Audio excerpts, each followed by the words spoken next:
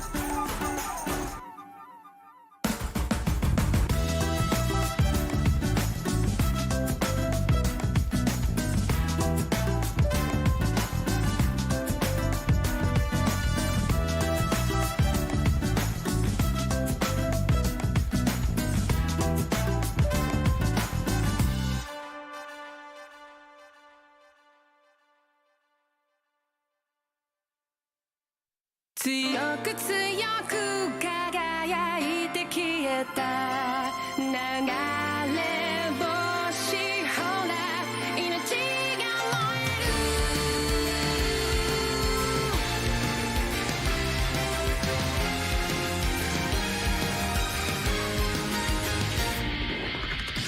何かに怯え走り続けたその虚しさのしじなに何を見て何を探してきた自分の声がただ響く幾千万の星の中で惹かれて出会った守り手たちよ回る回る時の輪の中で自分の弱さ強さの先に同じ空誰かが見上げてるそう信じて消されない虹の奇跡が届けと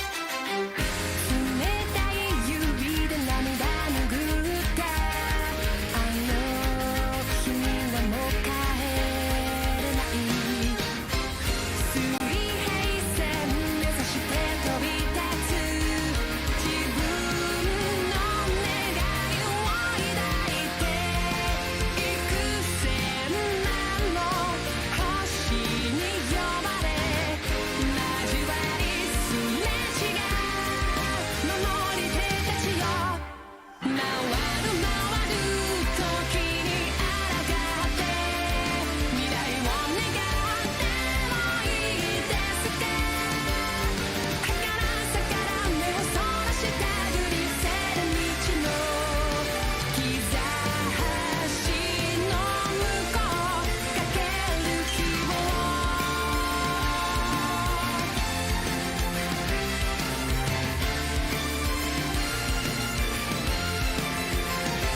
あなたの光あなたの命いたずらに知らさないようにそっとくれた記憶胸に熱く灯し約束の地へもう繰り返らずに恋願う歌は空高く世界に銀河に広がってくそれがいつか風となり消えて新たな日が始まる越えてゆく時の輪の中で確かに刻みつけたきらめき同じ空誰かが見上げてる信じたから消されない虹の奇跡残して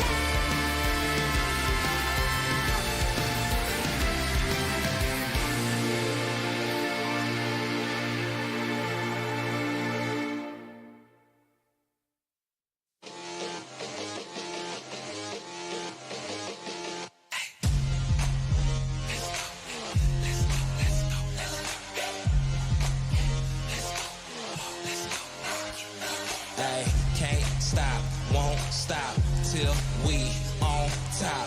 Quit, I think not. Coming hot for the number one spot, yeah. No key, got the game on lock, ayy.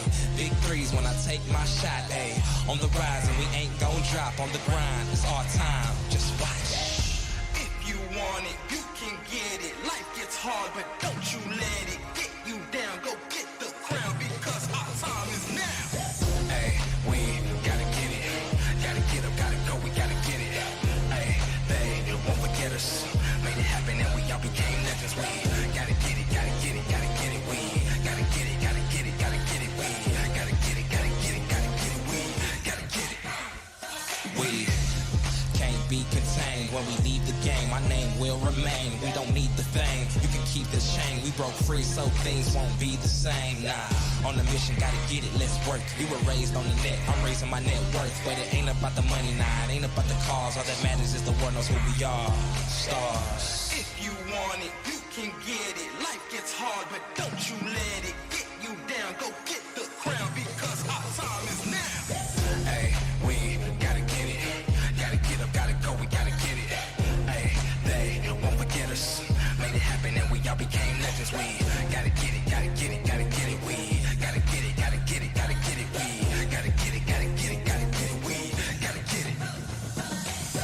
Know that our time is now.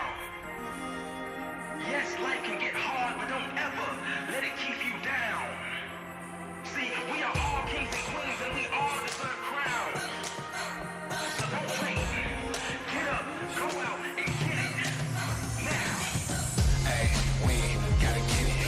Gotta get up, gotta go, we gotta get it. Hey, they won't forget us. Made it happen and we all became legends. We gotta get it, gotta get it, gotta get it. We gotta get it, gotta get it, gotta get it. We gotta get it, gotta get it, gotta get it. We gotta get it. We gotta get it. Gotta get it, gotta get it. We gotta get it. Gotta get it, gotta get it, get it.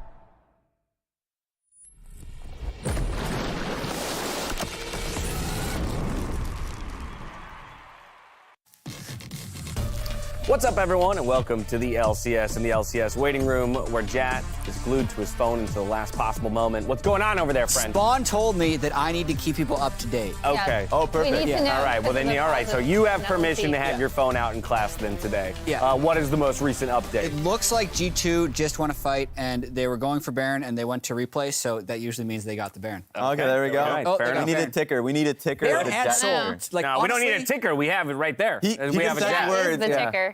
Yeah, they just appear underneath. Yeah, Baron and Soul. There's no way G2 loses. It's time to There watch it is. Waiting. Well, now you can you can close the LEC stream and full screen the LCS one here for the waiting room. We're lucky to be joined by Spawn. We've got a full 5-person waiting room, so a lot to get through. We're gonna kick things off though with a hot button topic in the community at the moment, and that is How good is Raz PLA? Nation, baby. Raz Nation. I don't know about y'all, but snap. I am a proud resident of Raz Nation. Oh my God, they got everybody in there. Yeah, Raz, Yep. why was everyone, do you have an idea of what caused I have all no this, clue. you know? I have no idea. Tell me big why. old uproar of I wonder. That was Razness? genuinely very amusing. It was so funny. It was Like, it was phenomenal. actually very funny. How As someone that's long known you did, for like, how many takes did they... It was just a lot. I actually don't know how much time it was. For me, I actually thought it was going to be bad because I can only judge by me running around doing stupid stuff, right?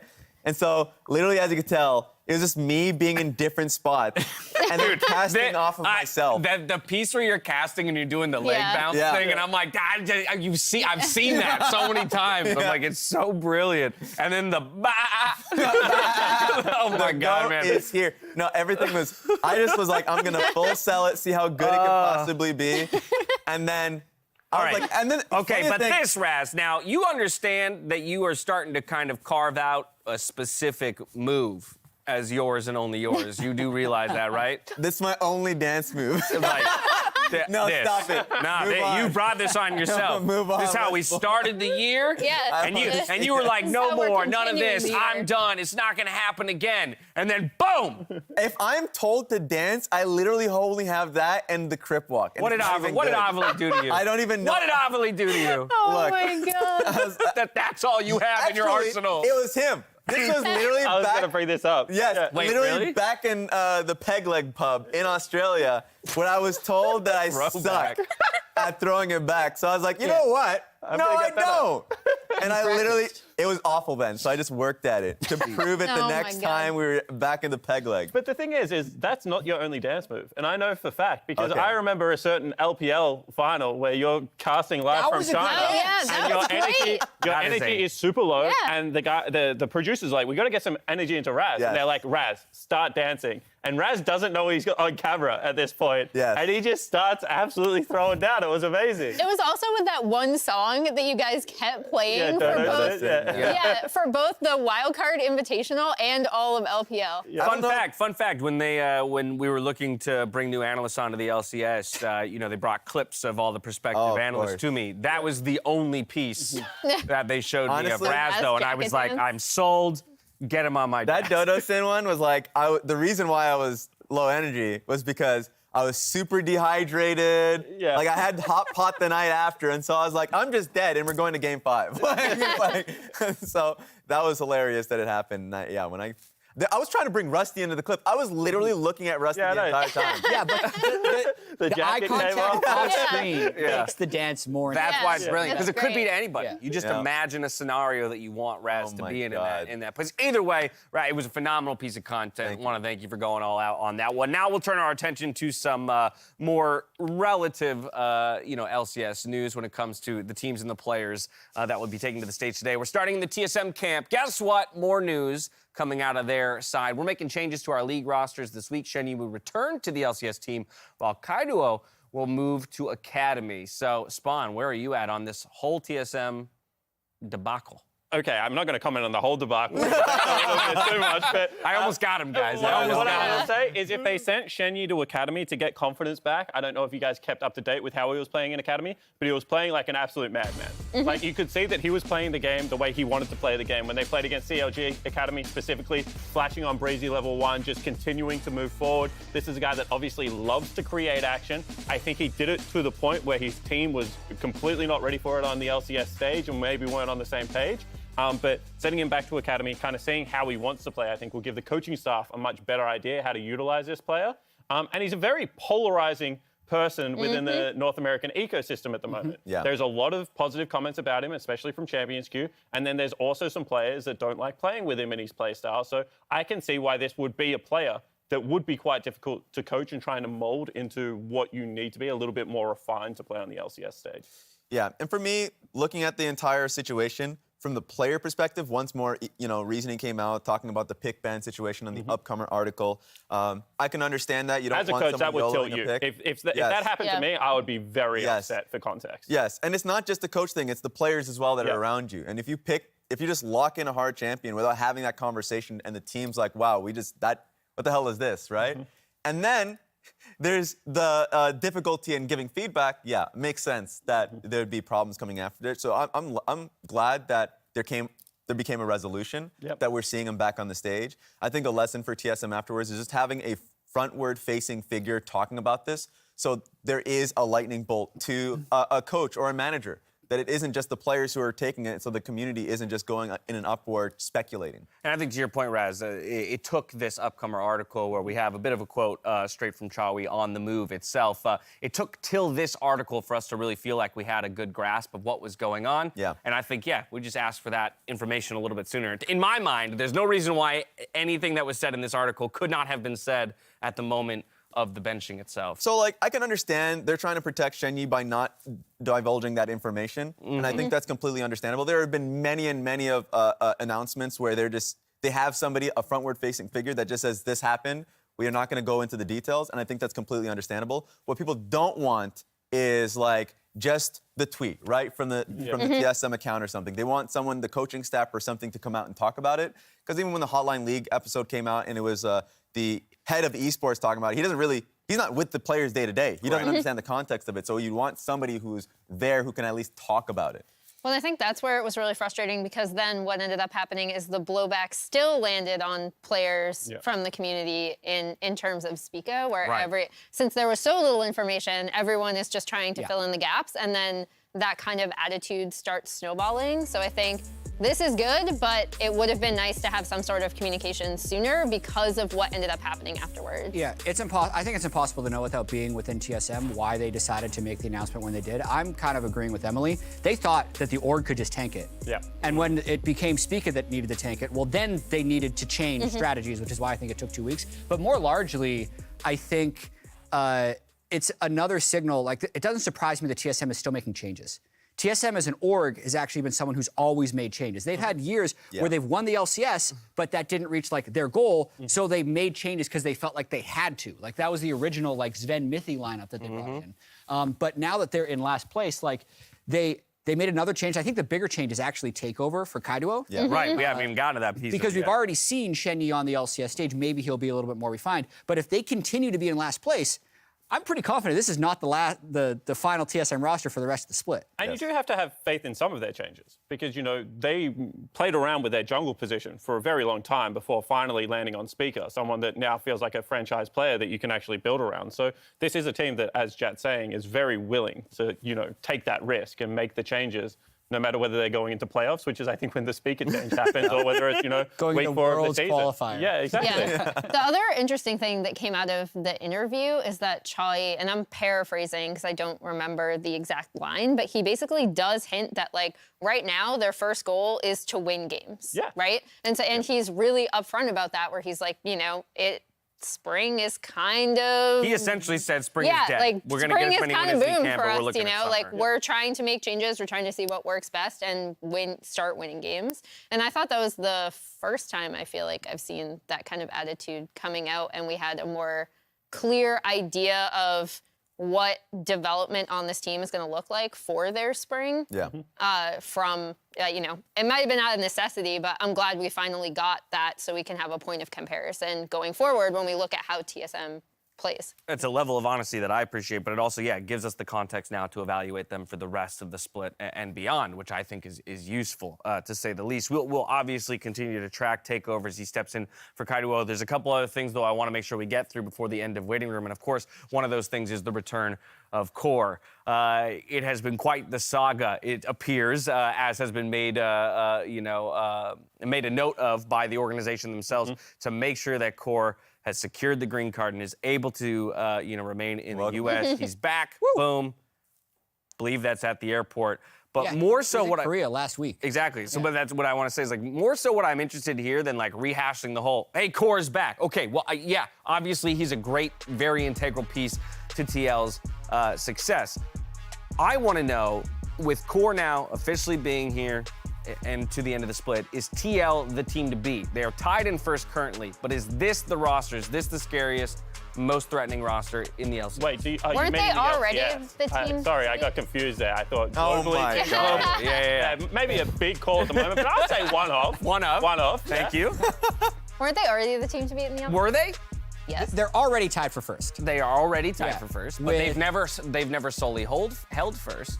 FlyQuest Well, is that's not true. technically FlyQuest is the only team to have You done. counting lock-in? No, we're not counting lock-in. We're not It's the counting regular- lock-in. it's not the It's not regular a part of the split. split. Yeah, that's fine.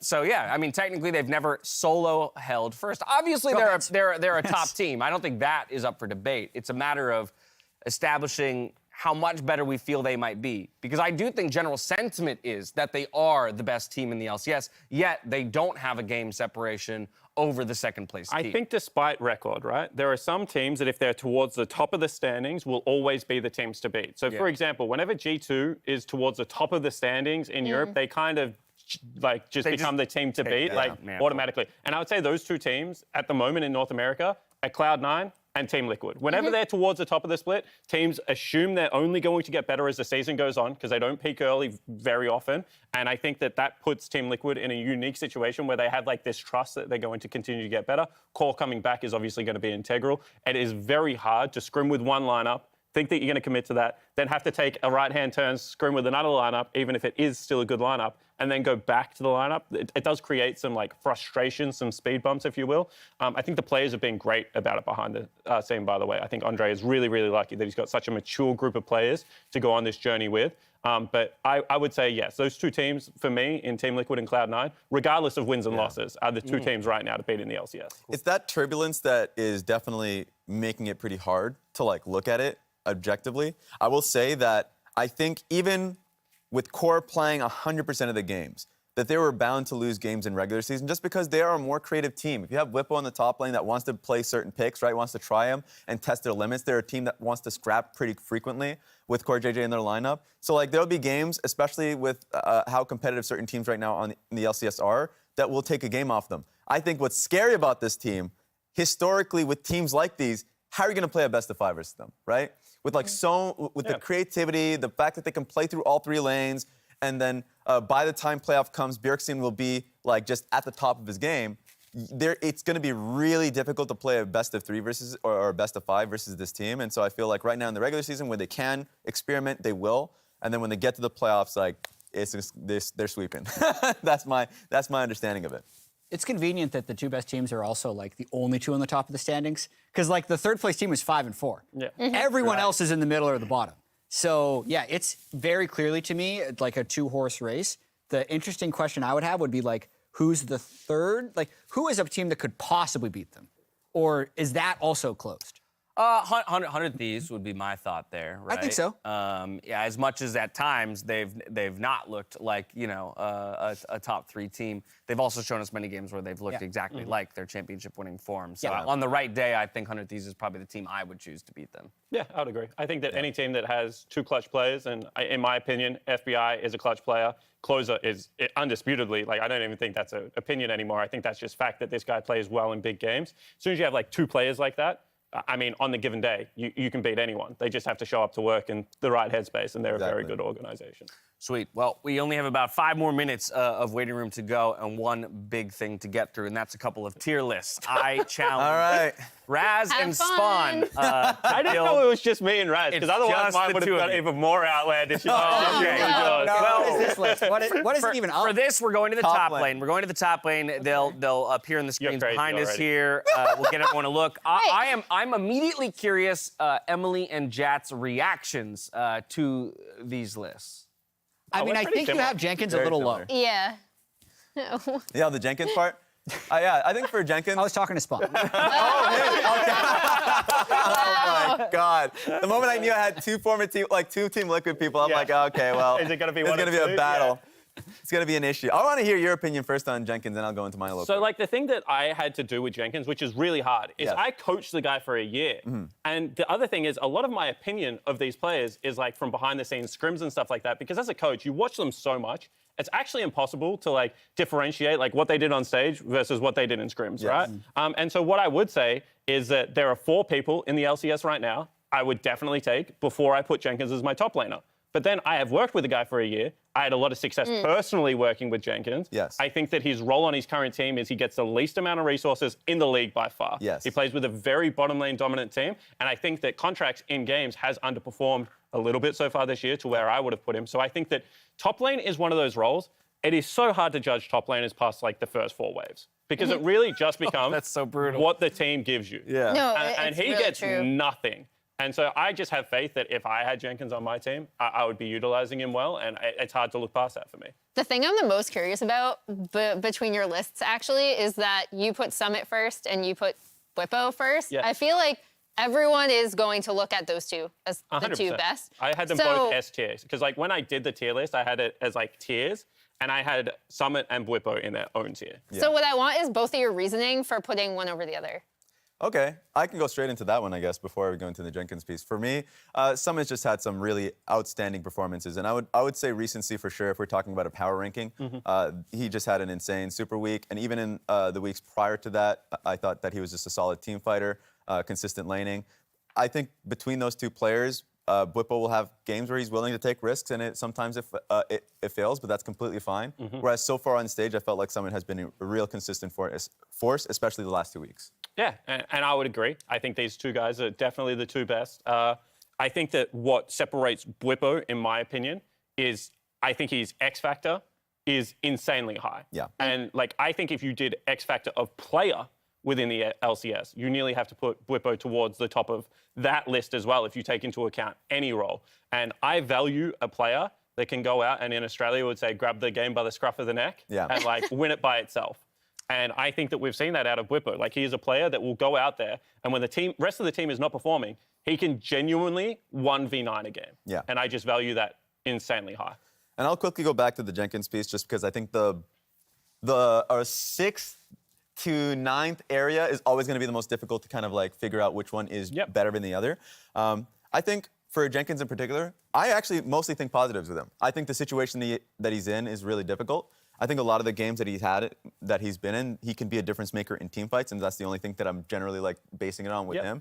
And also the players above him that I have, Huni and Kumo, just from the split-wide discussion, have had really standout performances. For sure. Huni on his Karma play, when he was playing Karma, Lulu, and all that, like actually he played really well in those circumstances. His Rumble game was also really good.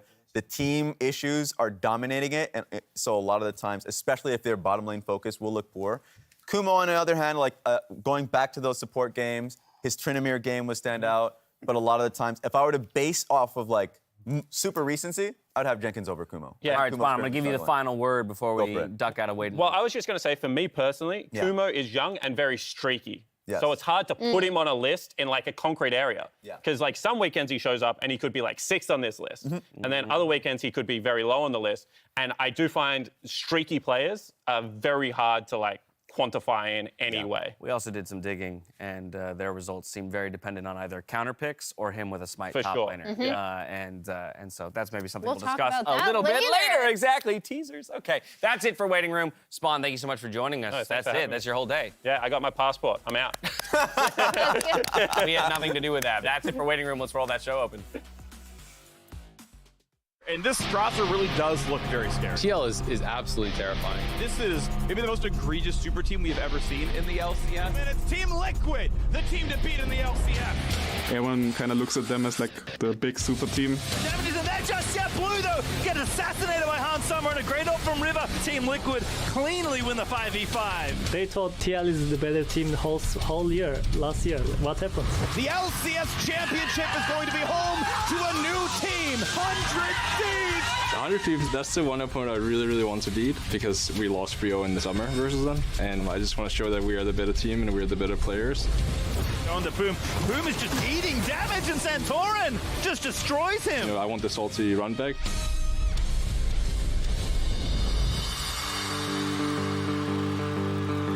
I actually really like playing against EG. Evil Geniuses winning top. They win in bot. They're winning this game. EG are looking like they're back to lock in fourth. Versus EG, with how Summit's been playing, it's probably just going to be another top gap. And I don't think that Jojo Pion is going to stomp lane. But Summit has joined the fight, so the fight ain't fair anymore. He's ready to go, and he will just eviscerate. Quadra kill for Summit. Just a mid laner is fine, so I don't really think anything special stands out. Obviously, he can play Enchanters, which didn't really work out for me, but I'm prepared now. Massive heals end up coming out the fudge, and it keeps people alive. Hello, Jojo Pion. I was also a rookie once upon a time last year, and I had a very big ego. But then I realized that I wasn't that good after all, and that's what you're going to figure out soon.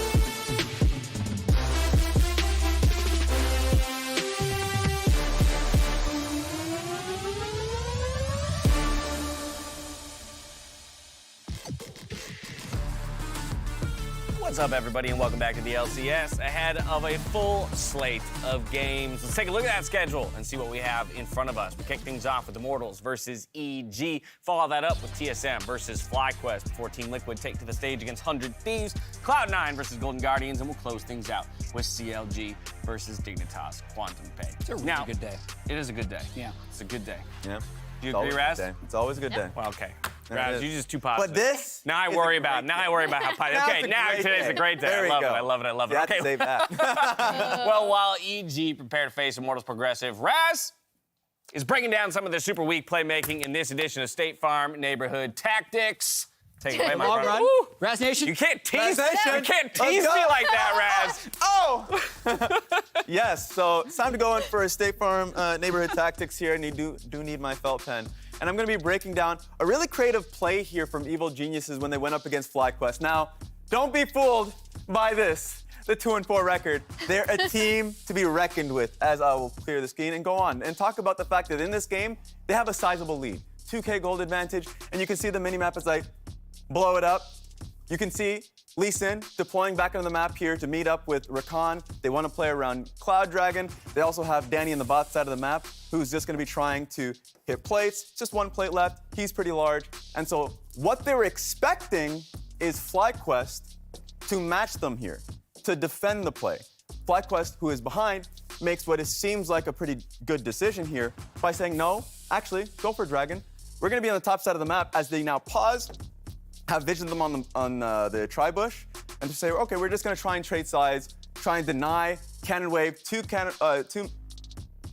large waves from Impact, who's on the Akali, chip top lane turret, put gold into the pockets of Kumo here, and try at least salvage something in this game. And as we play it here, this does not bode well with Evil Geniuses. This is a really smart decision that they make here. As you can see, they say, screw that. We're not going to take this trade. We're ahead in this game. We're going to leave Danny bot lane, as Emily will always talk about the fact that he's going to be solo on turret, just getting gold himself naturally. And they're just going to say, we're ditching this dragon, and we're moving straight through the river towards defending the play, which is a good, objectively strong decision.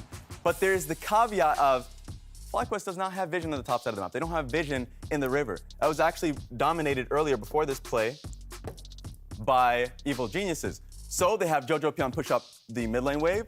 As you can see in the Fog of War, they have no idea. The Evil Geniuses have actually dodged out in Dragon and have pushed up to try and defend the play. And it turns into something much greater, because this whole submarine play, unlucky for FlyQuest, the control ward that would have spotted them gets placed up here so they can get vision of impact. Impact goes in. Evil Geniuses spring a surprise. And what was initially going to be just simply defending a play so FlyQuest doesn't have a way back in turns into a huge, disastrous fight that now FlyQuest just lose. It turned initially, it's over. It's just, at that point, the game has been blown up from what was initially a 2K goal lead to a 5K goal lead. This game is over. And that's why I say, do not look at the standings for Evil Geniuses. They ended up having an amazing Super Week, and it's only gonna get better from here, from creative plays like that. That's what I want to look out for here with this team. I'm taking this. That's mine now. Well, first of all, a phenomenal usage of that Telestrator graphic. Oh, yeah, I appreciate the fire. There we Just wanted go. to make sure I got that out there. We're getting Thank our money's worth on that one. But I think your point should be well taken into account because of that Super Week performance and now where their record stands. And still, maybe they're even arguably better than a 4-5 team. Yeah. But to have doubled their wins over the course of a weekend like that was a pretty big deal. And I'm going to go to you, Emily, on that point that Raz was making, because so often we do look at the cross-map trades as generally the right answer, but for EG to have made that calculus in the moment and get even more out of a change in strategy and play is something to be spoken about. Yeah, I mean, it's really good because when you're ahead, they're essentially saying, as Raz said, you know, we're ahead, we can take this, we can react to the play. And so previously when I was talking about EG and what they were good at in lock-in, it was going off of set plays. This, to Raz's point, is really great to see because they're basically responding to a really good response from FlyQuest and making a proactive play with their lead. Exactly. And if it just turned into, you know, the worst case scenario of they don't get those kills top lane, in the end of the day, Danny is still farming bot lane turrets through Chakram. He's getting gold for himself. They're able to keep Akali back in, right? So she doesn't have to drop those waves. It's just an objectively smart decision. They'll get the Cloud Dragon anyways. They only need one member for it. So it's just really smart play from this team. And relatively low risk, rather, to your point. They go up today against Immortals, who will be playing alongside, or rather with Arrow in the lineup. Here's Destiny on what it's been like to play next to Arrow. Playing with Arrow has definitely been an interesting experience. He's definitely a lot different compared to Wild Turtle. They're both veterans, but I think the way that they see the game is very different. So playing with Arrow, he's definitely a lot more aggressive and very vocal with what he wants and needs. I'd say that Wild Turtle is a lot more reserved, but he also knows how to play the lanes very reliably. He's very safe. He knows how to make the game stable, and I think that's one of his strengths. So I think we're trying to utilize and balance both and see which one we can use against what opponent and what can work out better. So Immortals still utilizing both AD carries, but landing on the idea that Arrow they feel is right for this matchup. That's kind of the context by which I want to look at the move, Jat, is Arrow against the likes of the EG bot lane as well as the full squad. Yeah, well, I mean, this is kind of a Zoomer versus Boomer matchup, the same as it was last time. Arrow and Turtle are both very experienced AD carries, so it's not like one of those times where they're putting in this like really young kid to take place for the veteran. But I like that Destiny says that they are very different players. I do think Arrow tries to look a little bit more at the overall map, whereas Turtle might be a little more isolated to his own lane. Yeah, and I think the way we've talked about how EG do want to get gold onto Danny, and a lot of it isn't actually through playing super, super heavy 2v2 trading. Yeah. So I actually think it's an interesting decision to what Destiny said of like, if Arrow really knows what he wants, if he wants to play the lane more aggressively, maybe they can force EG into, you know, staying in that 2v2. Exactly, and something to be excited about when it comes to Arrow is the fact that he just has these pocket picks like Draven and stuff that he can pull out that the enemy team has to respect, right? They have to understand that it's a possibility with this player. So I'm interested to see what he has cooking going up against Danny. Well, two teams next to each other in the standings at 4 and 5. We kick off the second round robin today. So it is a re-meeting or a rematch between the teams with Arrow slotting in. Raz, I want to know from you, who takes it though? I think I have this one going for Evil Geniuses. I think they're a more cohesive unit. Okay, so he's playing off of his own State Farm neighborhood tactics. I predicted EG as well, but when I looked at the standings today, like this is very easily a day where I'm not confident I could beat a coin. Oh my God. Then it sounds like today's the day I take the opposite predictions. Of all I've been thinking about doing all opposite Raz. lined Can up. I officially change to opposite Raz all day? Yeah, I mean, again, those are my predictions. All right. Okay, so ignore the graphic flipping. for Jat's That means he purposes. flipped, He's right? flipping Oh my opposite God. Raz. They're going to be successful strategy, please. That's going to be a fun one to track all day. That's enough out of us. The teams are ready to jump onto Summoner's Rift, so we're going to hand it over to freaking Kobe for the call. Thank you very much, and hello and welcome. How dare he? Opposite Raz Nation? Opposite Raz Nation. Yeah, I mean, He's got a lot of backers now. He's all 5 players. He was celebrating his gasping. I'm hashtag Raz Nation as well, by the way. I'm about it. I think it's good. So, Jat, we were friends. Not anymore. So it's Raz Nation and the Jat Empire, I guess, going head-to-head today. I mean, the Empire loses in every one of the movies. So True! I feel like there's nothing really going on here for them. This, I think, is a very exciting matchup. 2 big notes I want to bring up. One is let's look at the season overall. All right, these teams had literally opposite runs in lock-in. EG went undefeated up until they meet the finals. Immortals went winless and got knocked out in groups. Complete opposites. Since then, Spring Split started. They somehow both went 4 and 5 against the same opponents, with Immortals actually beating EG in the head-to-head. So Immortals, grats to you for catching up after rough lock-in. That's really, really well done. Good job to Invert and the rest of the squad. Dardoch, I know, up there on stage as well. Meanwhile, for EG, we heard Raz talk about it. We heard the analysts talk about it. They still believe in them, but it has not come together in the early season yet. I get right into this champion select because they left up Ryze.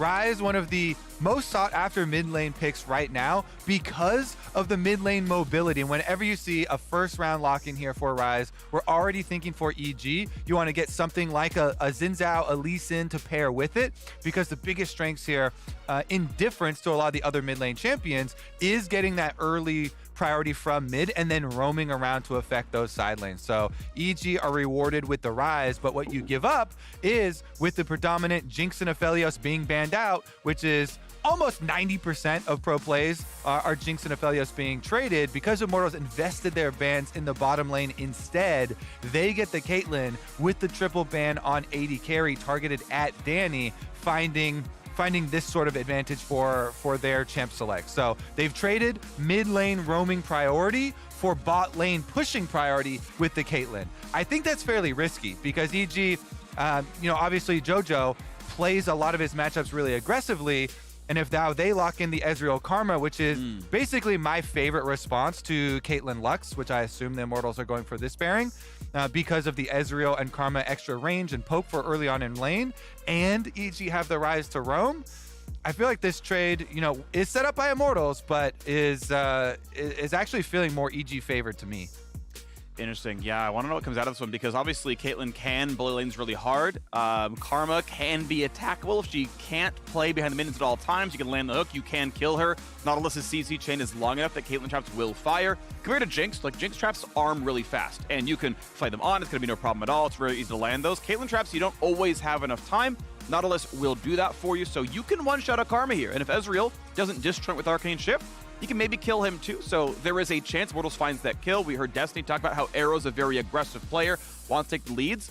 I'm not sure who I favor in a 2-on-2 overall, but I think it's going to be a volatile lane. Yeah, and as I was saying earlier, for the Ryze pick, you want to get one of those junglers, the Lee Sin or Xin Zhao, so Immortals are trying to at least take away from those strong pairings with the Ryze for Evil Geniuses to try and split up Inspired and JoJo's synergy here. Meanwhile, EG gonna target Revenge himself, who has been a pivot point here for Immortals, playing a lot of these aggressive split push top lane champions. So trying to whittle down on that. Impact will usually have a solid response to pretty much anything that is picked on the top side, and has also played a decent amount of top lane priority carry champs himself up there, so they still have this kind of flexibility in draft to go for. I expect Immortals, though, to keep banning inspired jungles, and they go with another one of the early game AD jungles, the Olaf, that has gained even more prominence recently. Meanwhile, though, I mean, with the kind of switch up there for the Immortals pairing, it's not the classic Caitlyn Lux that is all about pushing towards turret plates. By picking up the Nautilus here for Destiny, they're also opening themselves up for possible mid-roams from Destiny, which is something you kind of lack when you go with the Lux Caitlyn for all pushing power. You don't have that melee support to check brushes and to go for a lot of the same impactful roams. What comes through? Jungle, not a surprise. Immortals indeed going for a counter pick on Revenge in the top lane, wanting to fight up against Impact. Probably something to do. He's played one tank game. Everyone else has been a fighter. We'll see what counter matchup he gets and what it is Impact wants to blind in this. Yeah, and I like the Immortal strategy. Again, you triple ban AD, first pick AD. Then you double ban jungle, first pick a jungle here for their answer. Oh, lock it in. This is my personal favorite counter pick into Xin. And Xin is one of the most popular professional jungle picks at the moment. Yeah.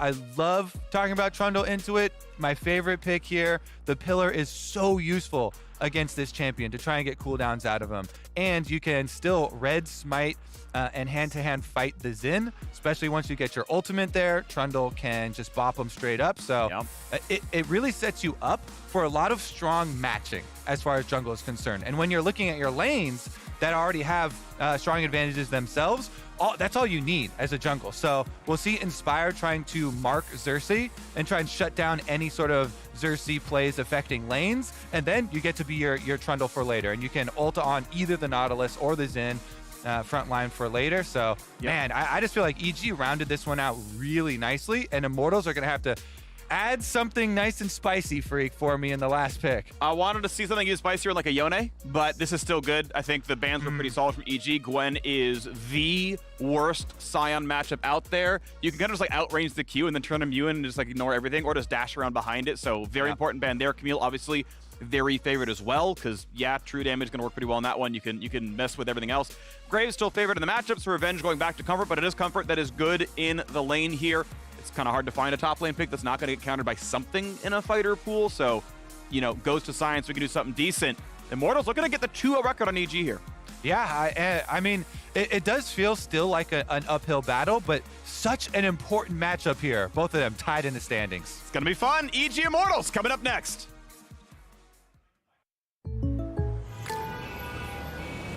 What's going on? Jake from State Farm, the perp just confessed. I think. I don't know. What? Oh, can't afford streaming anymore, so here we are. Oh, don't give up what you love. State Farm has options to personalize your policy so you get a rate that fits your budget. Oh, that's great. The subtitles would be nice. For surprisingly great rates that fit any budget, like a good neighbor, State Farm is there. Call or click to get a quote today. Welcome back. EG versus Immortals, both at 4 and 5. Everyone I've talked to says they still believe EG is a top 4 team, that they'll get there. It's just been a short slump. But 13 days ago, Immortals took control of this matchup and never let go of gold lead the entire time, hoping to run it back in a very similar looking game here.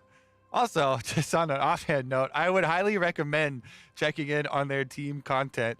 Pretty funny episode of the behind the scenes Evil Geniuses YouTube series that they put out, showing Vulcan how he got his ankle injury. Also some really sweet interviews with JoJo's mom. She even actually requested to JoJo introduce Vulcan to her daughter. So maybe it becomes a family team here. Great. Family business. Wonderful. Well, early ward tracked. Nice sweeper play by EG. Spots it out. JoJo. Do they get a... No, it looks like Nautilus not going to be in range to land a hook, but maybe they cut him off here. This is killable right now. If you get your teammates there in time, is it going to be enough damage? You get the Singe out for the slow, forcing a flash. Well done by Immortals to figure out where else JoJo might have been going.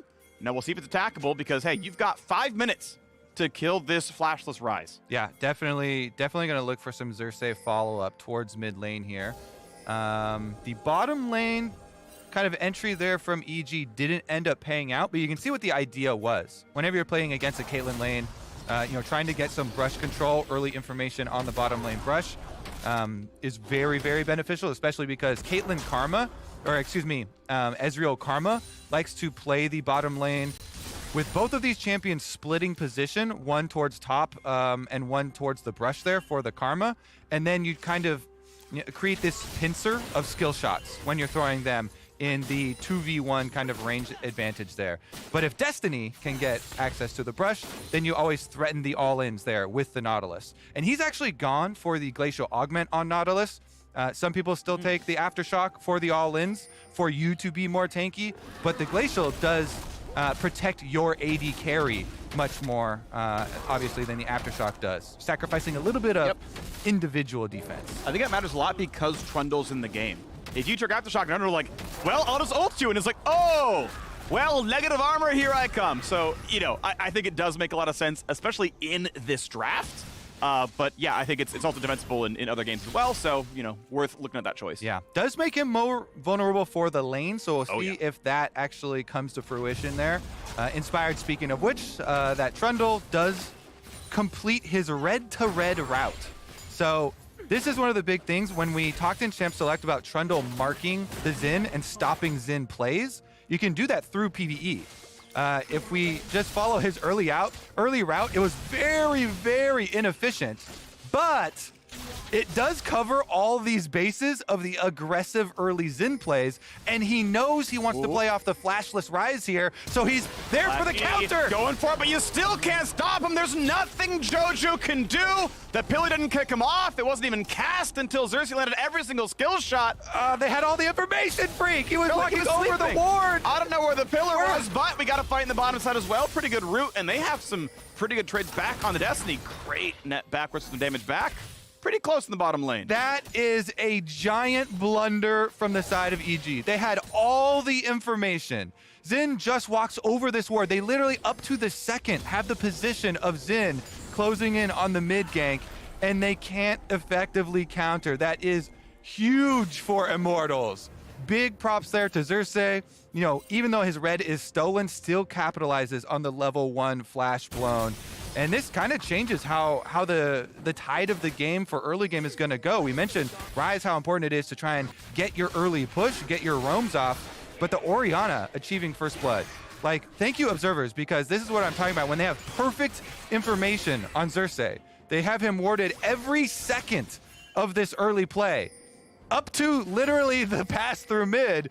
And Inspired is AFK. It's like, what? Where's his pillar? I don't know why Did he they wait don't to learn expect it? him. I don't know why they don't expect him to flash there to close the gap, but because they do. All right, we gotta live in this world where they do, Freak. It's a mistake, okay? Yeah. I'm just flabbergasted. That's all. Yeah, it's definitely an oversight, but now we're living in this world where Immortals have first blood on the Orianna. It does mean that you have a couple of flashes to take advantage of. Xin Zhao is a bit more susceptible now to jungle pressure himself, and Trundle definitely can go for fist fights basically with this champion, since of course the Xin also not getting the actual last hit on that kill. Here's another look. Destiny going in, does hit the minions, and Ignite forces the flash there with the tether from Vulcan about to time out. Yeah, Vulcan has been playing that lane a lot. Just kind of heads up, playing off into the brush with Nautilus and saying, if you hook me, it's going to be fine, and knowing that if he's at full health, he's not going to get one shot. Now they got a Trundle flashing forward. They're going to catch Arrow. Doesn't have a way out. Pillar just to make sure, and the kill is handed over. Danny on the board now. Well done, EG. Really, really smart wraparound here from Inspired. So he's bouncing back very quickly off that bottom side play, wraps into the fog of war, and Vulcan's communicating the whole time. I have early flash here. He goes with move speed, get in range of Caitlyn, matches flashes with the Caitlyn. You can't get out of that tether. So big props here to Vulcan specifically for setting up this gank. Destiny gonna take a lot of damage for this one, but honestly, Vulcan doesn't want to stay for too long in case there's a gank coming. He has a ward in the brush, but it's gonna let Destiny freeze the lane, so well done, Destiny. Yep. All right, so they at least keep the minions and kind of recover the situation, but the gold went into the correct places there for EG, with Danny being handed the last hit. That hurts. It does every time you see it happen. Yeah, oh well. Still gonna get all the XP and gold though, and it's still gonna deny some to Danny, so obviously still positive for him, but Yeah, 300 gold for the kill. Obviously going to be really, really nice. Extra longsword there in the inventory. Getting to at least recall or die on Noon Quiver means you're not so sad about it. Like, if that happened to Wave earlier, you'd feel really bad as Arrow, but he's been farming well. Yep. And this is the big topic for Immortals. Has been the AD carries switching positions, but Arrow, they invested 3 AD carry bans plus the first pick on the AD carry. Here's the delayed power move from Evil Geniuses. Again, slow, into knows he has to fight. No way out. Well done. Danny gets number 2. Yep. That's why we cautioned against Xin with no flash. Really well done by EG. Again, kind of facilitated by Vulcan with the Karma speed up. It does so much in the early game. And they just run him down. Blue buff. Second blue spawn here, taken away by EG. Like the timing of this invade and the kind of the brute force. Yeah, the timing was great because I don't think they had a bunch of wards tracking. They just knew, hey, Blue's going to respawn at 7 minutes. Let's set a trap to fight for it, and it was just perfect. Yeah, I mean, they know he started on Blue from early information on the jungle route since they stole red away. So well done capitalizing on second buff spawn. This is something that we've brought up a couple times for the LCS teams, but really love seeing when actual preset plays are set around the second buff timers, because those are so easily calculated. All you need to know is which side he started on. Yeah, really, really cool stuff. So well done to that one. And it means that EG are now back to a 480 gold lead, paying back to first blood. Of course, we've got JoJo's flash back up here. And yes, Danny, in fact, is rich from the 600 gold he's earned. Inspire would like to do a little bit more. Still no flashback of PoE for about 10 seconds. Coming back very soon, though. And now, Impact coming down. Xerxes is here. This could be a play, but everyone playing far enough back. Now for a bit more. Realm Warp coming in for the rise. Ulti's going to knock up as well. Good Sinja ult. Going to go right back in the circle. Does he flash to safety? Pillar is on. Shockwave forcing it away from Jojo Pyun, but they've got enough damage. Inspire back on the board now. Knocks down Xerxes a second time. Revenge has nowhere to go. Puts the ulti down. Burns a stopwatch. Might not have the time for it, but maybe PoE does. Catches the troll. Tried to flash for a kill, but couldn't make it happen. PoE has the damage and doubles, and can they get more? Hasting up. Almost in range for an auto attack slow. Maybe Impact dies here. Does not have a way out just yet. Flash just came back, I believe. And now you got to fight on the top side. PoE gets shut down. Jojo Pyun gets his overload. Jojo finds the kill. He's got double buff streak. He doesn't want to stop. Revenge has just enough mana for another dash away, but that was one exciting river skirmish. And in the end, a little bit over aggressive for the Immortals players, and Jojo punishes picking up the last kill, but this is how it started.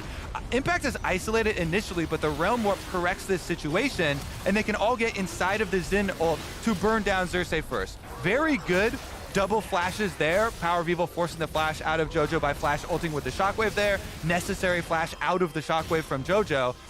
But then Revenge is able to gain enough distance. He doesn't get bursted down. Power of Evil picks the second one, and they try and go for the play on Impact, but never mind. We're back to live. Rift number 2. Down here. Impact, flashless, ultiless, has a passive always. Who are fighting for the scuttle. Caitlyn left alone on the bottom side, actually. EG have, I believe, brought up Danny. He's coming up right now, so Caitlyn could get free plates. What's this fight going to look like, though? It's going to be 4v5 soon. It's 4v5 soon. Will it reset? Right now, a fight coming in. Danny caught out. Is he going to die, though? Runs away for his life, ignited on, and Inspired finds the first kill. And Jojo gets out pretty safely. It was him they were going for. Gonna stay alive. Xerxes drops as well. EG winning the fight. I can't believe they took that battle. Danny showed up. It was a 5v4, and EG gets the 2-0.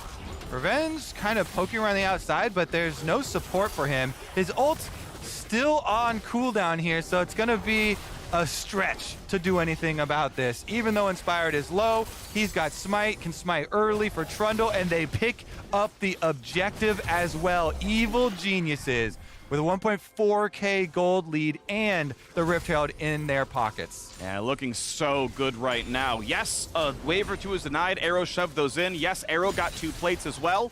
But after the fight, Jojo TP's down, catches it afterwards, doesn't lose any more, and looks pretty good. Danny now holding on Rift Herald is going to be a lot of turret gold. Yeah, and he picked up on 2 of the kills, so lots of extra money. He's not even feeling bad about the turret plates that Arrow got. Since he's the one holding the Rift Herald, he can have isolated gold for it. You usually have to split it with your jungler, who will hold the eyeball, but he can get every single penny out of that activation. Yep, Herald Charge plate gold is global. You could die, you could recall, you're gonna get your share of those 2 plates. And now it's going to Danny no matter what. I think right now if he summoned it, yeah, okay, Destiny could hold the Herald, he wouldn't get anything, but at some point, you know it's going to summon, you know it's going to find plate 2 or 3. And the reason why I'm so worried for Immortals in this game is because Evil Geniuses, not only do they have Ryze for side lane to try and answer, but they also have a big advantage in front-to-back team fighting. Massive tanks will do that for you. Sion, obviously, really big front line, but Trundle gets to shred, the Nautilus, even if Destiny tries to go in. So it's going to be a lot more difficult for Immortals to try and maneuver around it, and that means they have to hit key abilities and set up Fog of War advantages beforehand, because if you just go front to back, straight up, face to face, it's going to be rough. Flashing in for the slow, doesn't land the slow, but if that did, he probably could have kept it with Arrow and followed with the root, but able to get the flash out. Arrow stays alive. Immortals fighting back from an 1,100 gold deficit. EG playing as well as many hoped they would throughout this season, but it's been pretty fast, frenetic, and powerful for them. Yeah, I mean, the LCS has been so competitive within the first half of spring, so even though Evil Genius's record is not what people expected it to be, it's because there has been so much competition at the top of the LCS, pushing them down to a below 50% win rate here for them, trying to correct the situation in this game. It looks like top side overload with Sion continuing to push on bottom side will pay out for them off this reset from Power of Evil. He does have teleport. Plates. It is still pre-unleashed because we're only 13 minutes into the game, but all his towers are being pushed on, so should be able to get right back out. And meanwhile, we can check in on the items being completed. Essence Reaver is done first for Danny. A Chem Tank for Inspired Tunnel. Just trying to get in range because, you can kind of engage in Sion, but that's kind of weak too. So hoping to get in. Hullbreaker done for the Graves in side lane though. And also, the other common option for Trundle in Divine Sunder is most effective versus Health Stackers. And Health Stackers are not super prominent on Immortals. I mean, the Graves with Hullbreaker finished, is one of the items that has the most health in the game, actually. But that's the split pusher, so is looking to be another huge frontliner. Again, Evil Genius has invested so heavily in very strong frontline, which will benefit them for the straight-up objective fights. And since they're the ones that are able to get the early lead on turret taking here, bodes well for them. I'm honestly only curious about when they start to transition, because we're pretty late into the game, 14 minutes here for First Dragon to still precede being set up on. So after this reset, when they're with their extra control wards, I would definitely expect them to start to transition to the bottom half of the map. We hand it off. And Immortals are going to try to scale through this mid lane. Some cooldown reduction in for the Orianna. Looks to be going towards Leandries as well. One of my favorites is tracking PoE builds. Power of Evil, especially Orianna, is one of the champions that he is most well known for going for alternative builds. A lot of them that have been scrutinized have been Orianna builds that incorporate the auto attacks way more than a lot of other players do. This one not necessarily showing that yet, but definitely keeping my eyes open for it. Absolutely. I want to see if he can get anything done. I mean, there is a Trundle and a Sion. Like, there is a beefy front line that you want to consistently damage through. It does lend itself toward Leandries, for example. We actually are seeing a Gale Force out of the Caitlyn, which will be less single target DPS, but more playmaking. We'll see if that one's going to matter, because, again, they will have to get through a full tank Sion at some point in these team fights. I don't believe they pick Sion to just sit against Graves the entire game. Yep, and there's the dragon we were hoping for EG. Now, again, since it is so late into the game, I think that Immortals aren't as scared of it as they might have been if it was a much earlier dragon, because they do have the Graves already with the Hullbreaker for trying to split. And so it's quite nice of a feeling for them that at least the pressure of EG forcing these 5-on-5s on these neutral objectives on this dragon stacking won't be as a time crunch as it normally is. I still would say they have a very big hole to dig themselves out of in this game, with the gold lead now really coming up in items here for the Evil Geniuses members. I gotta say, nice shot, Destiny. I think he actually, with the hook, with rank like 2 hook, last hit the cannon and gave that gold over, because Arrow was in between auto attacks there. So that's an MVP play right there. That was 135 gold or more for that hook. Yeah, for the team. Yeah. Definitely. Big ups. You need every piece of gold you can find on the ground right now for Immortals. So. I mean, that's 10% of the gold lead was right there, getting that cannon. In those contexts, actually a pretty meaningful play. LCS big support plays. Yeah. Well done, Destiny. Second best play Immortals made all good. Changing out his AD carries, but he doesn't care. Whichever AD carry is in, he's going to force feed them gold. Exactly. The real carry is the Nautilus along the way. So 2,000 gold, though, ticks up. EG still feeling very good. Second Dragon far away, Baron the same, but Herald is up, and EG are already there for that one, so this should be absolutely a freebie. An uncontested Herald to go to EG. They should find first turret out of it. I know they only got 2 plates at the top. Probably could elect to summon that one mid, so that the second summon could just completely clear the mid lane wave and give them more map pressure, but we know top lane is pretty low and can be a target. Plus, I just want to re-emphasize here that the issue has been that Ryze is a very good side lane champion. Never mind, Impact is also yeah.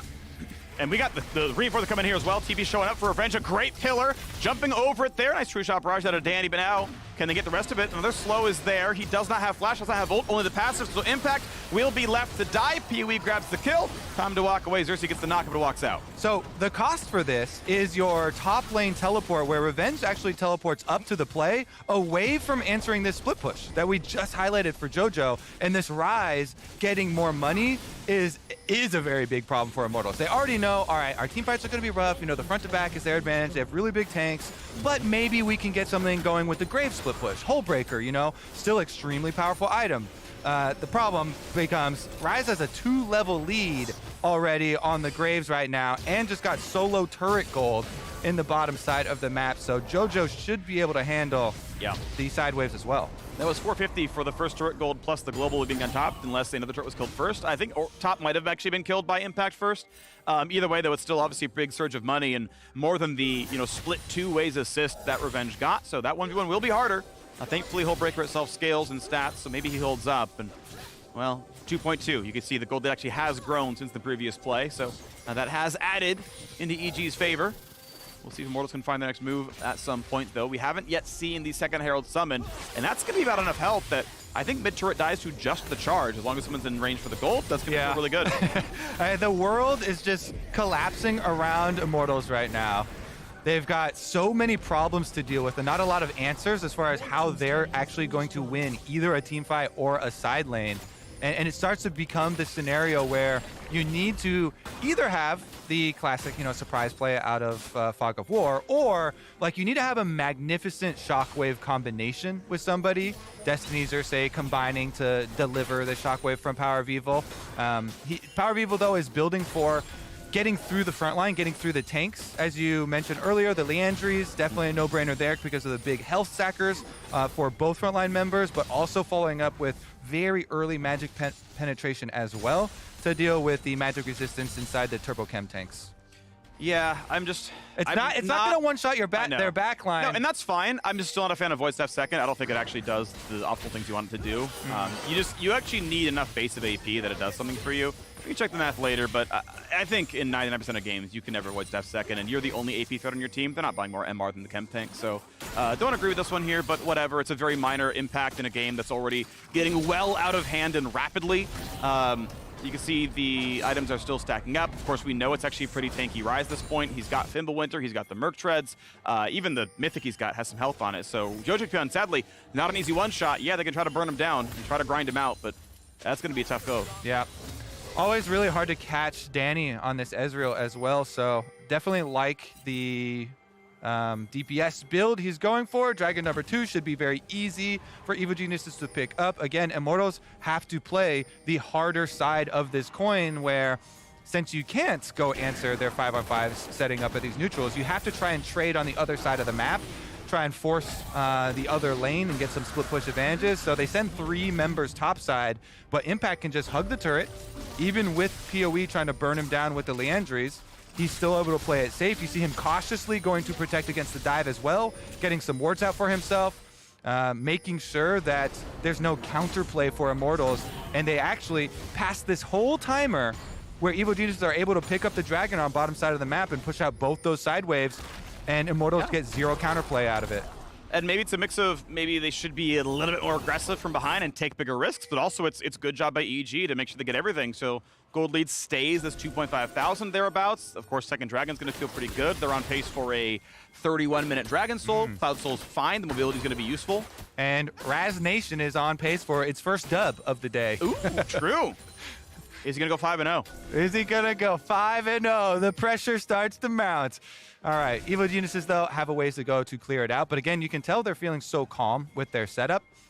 because it is significantly easier to execute. Just send Impact again to soak on that side. JoJo has double summoners available for his Rise split push, and Ezreal Karma is one of the safest mid lane duos for AD carry support to have push out this wave and then get your first rotation. So they push out mid wave, rotate through the river to secure the river route. Whoa! Inspired even gives over his crab kill to Danny. That is a true supportive jungle play. He's going chem tank, full tank trundle, gives him the crab money. That's a golf clap. They gave Danny first Herald. They gave him the second Dragon. They gave him that Scuttle right there. They are just feeding. They're force feeding this kid down here. And so you know, when these guys are doing really well, and we're like, what are they feeding these guys? Heralds and dragons mostly, Kobe. Gold. Gold. That's what they feed. That's what they feed their players at EG. They feed them gold. Honestly, though, this since we have a moment here, this brings me back to when this EG lineup was first announced. One of my big, no way, he's handing him red too. Oh, it was too early. All right, that's boo. That's actually poor communication then. Yeah. Which, you know, Evil Genius says, not enough. Huge mistake in this game. What problems are brewing within this team? I guarantee you, don't check the replay because I'm right, trust me. Inspired, like, check the queue, and he's like, yeah, it's ready. Oh, he like, lets it walk by. Honestly, that's funny. If he did it for content, I'm on board. That was a hashtag live evil. Yes. If he baited him, if he was like, oh yeah, red buff is prepped, man, no problem, and then stops DPS on it. That's pretty great. Well, we found a knockback to Impact. They still cannot knock the turret down. TP's coming yet again. What's it going to look like? Because Xerxes going to run out of health a little bit. Nice stun to Caitlyn. Be careful because Rise is in, finds a root as well. Good damage. Arrow's almost burned down. Has to burn someone or heal. They stay alive, but EG have full health bars everywhere. Can Immortals even get out is the question. Revenge checks, grabs some move speed real quick. Definitely wants back in. Flash. Great escape from Danny. Knockup for Impact. She'll play in the front line. And looks like not a good way out. Shockwave buys some time. Good ult through from the Graves as well. A bit of damage back. Impact is still tanky, and Vulcan finds the kill on to Destiny. Supports on the board. You're seeing the struggles, though, that we caution against for Immortals with this matchup here, and that's why in Champ Select we're definitely laying our praises on EG, unless Immortals came up with some snap play there. And Destiny tries to go for it, you know, flashes in, gets his combo onto Danny, but Danny with a simple arcane shift gets right back behind his tanks, and EG never break the line. They never give up on their formation for their front to back, and damn, those tanks are tanky. Yep. And unfortunately, Immortals are trying as much as they can to build anti-tank items. Again, I understand it. You're going through a Trundle. You're going through a Scion. We've got, you know, Lord Dominic second year out of the Caitlyn. And the tough thing is, like, even if you're building anti-tank, you are still killing frontline slower than EG's killing your frontline. And it's just, I don't know what you have to do about this. Like, you're so far behind, your builds aren't going to do anything no matter what you do, and it just feels rough. Yeah. Caitlyn's also not a great tank buster. No. Even if you try and itemize armor penetration second item. So until he gets his Infinity Edge, it's actually just going to be a little pea shooter trying to take off tiny little scraps of health from that front line. Yeah. And we shall see. Evil Geniuses, this does mean that their path forward is so clear. Guess what? Dragon 30 seconds. Recall, get your control wards. That's what I like to see. Is the last item here completed as well. Frozen Heart. We've got line of 4 control wards down here for EG. Go out to the Dragon. Pick up your Dragon number 3. Transition over to the Baron side of the map after you've already taken that objective. Xerxes, though, he's behind enemy lines, but he's behind the tank. Yeah, he doesn't even break the shield of the Scion. Actually, it's going to be Impact winning the fight in the 1v2. Yeah, definitely the least likely champ you would like to flank there is the Scion, the main tank, the main raid boss. Bottom side will be pushed out by JoJo in preparation for this Dragon, though. One more wave will be instantly cleared, and Inspire can go collect. So, Dragon to be attacked, and yeah, should be pretty easy. As we're going to check, they are trying to cross-map it a little bit, but all they can do is knock down wards. Yeah, and if their DPS is not enough to fight EG, their DPS also right now is not great for on Baron, so they don't have the biggest threat of it. Pretty interesting call here from EG. They just have Rise, who has Realm Warp available. Finish up the Dragon, even though he's going to take significant dragon damage. This is a Cloud Drake, the fastest attacking dragon, does the most damage of any of the dragons, and will chunk him low. There's no vision for Immortals to know that, and so he still has the threat always by not showing, not in, staying in Fog of War, that he could Realm Warp, he could teleport, and you don't know if he's injured. Yeah, so it's going to be pretty safe, and we are still on pace. Again, under 32 minutes, Cloud Soul will come through. EG have just remained in control for the last 12 minutes, basically. Stacking them up as an extra win condition, not risking the play to go for the Baron. That said, though, the gold has remained very flat. It's still been 2.x thousand for these 12 minutes. So to Immortals' credit, they are holding up. Their inventories are growing at the same rates. The problem is his timer is ticking down when Cloud Soul injects, again, another like 4K in rough stats in terms of sort of winning games. That's coming soon. Yeah, it's definitely scary when the team with the extremely strong front line gets move speed on top of it as well. Not only do you have Scion Train coming down for the engage, but Trundle just gets to zoom at you. Cloud Dragon plus the W speed, Inspired will be running quick. And with the Chem Tank as well, it feels like EG, it's kind of inevitable that they get their engage off. Oh, Waves pushing in right now. Sadly for Immortals, they can't cross-plant much. They already knocked down top lane outer turret, so what they tried to trade for Dragons has been claimed. Going for tier 2 sounds really tough. And EG just keep controlling mid and top. Killer is on. 3 versus 2. Good luck as TPs come in. Realm Warp as well. Arrow flashes. Arrow still goes down. Jojo Pyun finds one, and they're going to find a whole lot more. Impact knocks a couple up. Gets interrupted in the meantime, but he's still too tanky. Finds another stun. Pulled back in. Stoneplate is a big shield. Shockwave on a 3. Danny with a good arcane shift gets away. Inspired nearly dead, but just too tanky. Walks away with his life. And you can see the start of the extra damage here with the tank busting builds from Immortals give a little bit of threat in the exit here from EG. It's not enough to make them second guess themselves, but at least they're keeping them a little bit honest, and you just stop this play at a single kill picked up for Evil Geniuses. This timer is actually pretty important for Immortals. They need to take advantage of the reset from EG to actually regain some vision coverage for themselves around the Baron. This is their last hope. Is trying to turn around a fight with some sort of positional error from Evil Geniuses.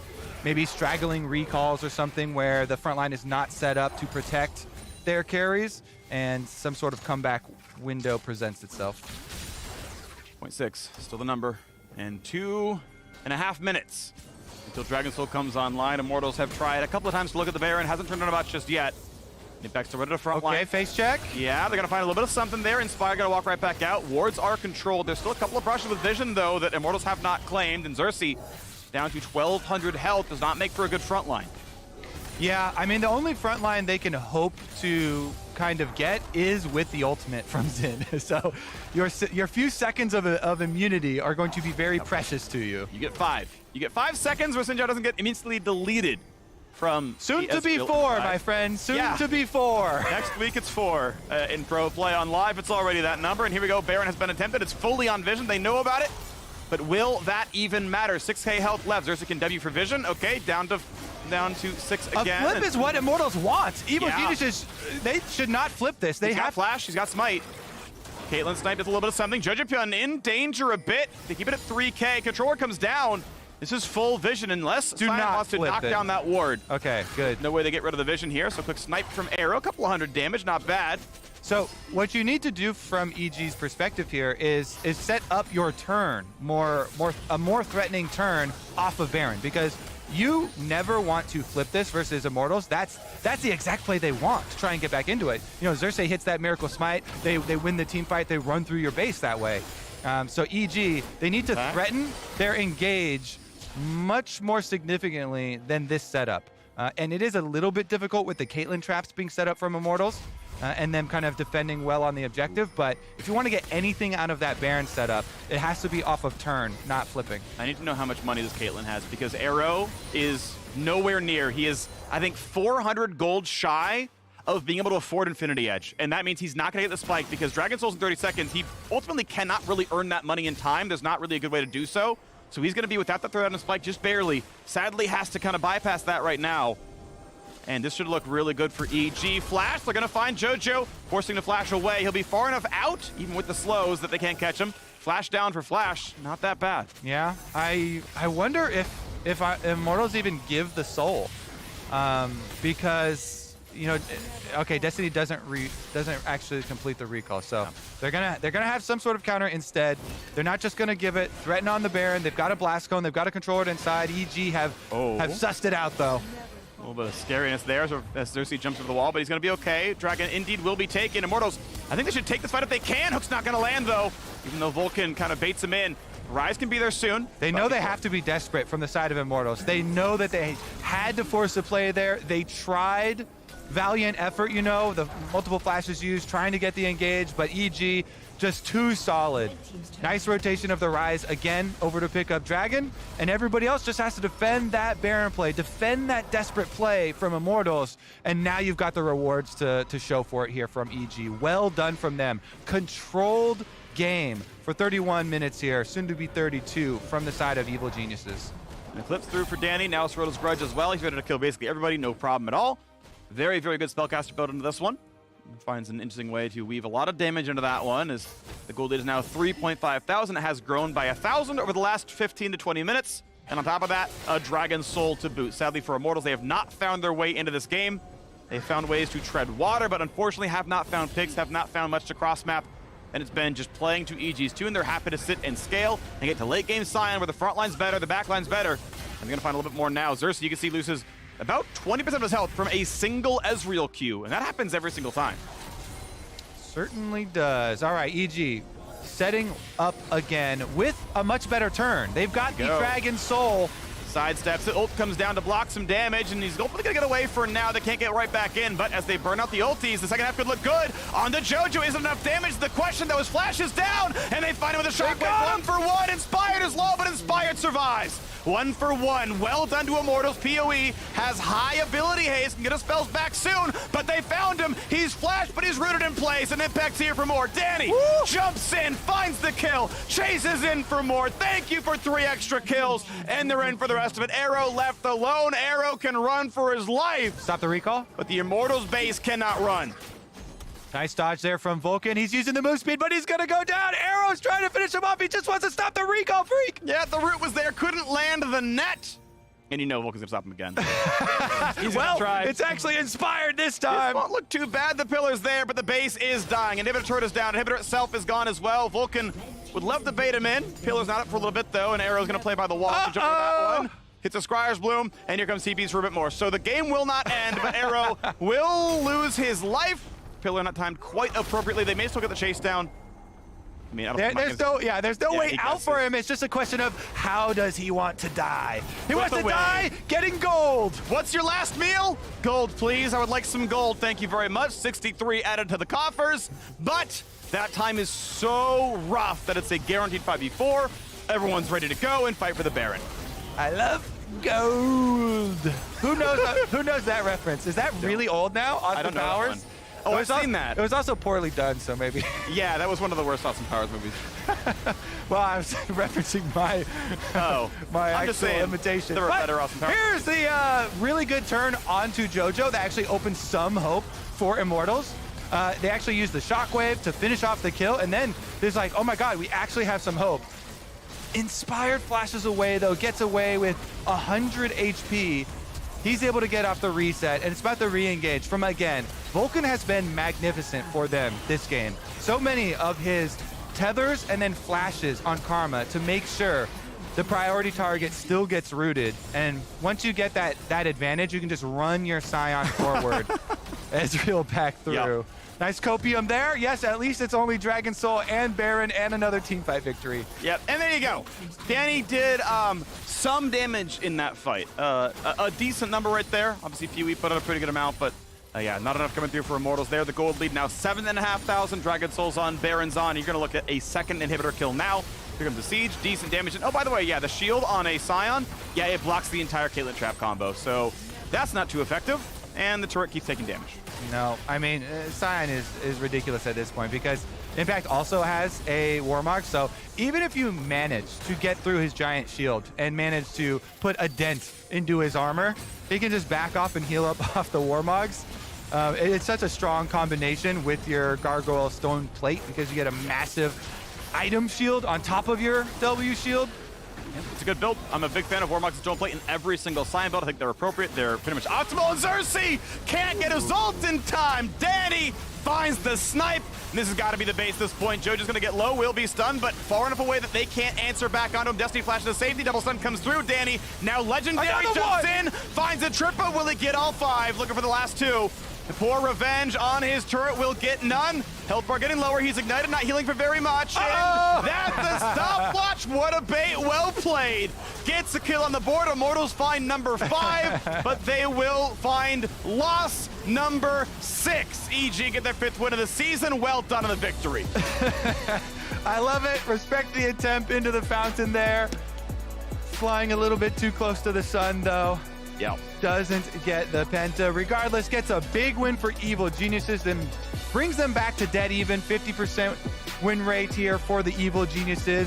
And this is a team poised to climb in the second half of spring. Yep. I really think they are bringing together their pieces, working out some of the improvements they were talking about when they first formed this team. Well done to them. Good job, Danny. Nearly an F-less game. Again, as you said, flew too close to the sun, so okay, a bit of an oopsie. The KDA is 1 instead of undefined, but this game actually looked kind of a lot like the one we saw 2 weeks ago, where it was control the whole way through. That one went to Immortals, this one though went EG's way. And hey, this is the mode that they're in, right? Where they've got complete control. There was an oopsie at level 3. But other than that, right, Danny was big. He showed up for all the team fights. Jojo was around the map really, really well, answering all these plays. And, when they gave up kills, it was to get something better on the other side of the map. Yeah. Oh, you killed our top laner with 2 TPs? That's okay. We killed your bot turret, and you lost 3 waves. That's cash positive. And so every single time, it felt like EG made the right choice on the map. Yeah, and they're showing that they do have that flexibility. You've got Impact on your team. Might as well use him with some strong tank play. Yeah. So definitely a lot of looks here for this EG squad. Well done to them. We are stepping away, but in return, Latigris and Evil Geniuses Vulcan are chatting on our Verizon post-game interview, and the NLCS is talking TSMers Flag Quest. Don't go anywhere. So he's there for the counter. Going for it, but you still can't stop him. There's nothing Jojo can do. Maybe Impact dies here. Does not have a way out. Left just came back, I believe.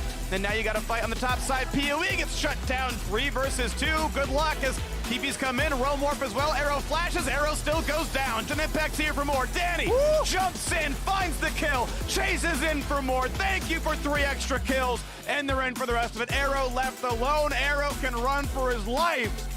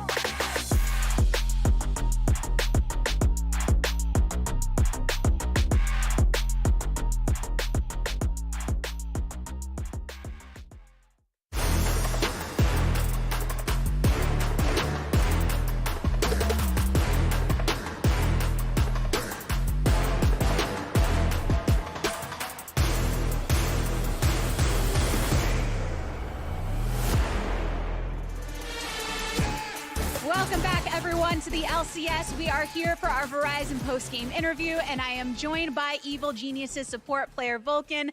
We actually haven't spoken to you directly since your injury. A little recap of how you got in. How are you doing? I'm doing pretty good. As you can see now, I can only use one crutch, which is a pretty good upgrade. So in 1 week, I went from having to use 2 to 1. So at this rate, I think next week I can maybe go back to running. I saw you in the wheelchair a little bit, though. Last time, was it kind of cool to get rolled around a bit? It was nice to get a free ride, yeah, because it's a very long hallway to get from the player room to the stage here. So it was nice to just sit and chill, you know. It really is a bit of a trek. It wasn't a free ride, though, when it comes to getting the victory in this game. EG in the last 4 are 3-1. What has been the difference maker to come out of that early lull that we witnessed in the early part of the season? I don't know what happened in those games because I feel like obviously when we played on lock-in, we were a very, very strong team and we played the game very well. And then for the beginning of the split, we kind of, I guess, forgot what to do maybe. And it sometimes just happens with team where you just have these moments. And we were doing fine in scrims even. So we're just kind of trying to translate scrim performance to stage, and we have some young players, so it's maybe they're put in situations they've never seen before in the LCS games, and then Jojo sees it happen once, and he's like, okay, in this case I need to do this, and then the next time that happens, he knows what to do. So I feel like we're just getting experience. We're also a brand new team, right? So we're, even though we had a very good honeymoon phase in lock-in, I feel like we kind of came back crashing down to earth, but now we're building back up, and I think we're doing better now. But still holding a lot of confidence in the ability of you as individual players. A bit of a note on that kind of meshing together. I know Inspired in his Travis Gafford interview talked a bit about the roles. You, for instance, always being somebody ready with the voice, which is very nice to have. How do you feel that your voice is fitting into this mixture of a squad? Pretty good, I think. Well, it's very chaotic right now because there's a lot of people talking and screaming, and I think we don't exactly know what we want to hear from each other yet because it takes a lot of time to get the kind of communication where you know what you need to hear, and then you say a few things and your teammates immediately know what the plan is. You don't need to communicate about very basic stuff, but right now we're not at the beginning anymore. We've obviously ironed some of it out, but we still need to do a lot of playing together and figuring out what we need to say to each other. And yeah, I mean, being a player with more experience, I've played a lot of games at this point, I guess, and I feel like I can help my teammates to figure out what to do in games when we don't know what to do. Yeah, bringing that bit more specifically to your lane that you play with alongside Danny, because we saw significant team fighting as expected from both of you, both from you in the support role and then him outputting that damage. But what progress have you made in laning? I know that was a big focus for you guys. Playing more aggressive because I'm a type of player to like to play aggressive when it's the window to do so. So Danny was kind of a player who likes to sit back and farm because he's exceptionally good at team fighting. So I think the way he sees the game is why would I flip 2v2 when I know that if I just farm up and I go to team fights, I'll play this other guy. So that's kind of the way he sees it. But I'm like, bro, they're inting here. We need a flash in, stuff like that. So it's just been trying to get on the same page and trying to get him to be a bit more aggressive. How aggressive do you think you are compared to other bot lanes within the league? Because CoreJJ, for instance, coming back in, right, and is known to really be proactive with his plays. I don't know if I would describe CoreJJ as aggressive. I think the thing is I don't feel like a player should be aggressive or passive. It's just in some cases you need to play aggressive, in some cases you need to play passive. But the most aggressive support right now is probably Ole in LCS because he's always trying to outplay you and going for those plays, which I guess I'm saying he's not very good because of that. Anyway, yeah, but I think in terms of aggressivity, I'm probably somewhere in the middle, depending on how the game is, right? Yeah, afar off. Oh, we hear from the caster side. Gigi's taking on C9 later. You'll be facing off against C9 tomorrow. Do you have thoughts on that particular matchup? It's always fun to play against my old team. It's playing against friends too. It's always a bit of a grudge match. We'll see. They're looking very strong, but we've been preparing for this match because last time around when they beat us, they played this Soraka mid thing. It wasn't a real game to us, and now we are better prepared to deal with it. So looking forward to the match tomorrow. Maybe one more thing you have to prepare for. We heard in the EG content bit that Jojo's mother is a big fan. Any plans to meet his sister soon? I already met her. Oh, okay. Already done, so got that covered already. One and done, just like the victory today. All right, everybody, that was game one of our LCS day. Soon enough, we do have TSM and Fly taken on this stage. So let's get it all set up on the State Farm Analyst Desk. Thank you so much, the Tigress, as Evil Geniuses continues to impress, moving across the halfway point of the split. We turn our attention to TSM versus FlyQuest as TSM continues to make moves in an attempt to find their own kind of uptick here at the midway point of the split. Jat, we'll start with that news. It's Shenyi back and Takeover coming in for Kairuo, who's moving over to Academy. Yeah, there was also some clarity that TSM offered on why he was benched. It was basically the rel lock-in, we think, from week 2, and then there was some controversy within the team of whether or not he should have done that.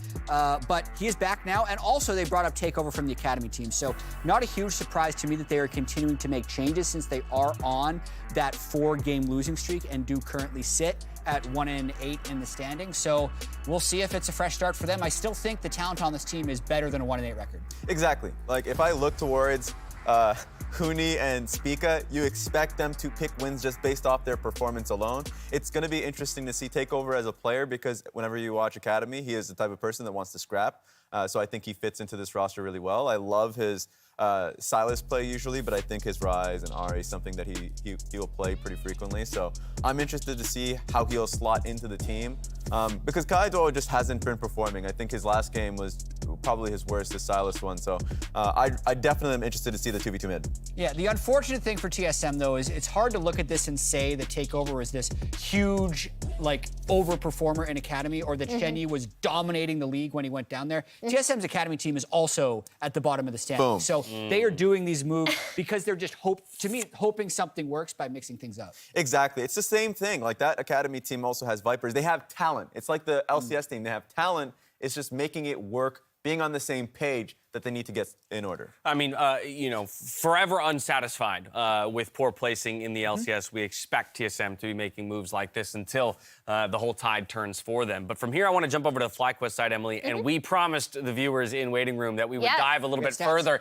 into some of those stats around wins and losses with Kumo and counter picks. Yeah, so this is something that actually I have to credit Parth from a conversation that we had last week. It was basically blind picks for Kumo versus a counter pick, and it's not even a hard counter pick. It's literally just whenever he is picking his champion second. I think FlyQuest, when they try to set up a lot of plays, they have the set plays with their 4 that are really well coordinated. And then when they were winning, it was either those, I believe some of the blind pick games were actually also technically the two wins are both on the Smite top laners. Yes. So like they had a very like coordinated plan for how they wanted to set plays with Kumo, and I thought this is an interesting statistic because I do think Kumo, in my opinion, has shown more flexibility than I thought he was going to have going into this split, but lately has struggled when he doesn't get a counter pick in a matchup, and that's lessened the coordination, I think, between him and the 4 when they're trying to create set plays as a unit. Now, Jan, all that said, I would hope, as we have identified that kind of statistical pattern, that FlyQuest has done the same, because after a kind of a precipitous drop from that first place slot, that, to me, is an indicator of where their style maybe should go. It's interesting, though, because if you're blue side, you don't have a choice about that. That's a good point. So I think you have to go Smite tops. It's been a big trend. It's been a big trend in the year for at least the red side teams to be counterpicking top lane kind of all the time. So I do think they're definitely doing some searching after that last week where they lost the 3 games in a row. But honestly, Dash, I don't know if they know the stat that we found. I would be actually surprised if they're like, by the way, we're 3-0 when we counterpick. I don't think they know that. Yeah. Okay. Because definitely at this point, feels like when they started playing more standard, FlyQuest, at least when he's put in a bad situation because of the counterpick matchup, they don't really play well around him. So he will tend to struggle in that one. And of course, him in a 1v1 matchup, at least especially during the Super Week, he was just struggling. And so that'll happen. So I'm interested to see how he'll do now in this matchup. Well, the good news is FlyQuest is on the red side. They got it. Oh, in this there you matchup. go. So we'll see if that one comes through and if the statistics continue to hold. From there, though, we're jumping to the jungle. It's Jose Diodo on one side. It's Spica on the other. Raz, when it comes to these two players, Jose Deodo, I think, has shown up in a way this year that he didn't last year upon entering the LCS. Still maybe wanting a little bit more from him. And then on the side of Spica, almost a sense of being lost, it feels like, and in part just because of the way that the season's gone for TSM. And also, yeah, exactly. I think it's because of having that partnership. When Jose Deodo is working, he's working with Apromu, and a lot of the times when he's making a play happen, he's working alongside Takui. Like, there's confidence that the play will work, and so he's been very effective on his Lee Sin especially. On Spica, on the other hand, he's a fantastic player. We already know he's an MVP player, but then, the problems with this team, also working with his laners especially, have not been panning out. I'm glad you brought up the Takui point, Raz, because the thing I'm looking for in this matchup is Takui has done so much, I think, for Jose, buying him space. And then additionally for, Spica, we already talked about how Kaido hasn't been performing as well as they definitely would have hoped. Yeah. So now it's like, okay, you're bringing in a new mid laner. How is the mid-jungle matchup going to work now, especially with what Jad already talked about with Takeover's players? I do think it's going to get better. I think the trajectory, at least like the recent drafts from this TSM team, have just fit how they wanted to play the game from the very beginning. Whereas in the first few weeks, they were playing very control mage heavy, slower paced meta, and it just wouldn't work with the type of team that they had. So I think this is better. But I will say, I give the caveat, they're changing how they draft a lot. And they're changing their roster a lot. And so the stability is insanely important when you're making these decisions, so you don't come off with the wrong conclusions. Who's going to win? I have it as FlyQuest. Yeah, you better have it as FlyQuest. Oh. You better, because for those of you who might not be aware, Raz and Jat made a little bit of a bet. Ooh. When they were 5-1. When they were 5-1. And Raz was saying the big environment is on the way. What are you doing, Polamar? I said, how many wins? You said 12-6. If they're worse than that, you lose. Why is Mar the polar bear on me, huh? Yeah. Because you're the one who's... They're 5-4 and playing the worst team in the league. Look. I should hope you think they're going to win. Yes, they will. They will get the ship going steady. I remember at the time, I was definitely pushed to be giving a little bit. Don't start with that. Look, man. I have to start. You have total agency on this show. Okay. All right. You didn't have to take any bet. Look, you I could have flip-flopped and gone the other way. I'm feeling like I should, but it won't matter. Well, you can't now. No, I can't, because I You've already made the locked it bet. in, exactly. And then I went back home, looked at the standings, and said, I looked at the schedule and be like, this is doable. And now it's not looking doable. Now, exactly. Course of a week, it's looking a lot more precarious. Well, the bet for everyone's knowledge was a 12-6, right? Yeah. It was 12-6. Right. If So they drop loss, 7 or more games, then I'm eating and some we'll have to pay that off. You at only some have 2 point. losses to go. Okay, but now, Jed, he's going to go with FlyQuest in this matchup, but you already stated at the top of the segment that TSM is better than the 1-8 record they show. Are they 5-4 beating FlyQuest good, though? Absolutely. I think today I said I'm not going to predict the same as Raz because the matchups are close. TSM is going to take this one. All right. Well, you heard it from Jat. TSM's going to take it. Raz, on the other hand, has got a lot riding on this matchup. I hope not. He takes it away. Thank you very much, Dash. TSM are 2 games behind 9th, and even then, that would still be a tie for last. So 3-6 minimum to have a chance at not being last place here. And if Raz wins his bet, FlyQuest got to go 7-2 in the second round robin. I mean, to be brutally honest for TSM fans, and everyone's going to keep bringing up Reggie's tweet of he's not going to let them end up like CLG. They're not. That was in reference. They are like CLG in reference to the 10th place in LCS and 10th place in Academy CLG. Guess what? Right now, TSM are 10th place in LCS and 10th place in Academy. Yeah. They are there. That is where the team currently is. You're right. So it's on them to dig themselves out. I do like to shine the spotlight on the players that then get chances in these scenarios because, as something is burning, there is always going to be some new opportunity there. And this opportunity goes to Takeover. Yep. Takeover back on the LCS stage. Remember, he played in lock-in. And I'm going to reiterate the Takeover hype and research I did from him then, which was that if he can get LeBlanc or Ryze, then he actually has a really good chance of influencing and being a very positive part of this TSM lineup. FlyQuest have obviously also done their research, though, ban away the Ryze, LeBlanc is in currently a bit more of a nerfed state than previously, the last time they went up against each other, but it's still very pickable. You just have to worry about the counter picks like Vex, which I know Takoi definitely does play. So that may be something that FlyQuest will hold over his head. They ban away the Rise, they leave the LeBlanc up, and threaten the counter pick of Vex in the hands of Takoi, who, by the way, last time these two teams met, FlyQuest, Takoi was legendary 8-0, and Johnson was 8-1. So the carries were eating good. I gotta say, though, FlyQuest pretty good scouting overall. Yuumi is the band up against Shenyi, one of the few players who actually still plays that champion in this day and age. So that is a scouting band. It does leave Zeri up, and though she was nerfed in 12-4, a lot of teams still consider her to be by far the best champion. So interesting to see FlyQuest said, well, it's more important to get rid of Spica's Hecarim.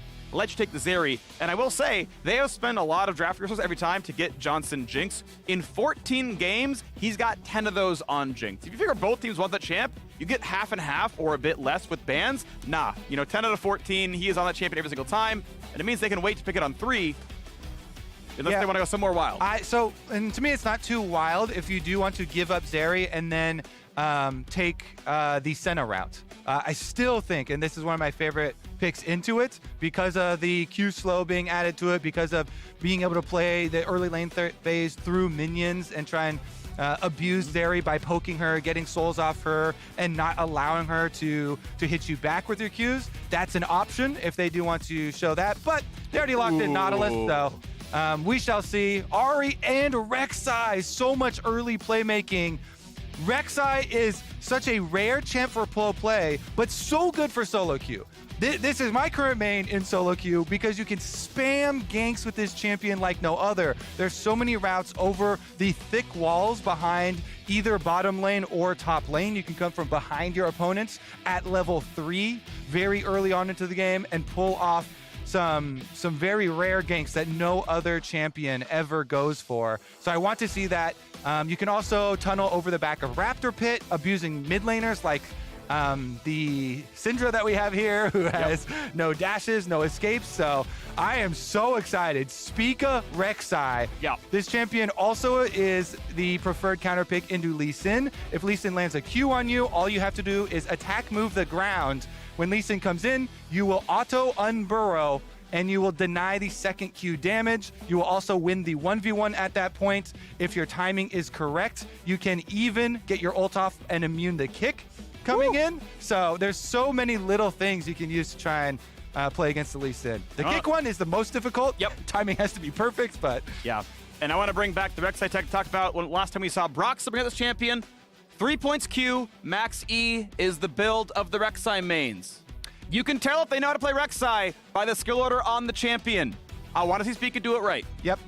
E was definitely nerfed in the last round of nerfs towards Rek'Sai, but that is still the better build. Even though it was nerfed and targeted specifically, still should go for that. But man, I already am so excited by the first 3 champions here for TSM because there is a lot of aggressive playmaking. Meanwhile, FlyQuest, they lock in the Aphelios this time since Jinx is banned away from TSM. And your stats for Johnson get a little bit worse, a little bit less of the Jinx. They cared more about getting Syndra in time as an answer into Ahri and said, all right, we'll wait otherwise. Go ahead and give us the bans. We'll go kind of second choice here. Only one other Aphelios game on the season had normally defaulted to Jhin. Not going to be grabbing that one, of course, here. It does give them a pretty heavy CC combo. If you've got the right guns, Nautilus plus Jhin is like, I want to say like 4 seconds of hard CC, 5 depending on what rank the Nautilus ulti is, and his passive, those both scale up with character level, so that's going to be pretty meaningful. And it's time for one final lock. They need a top laner to answer this Tryndamere. FlyQuest are undefeated with top lane counter pick. Yep, 3-0 as the analyst desk investigated and pointed out. This is not a powerful counter pick, though. This is a denial counter pick. The reason why Gragas into Tryndamere is picked pretty frequently is because Gragas can deny Tryndamere. It's not because you get to beat Tryndamere, it's because you get to deny him. The body slam can deny the engages. Your cask is very useful for later into the team fights as well with the ultimate. Tryndamere getting knocked around with either body slam or cask will buy you a lot of space and kind of deny the win cons there for the Tryndamere player, but it is much more of a team-oriented pick for them. All right, both teams on a slide. Who's going to right the ship? TSM's FlyQuest coming up.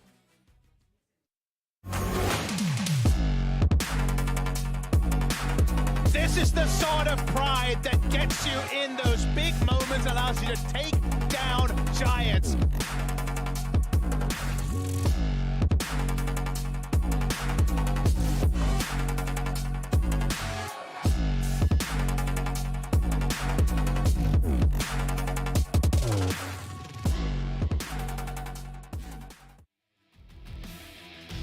And we are back and ready to go. TSM for the first time putting Huni on a Tryndamere. I will say I liked the look of his Rumble last week. I think I do like him on the more individualized champions. That reminds me of back when he was so dominant, was him pushing his own leads, getting help when needed. You've got an aggressive jungler. I mean, this is basically Immortals 2016 when you've got Huni and Rek'Sai ready to camp for him.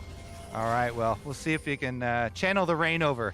Yeah. In this one as well. Spica, Rek'Sai, I'm excited. So many plays, so many aggressive plays you can go for early on in the game. Champion does not scale well. Scales like a wet bag, so definitely looking for the early influence. Later on to the game, you pretty much are forced into a playstyle of trading your life for some sort of high priority champion life. Not easy to get out because of, again, the last round of nerfs we mentioned to the E cooldowns. Reduce the mobility of the champion. Level 1, though, not going to have too many exciting invade plays here. Just some very shallow vision for both of them. And Jose will also know that his Raptors have been sighted. Minions have spawned.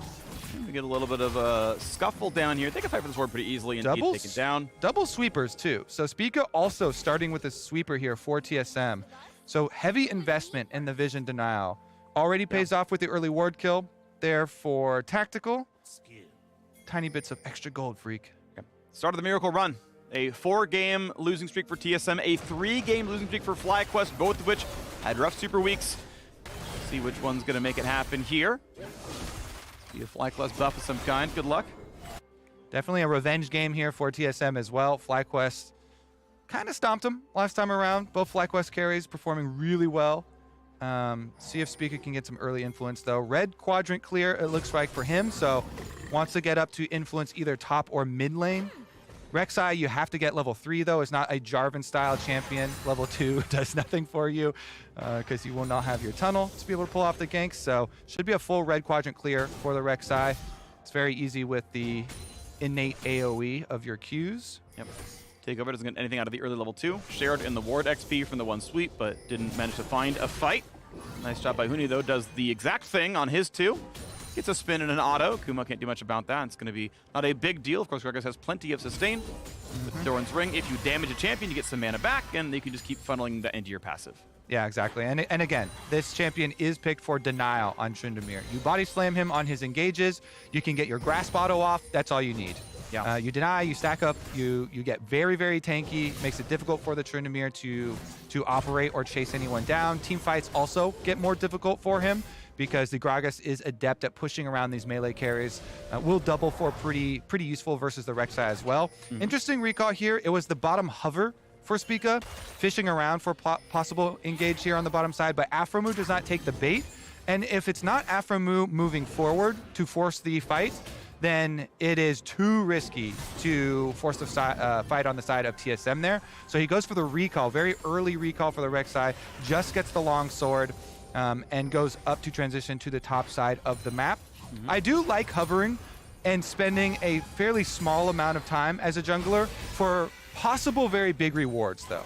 And even though nothing comes of that play, hovering for the possible counters on those aggressive setups can be extremely rewarding, can win you early games every so often. For sure. And speaking of early games, it looks like there's probably not a real gank on a takeover right now. Looking at Tryndamere versus Gragas from solo queue, which, hey, it's not always the same thing, right? It's not pro play. In general, Tryndamere has the better early game. Early game meaning like up through like 1 to 2 items. Like his first tower rate is like 60%. Like eventually he's going to win this lane. That's usually what happens here in solo queue. The Gragas eventually kind of outscales and like, hey, if you weather the storm, you could get 25, 30 minutes. you're just going to feel way better because now you're taking enough that you just, you know, hide your side lanes and you're fine, and then your team fight looks better. So that's probably the shape that I'm looking for from the top side. Yeah, exactly what highlighting in the setup for that matchup. Meanwhile, Kumo continues to stack up this HP as well, so playing into the scaling with his grass. Bottom side will be the transition for Spica, but it is so heavily warded here that there's going to be no surprise.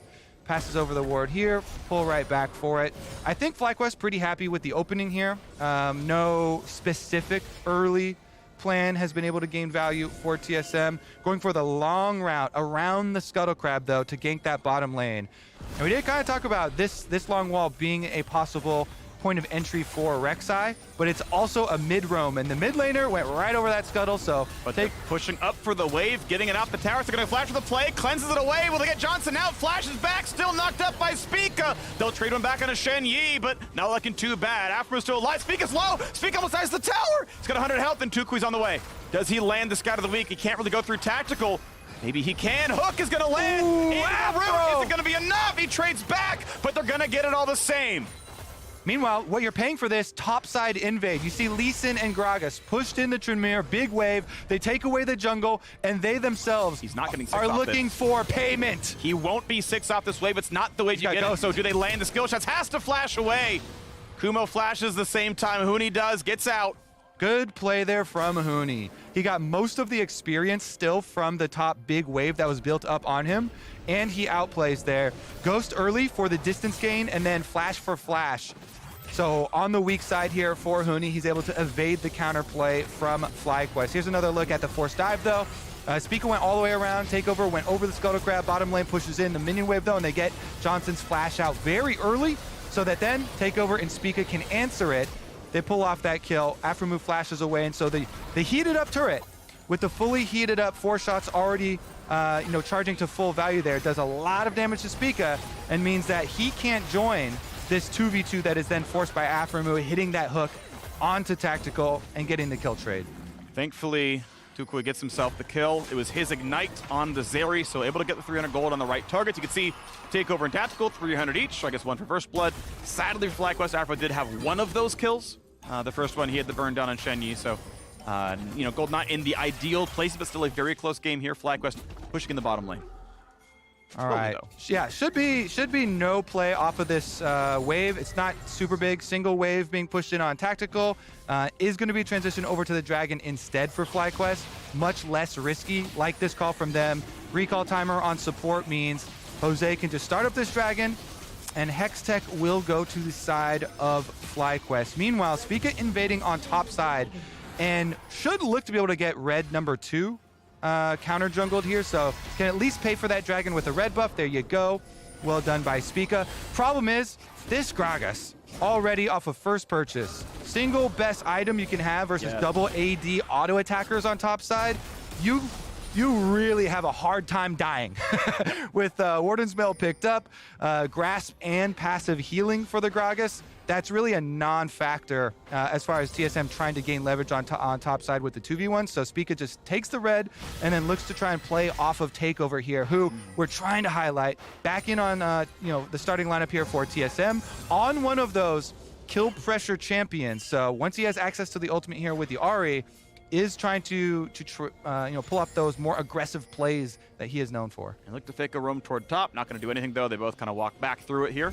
So the Merc-Treads are on, and actually Tukui able to hold on to his wave. And right in front of the turret, so it's going to make Ahri have to overteam the play for it. But level 6 Ahri has ulti, pretty much ungankable here by Lee Sin. A bit of damage, but again, with Merc-Treads, actually has enough stats to survive most of these fights. Jose Diodo able to sidestep the vision as he walks down to the bottom side. We'll see this is the play because ulti, flash, ignite, all up for the FlyQuest mid laner. And that means, hey, Syndra, I got boots too. I got some move speed. I'm going to walk back to mid. Yeah, let's see if there's anything of these junglers circling, because we're into 8 minutes here. 8.5 minutes means Rift Herald is available, and Kumo's currently got the push on top side with that Gragas. So if mid lane receives a big chunk, that would mean FlyQuest would have 2 pushing solo lanes to try and set up with. And even though there is a control ward in this side brush here, and Spica kind of slips in and threatens, won't be any play as of yet. This is Shenyi's first. Gonna take a little while to actually take down this Rift Herald, and you look at the bottom lanes, as you mentioned, Freak, it is gonna be the early roam from the TSM side, crossing over mid now, so they're revealing, hey, we are committing everybody to this Rift Herald. Bottom lane for FlyQuest should go back and try and push and try and get some turret plates. You've got Aphelios. They actually wasted a decent amount of time kind of half hovering, trying to follow that roam.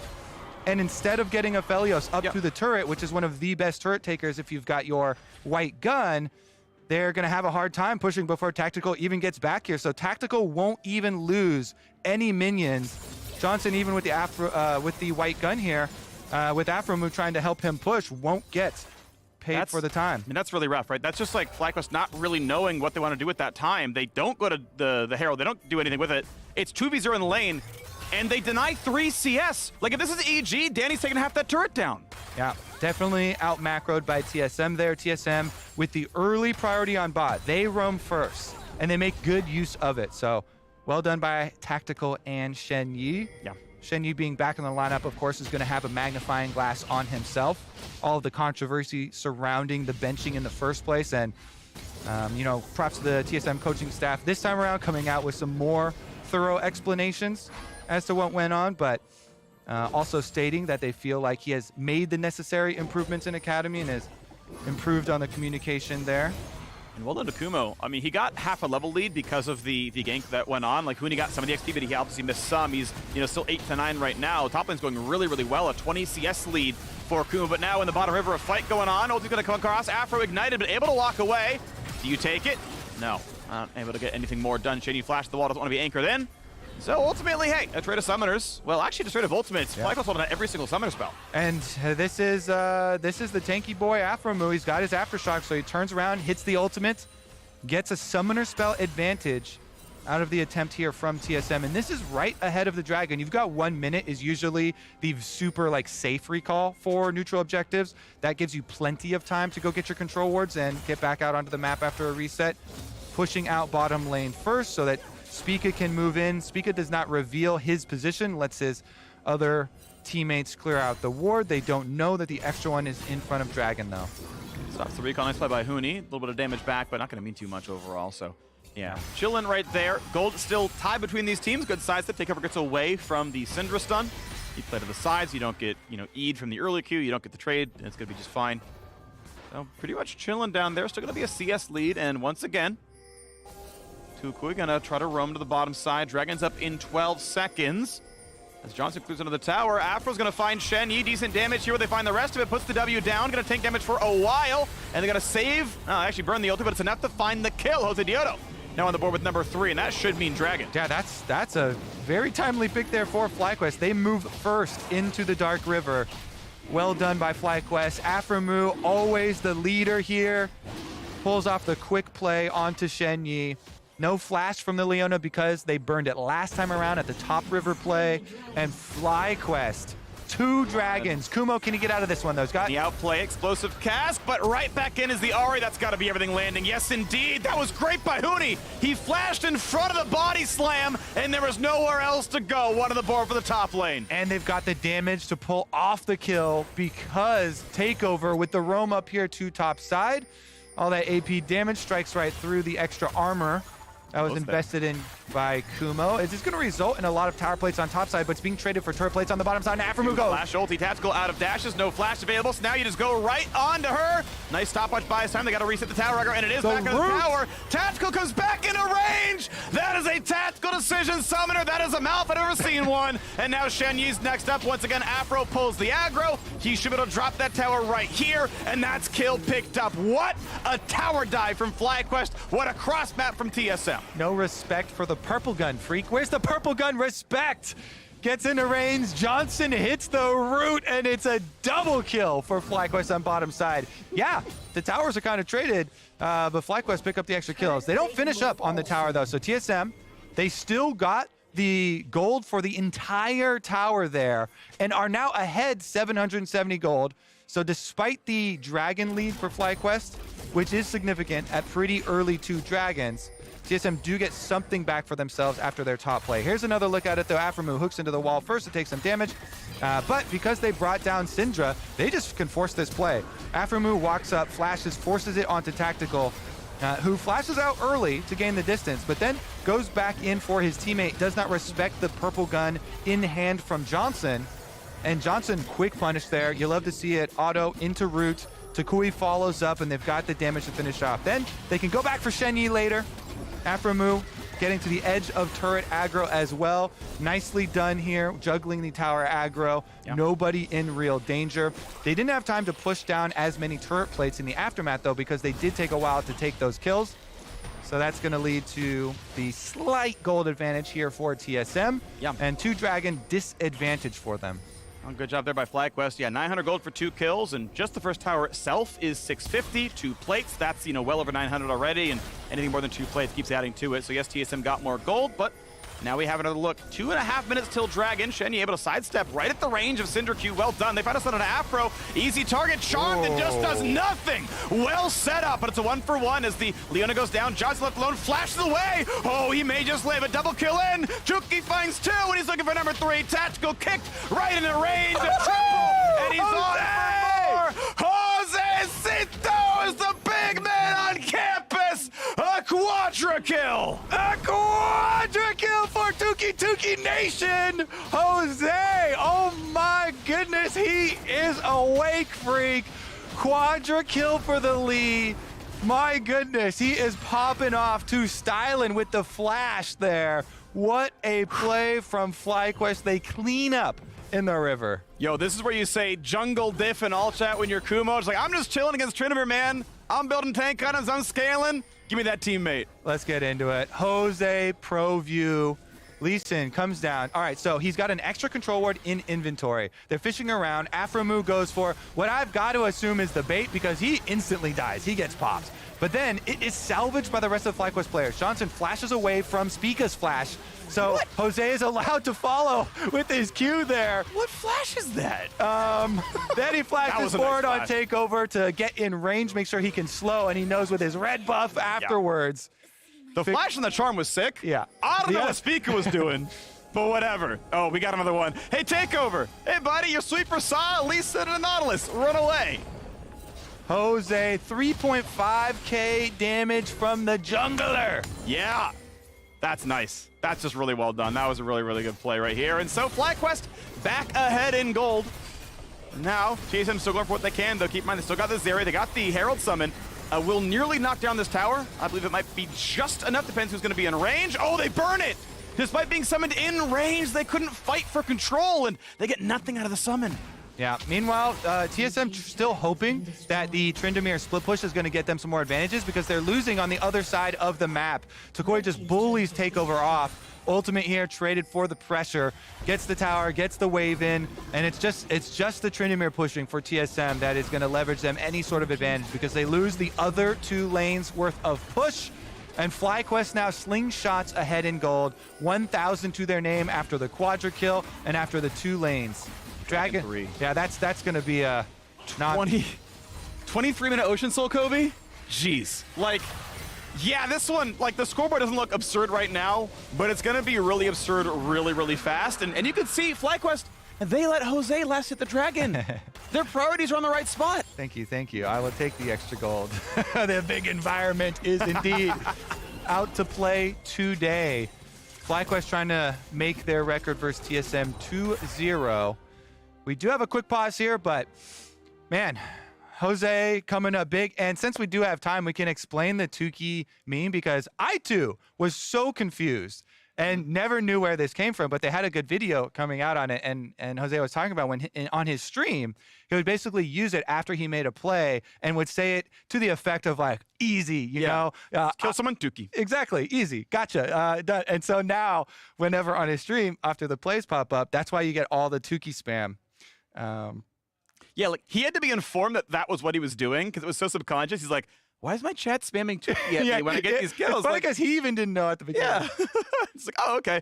I had someone actually hop into my stream the other day and was like referencing stuff from like the Warcraft 3 days. Like, I forgot that I had said that to people, but thanks for the reminders. Yeah, I've actually lived through that experience where people have better memories than you do about your own life. You're like, oh, good to know. Thank you. Funny, too, that the Tuki memes are on the same team where they now have Tukoi, the player. Yeah. So new people, especially if you haven't seen that video, are going to, just assume it's about him. Try and have other links. Yeah, exactly. Yeah. Oh, okay. It's just Tukui. I guess I just like misunderstood who it was about, when they both do well in the post-game threads, like, good job, Tuki. You're like, and oh, that's his nickname. Okay. They also usually add the frog emote with it, which I'm still confused by. That one we'll have to ask for the follow-up on. But also, like frogs are also like a relative pejorative for French people. So it's like, oh, okay, that's weird, but sure. Why is that? I've never... I don't know the etymology. I just know I've seen it used. If I knew more, I would tell you. The only thing I could think of would be eating frog legs. I'm not sure, though. Okay. Like, I really don't know. And yeah, unfortunately, I'm not equipped to figure it out. I could Google it, but I figure, when they go to analyst desk, if it's a long pause, we'll come back with some fun facts. But, right now that we got a game to talk about. And yeah, it's FlyQuest in total control. Interesting to see that, unfortunately, TSM haven't been able to use an advantageous lane matchup against solo queue data puts Tryndamere at a 60% first tower rate against Gragas top, which means like you probably should be able to get some leverage out of this one, but it was like one visit by Lee Sin and he's just like in the back foot the whole time. Yeah, I mean, also again, as we get up to pro play and as you get things change lower and lower on sample sizes and stuff like that, it kind of comes down to, does every solo queue player actually start with the rush on Warden's Mail? And is it always a jungle that's also AD? And so there's a bunch of things that go into it, of course. Sometimes the Gragases will also pick Phase Rush for the extra speed to fully deny and run away, but the grass helps you scale even better. Yeah. Every time I slice by Elo, I go to Diamond Plus, it's still 60-40. So even as they're getting sort of better at the game. But yeah, I mean, there's always a chance, right, that you're getting these weird sample issues and it's not actually, it's people are building it wrong or whatever. I agree, by the way, Warden's Mail is outstanding. We saw it when someone played Malphite against Jace a while back. I want to point out that a lot of people like to default to Bramble Vest, but when does Trynd heal? After the fight, he'll hit you, wait 3 seconds, then press Q, and your Bramble cut 0 healing. When does Rek'Sai heal? When tunneling. Oh, after the fight, when I'm done hitting you. Again, you get no healing cut, so very good to go this way instead. Exactly, and you're not trying to kill the Tryndamere in your lane. You're trying to, survive and CS and stack up and be a tank for your team. So buy the item that is appropriate for your goals in this situation too. Well, knocking down the waves and 1.1 thousand, but on Soul Point. FlyQuest are going to force the next team fight in about 4 minutes' time, and it could look really good for them, and that'll pretty much explode the lead they've got in this game. TSM otherwise have played it pretty close because of cross-mapping somewhat. Right, there was that good play towards top lane. They got the turret down. They got a big surge in gold. But FlyQuest since then have had some good fights. So they're still out of play, but will be on the table before we ever see the dragon. So always a possibility that TSM makes it spicy. Yeah, I also, too, want to bring back up the Rek'Sai because this is rarely seen in pro play, and it becomes difficult now as we transition to team fights to play Rek'Sai into some of these blocking champions. We mentioned Gragas for denying on Tryndamere, but Body Slam also overrides Rek'Sai. So it is one of the annoying champions to also play this jungle against later on because it makes your team fights more difficult. You always will go for Prowler's Claw on Rek'Sai so you can get your play off, try and get your flash into Prowler's Claw, play onto a viable target. But Syndra is kind of annoying with the long range Scatter the Weak. Gragas as well provides some problems. Yep. And Huni trying to keep up as much as he can for the split push here for TSM. He's got Shenyi in brush. Is it enough? 2v1 does not have tenacity on this champion. Checks the other brush. Squire's Bloom Instincts. See, someone's here, but not there. And you can't really burst him down. So you don't have a lot of damage here into the tank Gragas because Hullbreaker is great for split pushing for the Tryndamere, but it's not like the Gale Force Tryndamere. It's not like you have a lot of extra kill pressure on a target. It's more for pushing. I don't know how this works. If Shenyi's in the brush, does he just know, oh, Hullbreaker's off? Right? Because you have to be hunting alone for that to work. There's no way he clicks on him and... I mean, I'd have to check for, does the particle go away, for example, right? I mean, I wonder. Anyway, we've got a fight here in the mid side. Flash jump on a tactical. Great jump over the wall. It's a good play. Yeah, ultimate down, but very difficult trying to pounce on Zeri, especially close to all these walls. Here is the FlyQuest move to kind of retake vision around Baron buff, though, and they've got the teleport flank. Here we go. Tactical. Looking for Tactical. That's an easy body slam. They're going to get the cast there as well. And a nice stun from Shen Yi. Tactical will be safe. Well done for the peel. Nice try by Kumo. Yeah, I got a nice try, but you don't get anything out of the Zeri. Zeri evades the entire play, teleport used, and what did you get? You lost a turret on bottom side. So Tryndamere and TSM very happy with this. Good evasive maneuvers by Tactical, and the rest of TSM punished appropriately for the full commitment from FlyQuest. Nicely done. 300 gold difference, and the Dragons themselves are not worth a lot of stats. Long gone are the seasons where they gave you a ton of combat power. It's 80% of the power is the road towards Soul. So you can consider TSM close for this fight, and they should be able to fight for Dragon Soul. Yeah, it's like if you're playing a drinking game and there's like King's Cup, and every dragon you're adding more and more into the middle. Waiting. Yep. You don't get the payoff until someone actually gets the soul, someone actually drinks the cup. 1 minute to go. Again, we know Dragon is that. We know Baron is eventually a play, but right now it's actually TSM with better ward control. They've got the control wards inside that pit. So we look then to what is the wave state? Who's pushing what? Gale Force Hullbreaker is in here. Is that danger? Nah, ulti's not up for Shen Yi. Had used it to peel earlier. That, I think, would have been a Cleanse Force. I don't know if you'd actually trade ult for Cleanse the team fight coming in 30 seconds, but a possibility. Very, very low. Tactical can queue it. Kills it with the Triforce. Nicely done. Yeah, they can't spend. One of the safest champions for doing that, going and sniping those turrets, using the range effectively there for himself.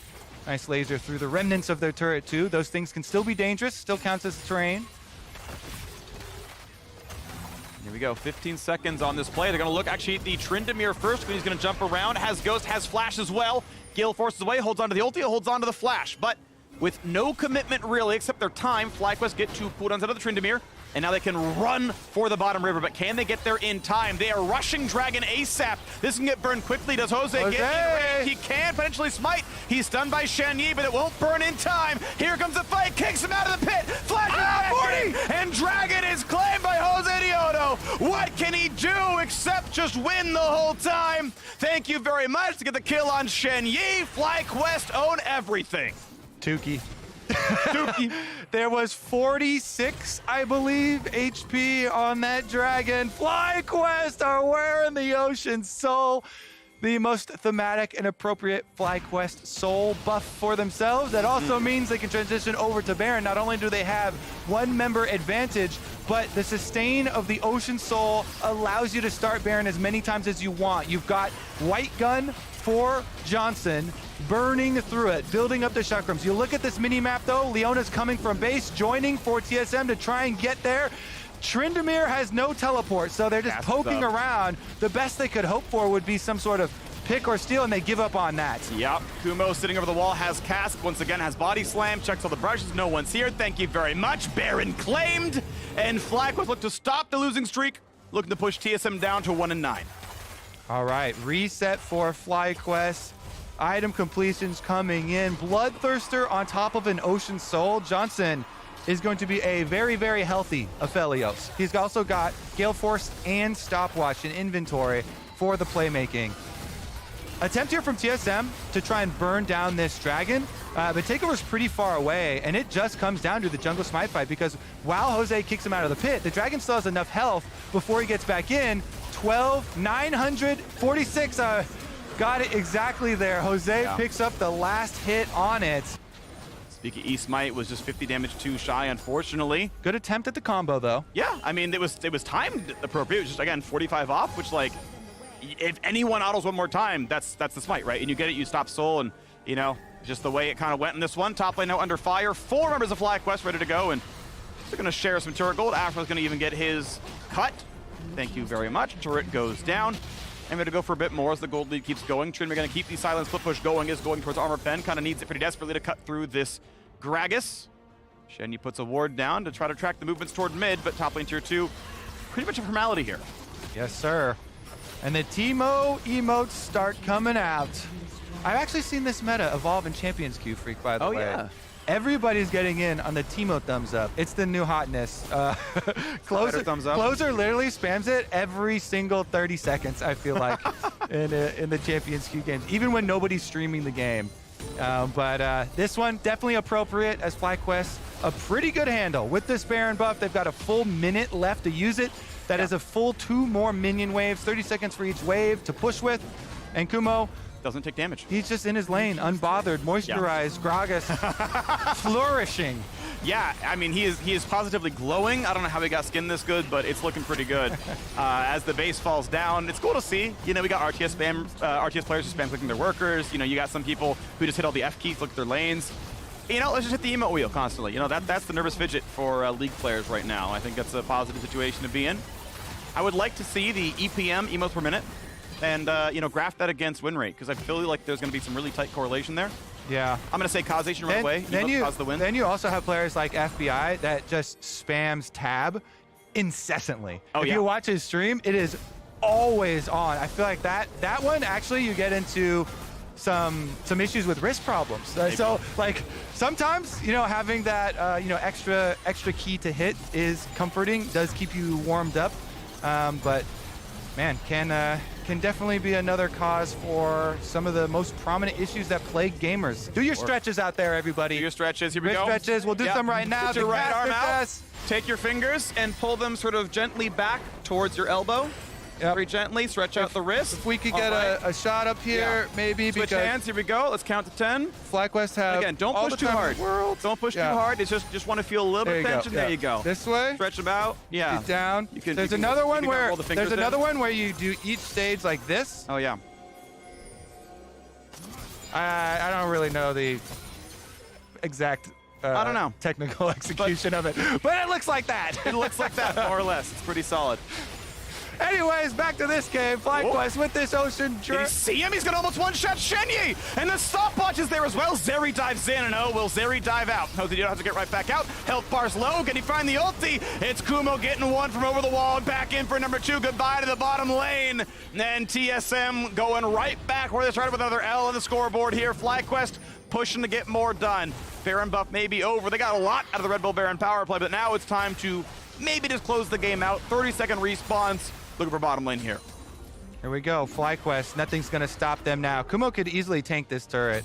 Let's see if he actually will just gain life as he's tanking it. No problem. Down 120. Darn. And one more ability, and he'll gain it all back. Yeah, true. And here we go. As long as you can damage someone, you get a little bit for minions, you get a lot more via champions, and he's back to full, ready to go for the Nexus turret. Shenyi's back alive, but Shenyi doesn't have an ultimate, and that means turret number 1 will fall.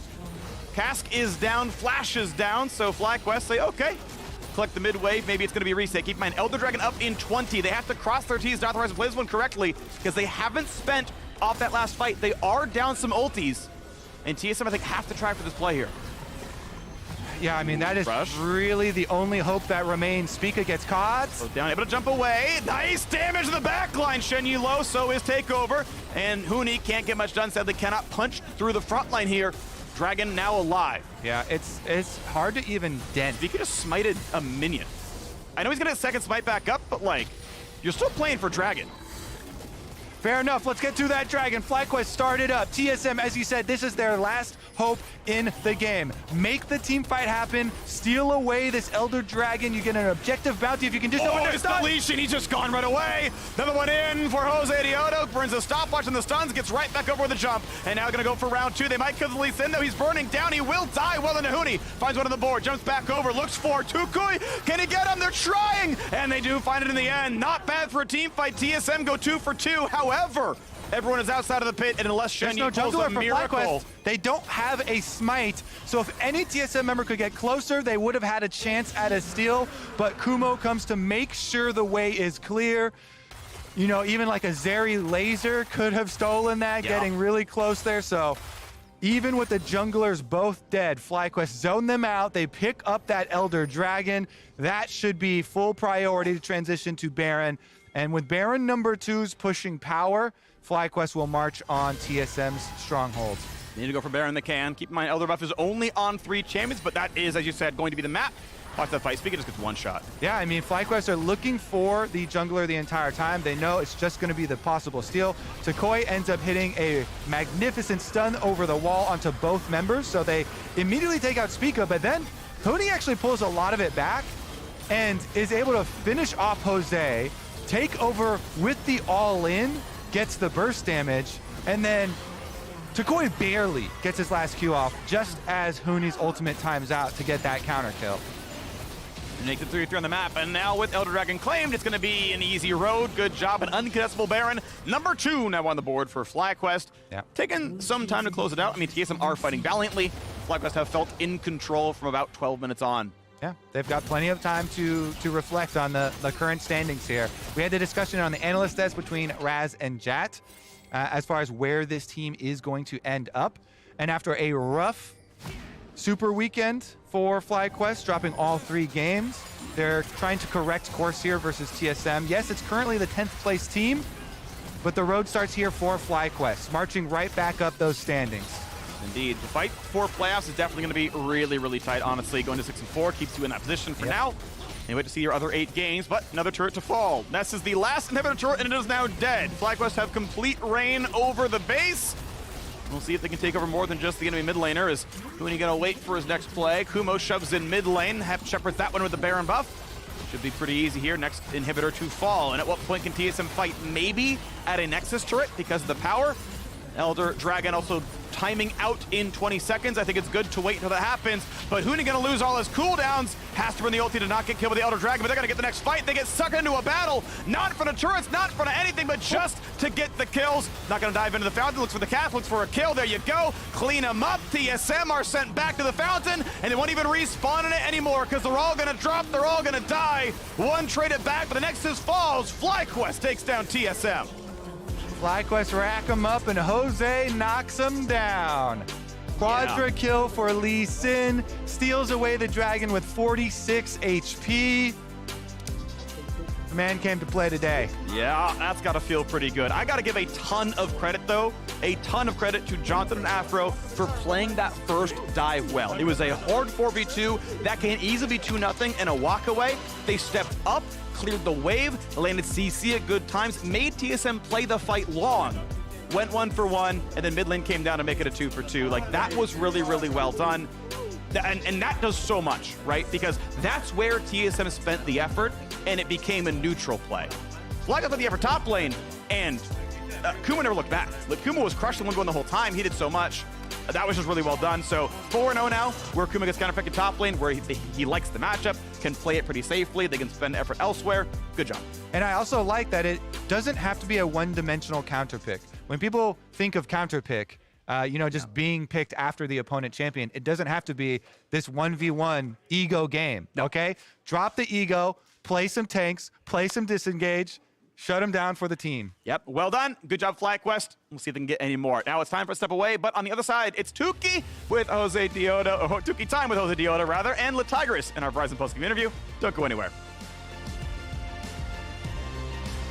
All right, both teams on a slide. Who's going to right the ship? TSM is FlyQuest coming up. Pushing up for the wave, getting it off the tower. They're going to flash for the play, cleanses it away. Will they get Johnson out? Flashes back, still knocked up by Spica, but right back in is the Ahri. That's got to be everything landing. Yes, indeed. That was great by Huni. Leona goes down. Johnson left alone, flashes away. Oh, he may just live. A double kill in. Juki finds 2, and he's looking for number 3. Tactical kicked right into range. And he's on Jose Cito is the big man on campus. A quadra kill.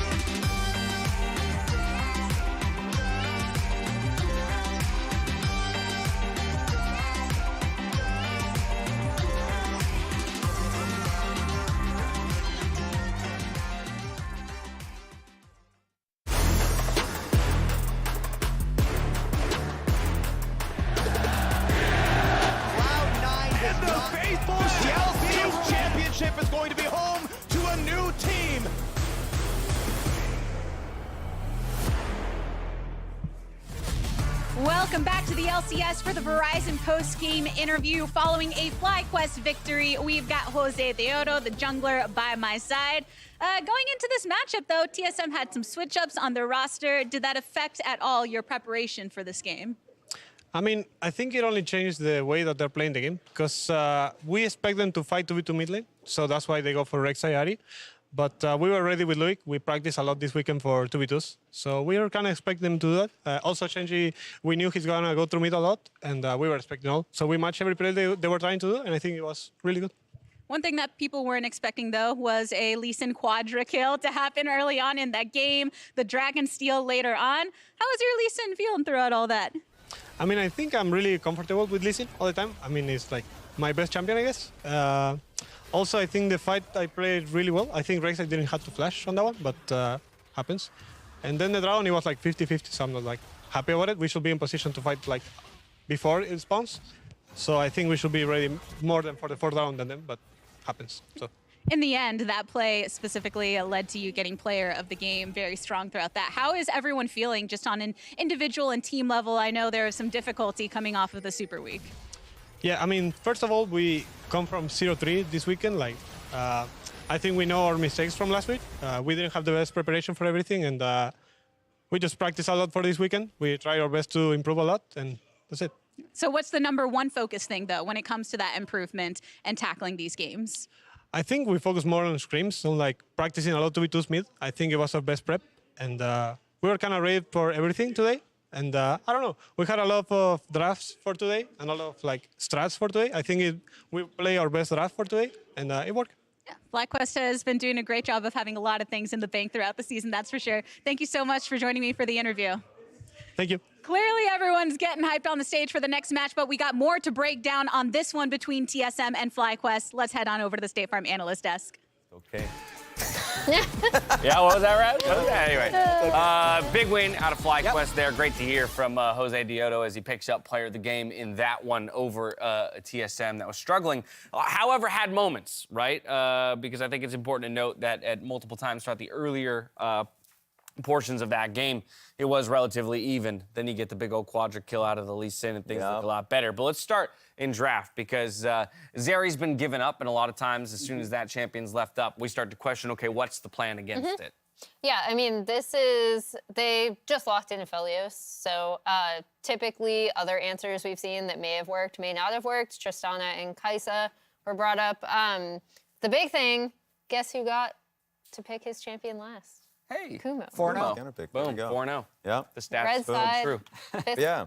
And also just kind of bouncing back to the Zeri point, like every piece of FlyQuest comp has heavy CC to deal with her in a fight.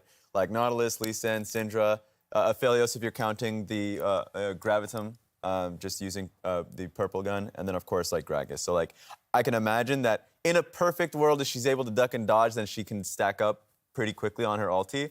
But you're not going to have that opportunity versus those champions. No, definitely not. Again, you already mentioned a fair amount of the lockdown that they had, but also with the way that Jose was playing as an individual in a number of those fights just made it too difficult. Yeah, I think the fight where he got the quadra kill was actually very close. We can see this here. You can see Rek'Sai doesn't actually get his ult off. They were super close to being able to execute Aphelios right here as Rek'Sai moves over. But really quick flash for an Unburrow, and that Unburrow also means he can't interrupt the Lee Sin resonating strike. So this to me was the turning point of the game because when I look at the team compositions, I see Jose mentioned the 2v2 mid, Rek'Sai Ahri. You really want to dominate that. Yeah. Then you also have Zeri Leona, where Zeri can spike on these like really durability heavy mid-game items like Black Cleaver and Titanic Hydra. So when TSM loses those 14-minute fights, it's over. Yes.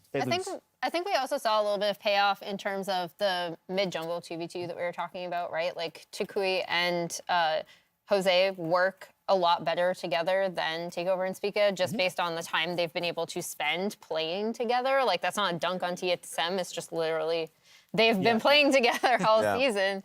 And they also picked Syndra against the Ahri, right? Which was another thing that we were like, well, you know, it can be risky, but they have faith in Tukui. I'm assuming he's the one that called for it, so yeah.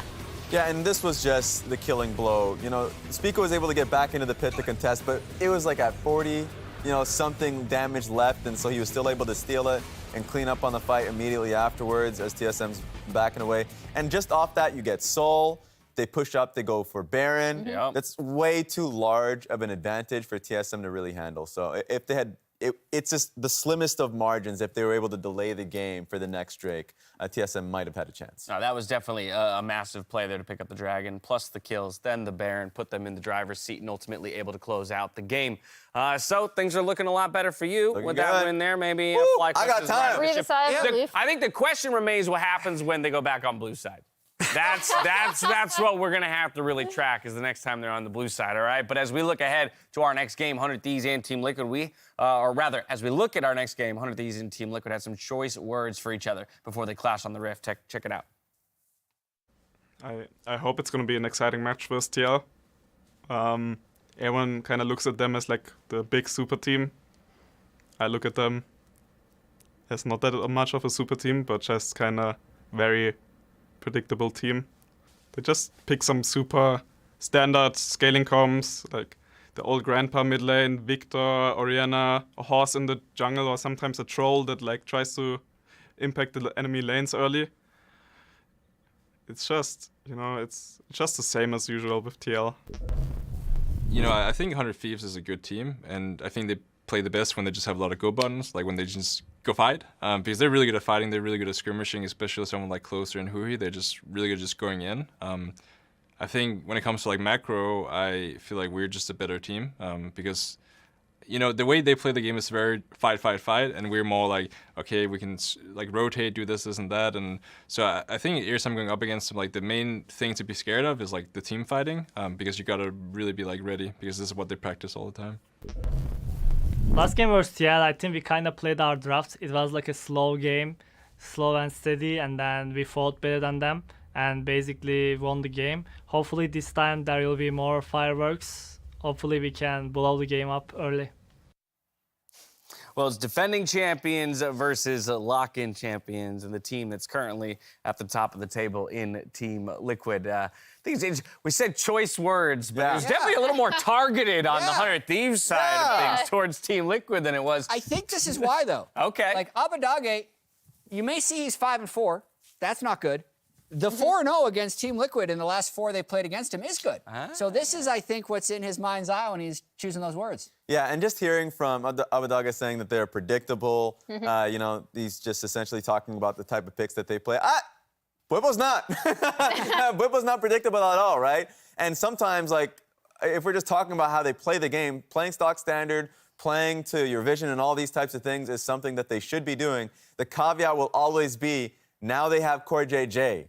And he is going to pick fights when he sees the angles. Vanilla ice cream is good. Yes. No one flames vanilla ice cream, but you can put so many different toppings on top of it. Yeah. So it's not bad if most of TL is vanilla ice cream, but Bwipo is this exotic topping. Now they have Core JJ they can throw in, and you got all kinds of different flavors. What kind of a topping is he?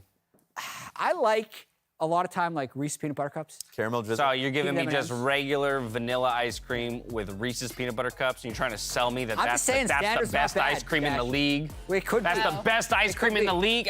No, not the case. All right. A little spicy sriracha on the ice cream. Corte, I don't know about that either. Corte is back. We almost lost him, though. Yes. That's a big deal, friends. This is a crazy tweet. Yeah, it's pretty nuts just to think of how this team was designed, how everyone came to kind of play with each other, but also Core is a massive component in that.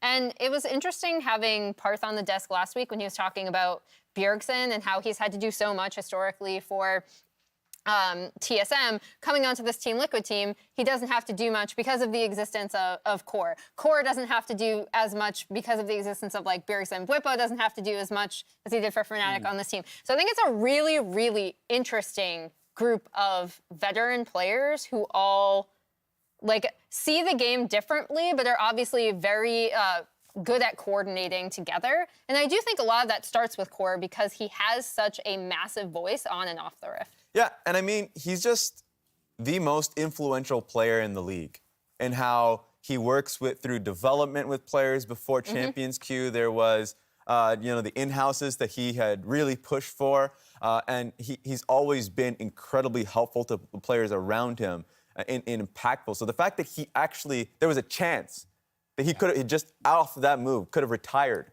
and we would have been barred from seeing him play on such a team like this. It's crazy. So I'm glad it's a blessing that we get to see him playing in today's LCS. It would have been an absolutely massive loss for the league if he were not able to return, but he is. And I actually want to jump back to the comparison or the point that you were making there, Emily, about the types of players, the kinds of players that exist on this TL roster. Use that to tie into Abadaga's point about champion picks. And okay, he's calling them the grandpa team, playing Zillion and Victor and stuff like that. And it's like, okay, they might be playing those things, but that Zillion is pretty damn good. Well, I was going to say is I think TL know exactly how they want to play.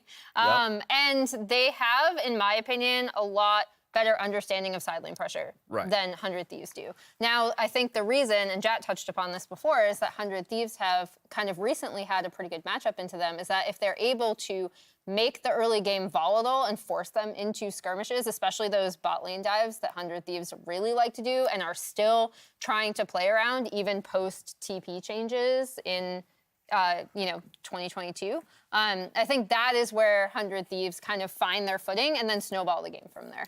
I guess the question I'm in some ways asking, though, is basically, is TL's meta not the best way to play League right now? You could call Zillion a grandpa champion, but is it? Because it's the most effective champion now. There's like the age-old argument of you can play standard scaling, but when you go to the international stage, that standard scaling will not work. Like that's the thing that is going to push them away from it more than anything else. I think they will continue to find success here. And then honestly, I think it should be a debate about whether or not that's going to work, because I think it actually ultimately comes down to execution. I got a stat though. Oh, go for it. Here we go. First Dragon. 100 Thieves has only gotten First Dragon 2 of 9 games. Worst in the league. Which is weird when you think of what you think of when you see 100 Thieves' as strong bot lane. That should be leading to dragon control. But then I also hear a lot of the things they've said in interviews about wanting to play through every lane and be a more dynamic team. I think they're losing purpose. And if they've had a problem closing games, not getting that first dragon is pushing back their timers so much. So when they do make a bad fight, it's at like 32 minutes and the game is over. So, hot take. If they get first dragon, they're going to win. Ew. What's their Herald percentage? I don't know. Curiosity. Okay, well, I'm going to stick you on that stat. Stats man over I feel here. like they tend to contest it, but that has It's nothing pretty to do high. with It's how pretty many high. It's times second you highest in the get league. it. I was only asking because I was wondering how it often could just be how often they prioritizing the trade. Herald more over than dragon. I think the point stands though, because I'm willing to bet if you took their summer split first Drake stats and compared them to their current first Drake stats, it's probably pretty drastic. Because ultimately, if you're a team that wants to get first Herald, play towards top side and everything like that, you're going to have ultimately the goal lead if you're making those priorities. But then, much like what Jat said, you're pushing your timers a lot. All right. Let's get into it. Champs We got Huhi earning the set ban. I love that happens. All about it. Speaking of just like champions that we're thinking of, like, okay, you want to remove this out of this player's hands because they can take over a game. Yeah. Jinx, Aphelios, Thresh is available. I think Thresh might just be your first pick if you're willing to trade Aphelios for Jinx. Also, knowing that the support bans are out there, set the support pick for Huhi. Same goes for Tom Kench. I would value the Thresh pretty highly. There's a lot up. Zeri's open, Karma's open. open. A demon too, that's true. Wow, yeah, you're right. There are a ton of picks. Yeah, I don't really know. This is a tweak to the bot lane meta because so much has been like Karma's banned and Zeri's banned, so we'll just do an Aphelios Jinx handshake. But now there's these 2 other wild cards, so they might just go Zeri here. Yeah. It's one of those things where, so I like that Nautilus has become a more priority pick just because it's a bait for Zeri. If the Zeri does come up, you're just seeing a lot of dive comps, and so that seems to be the answer here. Does it go Rise Zeri? I think Zeri's probably just going to be left up. It's probably not even going to be picked. I was about to say, what happens when Zeri just falls through this whole draft? Yeah. It honestly seems like it, because Jinx is a very strong pick up here. So I would probably go Jinx and jungle pick, so you can at least see a little bit more. There it is, the Rise. Okay. I like it. I think Rise is incredibly strong right now. And additionally, removing the TF, Rise still has really good map pressure just generally. And I think, again, something I touched upon earlier is that I don't think 100 Thieves do have really as strong of an understanding of side lane pressure as TL, so Rise can help with that. And you're on red side. So, Someday has a great counter pick available. You can move towards top lane with Rise, great gank setup too with Rune Prison. So yeah, as you mentioned, Jat, like we finally see the Zeri get locked in here. It's been 100% pick ban through 5 weeks of LCS. Yeah. I would have been shocked if it just falls through, but definitely had a possibility. Yeah. Along with that, you definitely want to pick mid. Syndra has been seeing a lot more play, and you know the range advantage there, the setup that you can have over Rise. That's something that I would. Of course, he's gonna play the Victor after Abbedagger calls it out in the video. You gotta love it. A snap pickup on Lee Sin though in the 3rd slot for 100 Thieves, and we move into the 2nd ban phase. And that's dangerous there for now Bjergsen. Going Victor into Rise Lee Sin, that's just a lot of gank setup. They're probably going to try and tunnel in to get his flash off early, and if they can do that, then Bjergsen's pretty much under threat for a long time in the early game. 20 bucks says a Huhi's showing up in that lane as well. Yeah, there we go. It also sets up a really good win condition for 100 Thieves, right? Because we talked about maybe what they want to do in this game, and Lee Sin is something that interacts with lanes early and often, and Closer has shown a really strong understanding of how to do that. I like the Volibear ban. I think that's really good. Did you ban Trundle as well then, just to get rid of another Santorin pick? Or? I mean, Lee Sin is pretty good against Trundle, so it's fine. If I was Team Liquid, I'd probably ban Leona, knowing that you're going to go for a support 4 pick on 100 Thieves. And it's just a pretty dominant answer there for Team Liquid, for 100 Thieves to go. So yeah, the Trundle ban goes down. I'm expecting Leona next, or that's just going to be an instant pickup by Huhi. Gnar. So pinching the top lane. Okay. I'm a little surprised you. That's interesting though, because you still expect them to blind it, right? The blue side blind top. Is it like, because I don't expect. Yeah, let's see what happens here. Please do it. Because I don't expect Someday to blind his pick here. So usually I'd be surprised if you start banning. There it is. Yeah. There's the Leona you wanted banned. So I'm just generally not happy with top lane bans when you're expecting Someday to counter pick top lane. So likely just going to be a beefy frontliner there for Bwipo, and maybe a Tryndamere as a response. Yeah, I mean, it makes sense. Gragas blind. And Xin. And then we'll see what. Are you calling this someday Tryndamere? I'm calling the someday Tryndamere because you have Rise too, so you just play through side lanes. That's how I'd go about it. The difficult thing is that it is a Gragas. We already know how Gragas neutralizes the Trynd, but at least you would have 1-3-1 split pressure. So there it is. There's All right, comps are locked in. We just have a little bit of time for everyone to talk about where they land on this matchup now that you know what the tools they have to work with are. I mean, I do think 100 Thieves have created a composition which makes up for a lot of the team's natural weaknesses, right? Like I said previously, the time I thought 100 Thieves had the most or strongest understanding of side lane pressure and leveraging it was when Someday was just murdering turrets on Tryndamere. So far, I love the comp here from Team Liquid, actually, in terms of team fighting and protecting for Zeri, so I'll have to lean towards Team Liquid. Alrighty, well the comps are locked in. That's gonna be it from us as we head out to the battle arena with TL versus 100 Thieves coming up next. It's time for another Assist of the Week presented by State Farm. Approaching the Dragon Pit can result in a wide variety of things. You really have to keep your eyes wide open to control the surrounding area. In this play, Dignitas lost track of Bwipo, and he was wide open for the engage. Fake hasn't even transformed yet, and Team Liquid cleanly win the 5v5. Absolutely beautiful engage by Bwipo.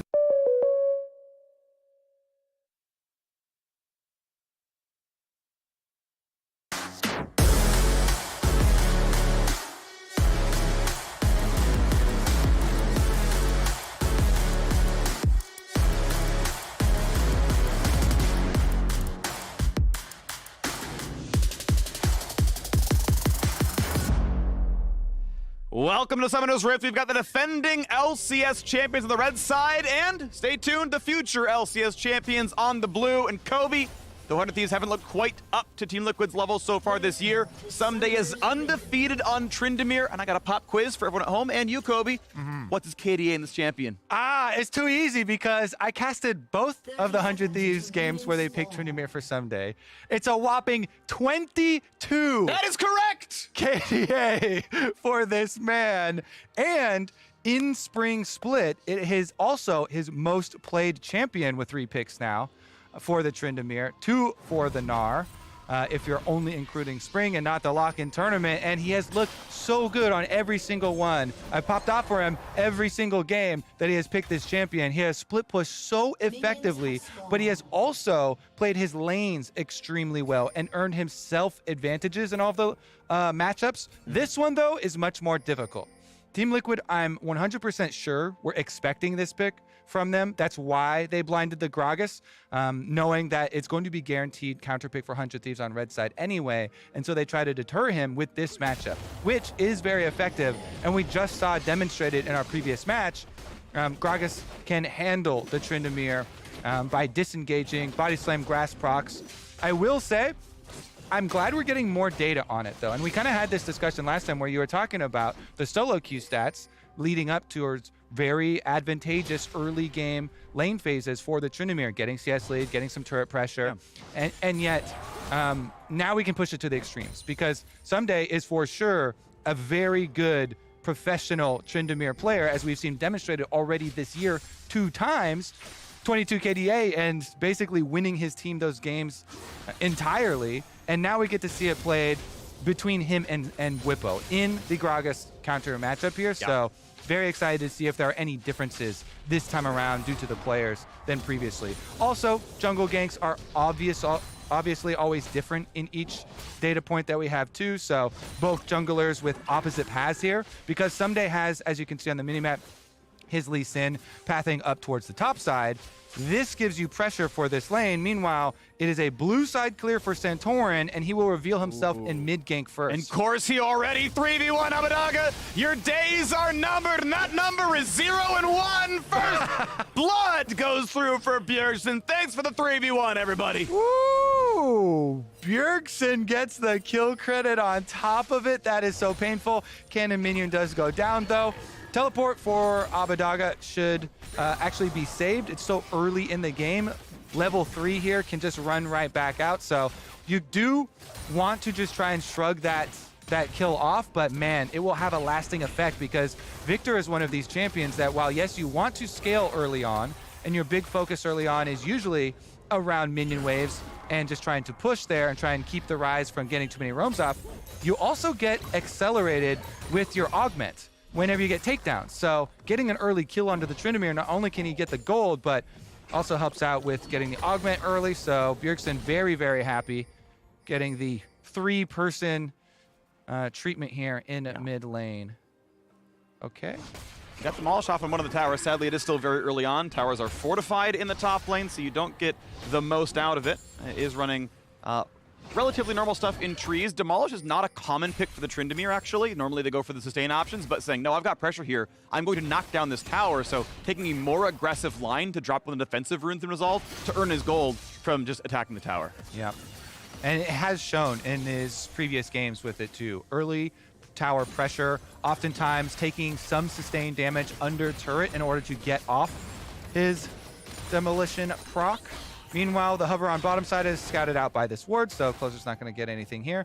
And this Team Liquid bottom lane, not only do they open up a great roam timing for Core JJ to affect mid lane, but also with the deep ward here, they utilize this extra vision. They're wasting so much of Closer's time right now. And you keep walking back onto the ward. Like, finally the sweep comes back up, but you could stay in that brush and recall, you know? This is one of the biggest things I compliment laners for as a jungler. Like, wasting the opponent jungler's time is so beneficial for your team.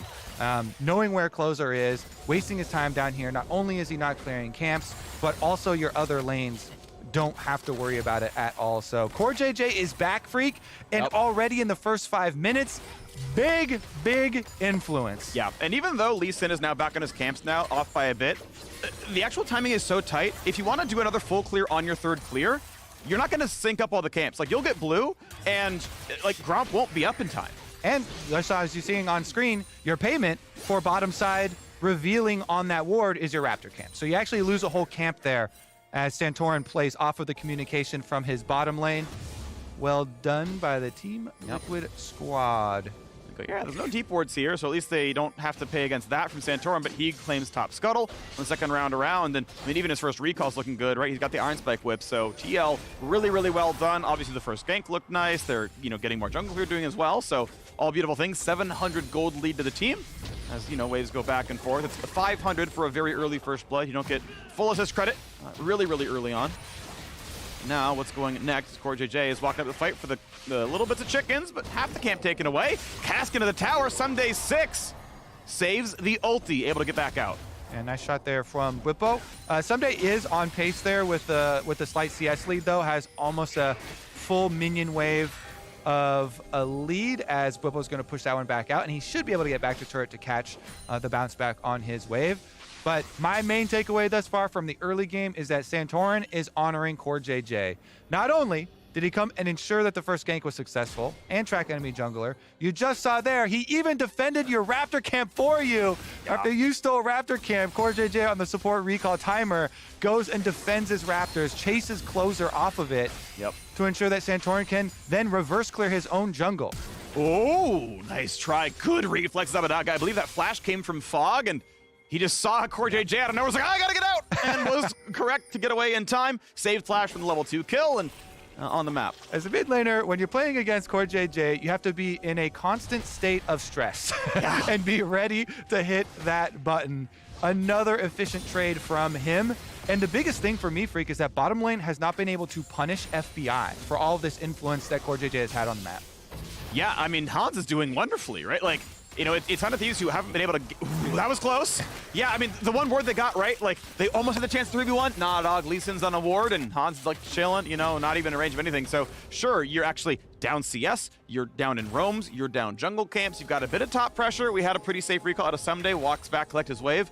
Whippo, of course, already burned 1 TP, but he's on that wards mill, Kobe. That is an item that makes it really hard to kill you. Repeat gank, Freak. There's no flash on this Rise. There comes the first bit of damage. Flash jump in. He does sidestep W, but he does not sidestep the Death Ray, and Bjergsen gets kill number 2. Brutal mid camp from Team Liquid. Bjergsen leaves Team Solo mid, but the Team Solo mid does not leave him. He's got his jungler and his support constantly ganking. Yeah. And he gets another one. I mean, I'll say, though, right, it's you know, team duo triple mid, you know, they're not wards. They're actually, you know, coming in and fighting for him. So, you know, I got to say, it's a pretty well done, as they're going to knock that one down indeed. Team triple mid. Okay, that's the new name change. I mean, I guess, right? Like, I'm not sure if I got anything better for that one, but they're certainly showing up, and it's working well. Merc treads are done for Abadaga. That's nice and all, but it's going to be just hard to deal with all this. Whippo getting a lot of CS back here, too. He zoned Someday off the last couple of creeps there with the influence of non-revealed jungle plus roaming up from the mid lane there. So Whippo in a very good spot here on the Gragas. He also got back to not only his Warden's Mail purchase here, but the tier goes a long way, because the main resource you're worried about here for Gragas is the mana, which he uses to sustain off of all these trades. So with the tier, all your mana problems go away. You get to constantly chug that cast, get the passive regeneration going. Supports are waiting. Sinjan nearby as well. They're going to actually almost get this. They will get the stun. Hook's going to land. He walked right back into it, but he was baiting for Leona. Is that enough damage? It's not a very tanky CoreJJ, but there's not enough damage to deal. Rise has no damage yet in the build. And you can see the adaptation from 100 Thieves, who he's starting to match all of this mid pressure after the constant attack that Abadaga has been under. 100 Thieves trying to correct that imbalance. The top lanes keep trading blows. Honestly, it's looking fine for Whippo. The CS again still very close between the two. Someday gets some pressure sustains in between these, but yeah, honestly, Whippo doing a great job just holding up so far in the games we've seen today. Gragas has been completely fine, just sitting there and scaling up against Tryndamere. Speaking of scaling, that's Victor scales so incredibly well. And all that mid focus here paying off for Team Liquid. Now they're starting off this Herald, and if you look at the bottom, Zeri had bottom side pressure. And so Zeri pushed up and then went into the Fog of War. And good Fog of War usage, information denial, is one of the biggest things that can help win you these cross-map plays.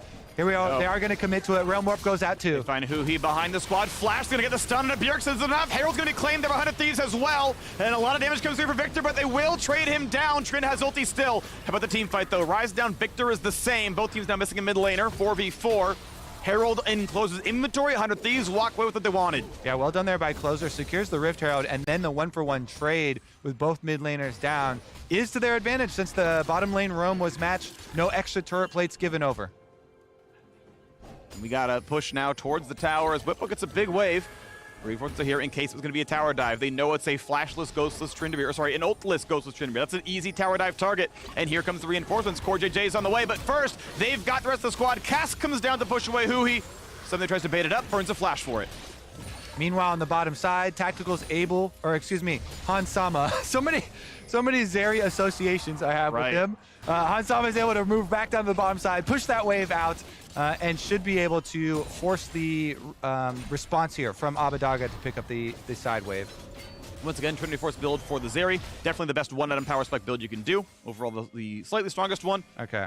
Look at this play. So, the early roam, as we said, from Hansama. Zeri coming up. Zeri also has the ability to jump through these walls, gains a large distance, so they try and force them out early.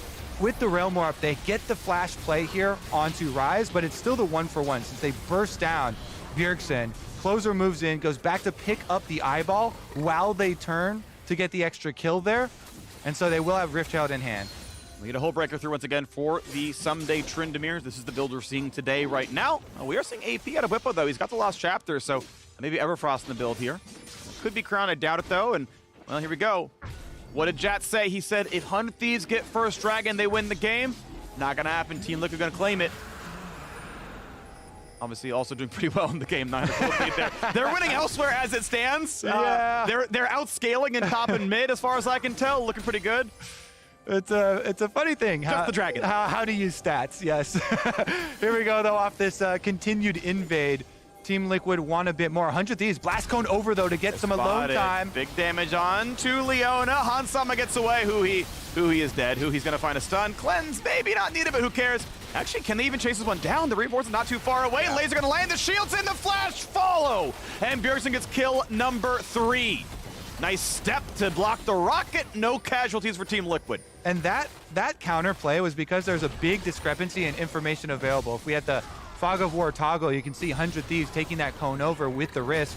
Team Liquid in the area to respond, and it just takes the ultimate proc there from Hans, dodging out on the Q. Very big punish at the hands of Team Liquid, and this game is going the way of the, I mean, honestly, this kind of response in this budding rivalry is hitting a turning point here for Team Liquid.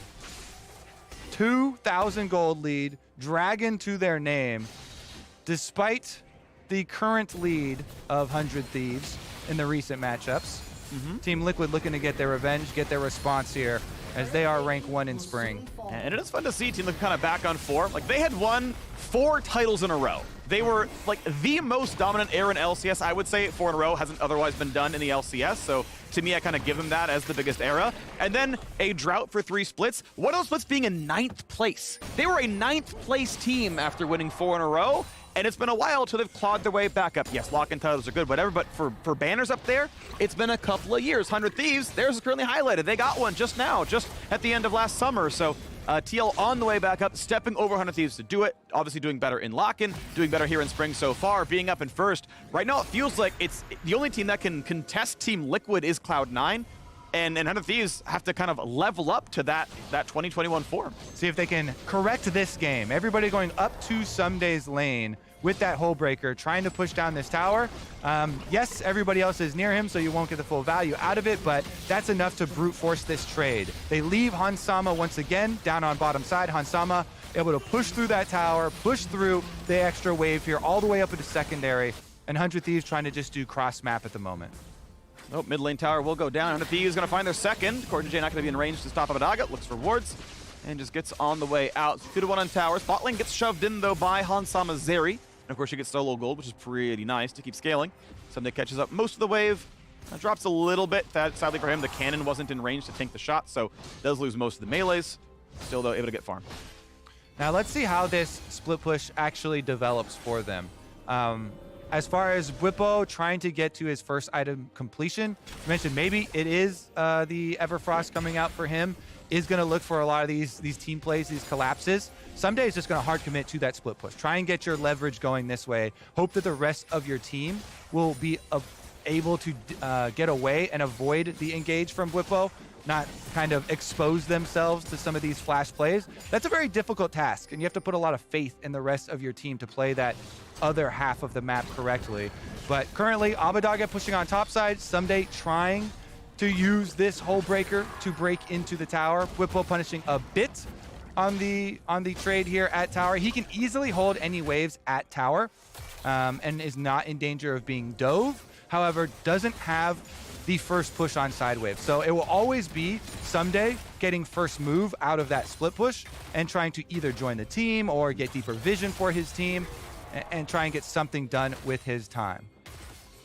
All right, let's find the next move here as, yes, mid-wave cleared back and forth. Second Herald is up, and it's going to be 100 Thieves. They got the first one off of a good smite from Closer and a decent team, but afterwards, look at this one as well. And it is going to be the commitment to the bottom side here. They do have teleport ready on Whippo, but he's up at the turret, and they're going to channel now. Committed. Diving on in, but they're going to get him in a couple of seconds. Now he's there. Zeri puts the ulti on, tries to cut away. Stays alive so far as Hansama. Huhi cutting away, staying alive now as well. Rocket gets not a whole lot. FBI flashing back into the pit. Whippo holding some space. Something going right back in, though. Can they get this one? Centauran is low. They go all the way to the back line. Ulti's on, and Zeri falls. 2-1 so far as Rise opens up for another. Going to go for another, and yes, it's CoreJJ now dropping as well. A double for Abadaga, and this is a team fight going the way of 100 Thieves. They roll more forward. Can they get the CC? Yes, they root him in place, and Bjergsen is going to drop as well. Revenge has been found. 100 Thieves crush the team fight. 100 Thieves want to extend that win streak versus Team Liquid Freak. Huge split on the team fight. Someday goes back in and takes down Hansama here. Look at the setup for this Rocket flip the switch replay. Team Liquid moving up into Fog. Herald is down. 100 Thieves pick it up. CoreJJ tries to initiate up the middle. His ult goes onto Closer though, not onto FBI. And so Huhi gets the counter engage onto the double carries there. Hansama on the outskirts. Even with Whippo in the back line though, look at the kind of re-engage from Sunday. Forces the flash from Hansama and keeps on going up at the wall. Then Huhi follows it up to lock him down and allow Someday to complete the kill. Really nice focus fire there from the 100 Thieves as they surgically remove the carries from Team Liquid. Then the follow-up realm warp there from Abadage and Closer. Also able to block him from the kind of counter kill possibility here. Yeah. And it is a huge win there for 100 Thieves. Right back into this one. I mean, just great coordination that Someday and Huhi in the middle of the fight were like, yo, we can one-shot Hans. His E is down, his flash cleanse is down. Huhi just like flashes E at 1/3 health to guarantee the lockdown, and it wins the whole fight. And it's just so much off of Someday forcing these advantages. He's the one who forces Hans's flash early in the fight, then says, I just need a little bit of help here to dive, and is able to call Huhi for the follow-up for that CC. Nice stuff done there. Also, a lot of the rewards picked up by the Rise with that bouncing damage as well, and being able to get that last kill with the Realm Warp to follow up goes a long way to supplementing this 1-3-1 possibility. Because while we're so focused on Tryndamere split push, guess what? Rise is getting paid now too. He's got 2 item power spike, Fimble Winter. That is 2 very powerful split pushers you have to now deal with as Team Liquid.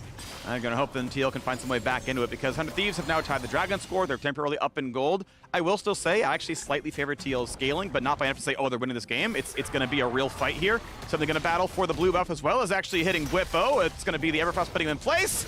Cask, oh, he gets it anyway. Either between the Q or just a good crit. Blue buff on Someday.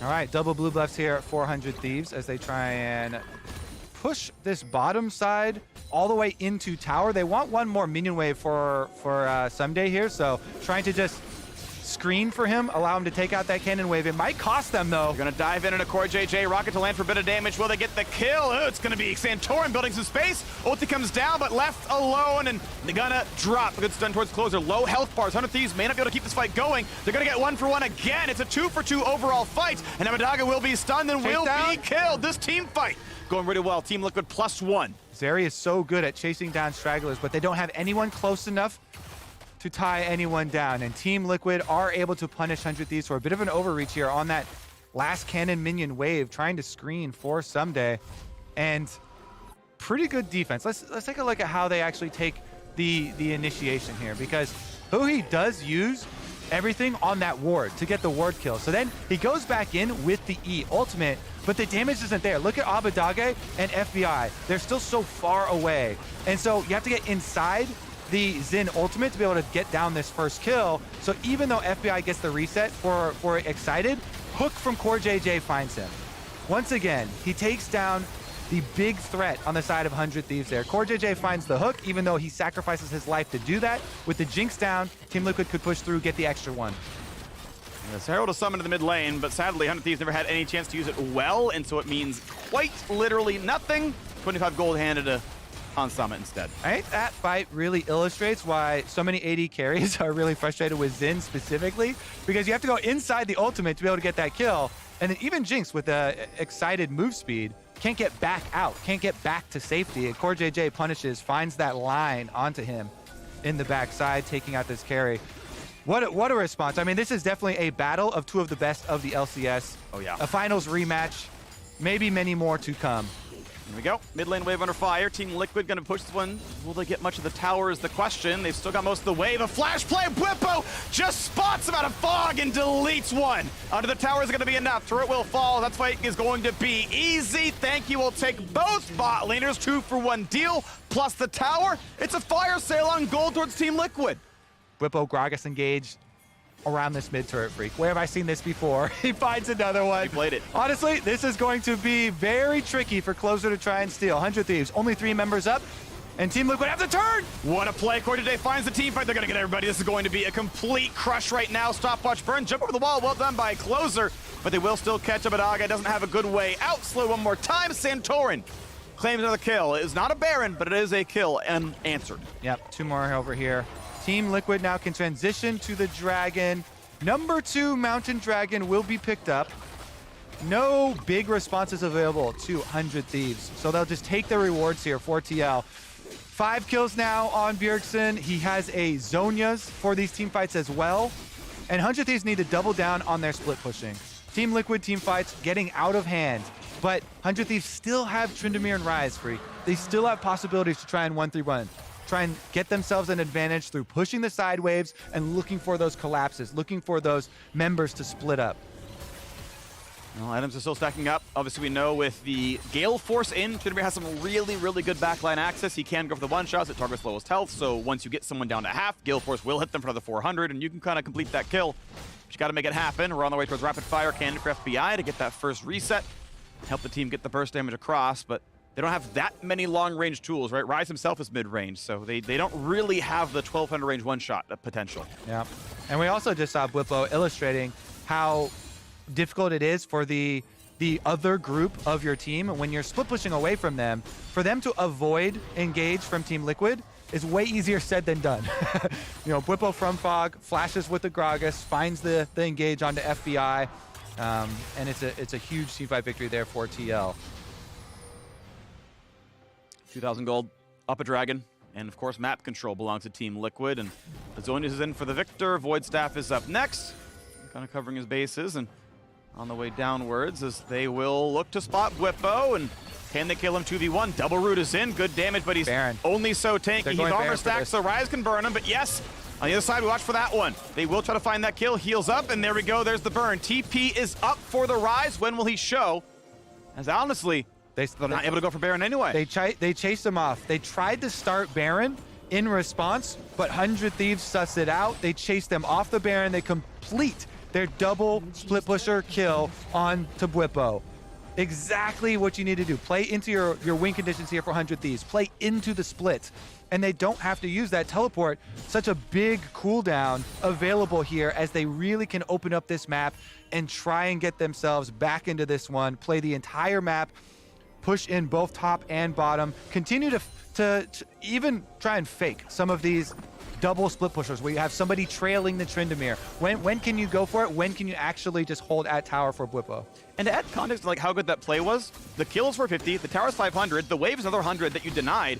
Like, that was just the gold lead cut by 40% from one play, and a good play, and they stopped the Baron. Like, that's all well done, but that's how much you get back. You walk back so much of the lead from a play like that. All right, see if they can keep it up. They put a dent in that Team Liquid Mountain. They've done it before.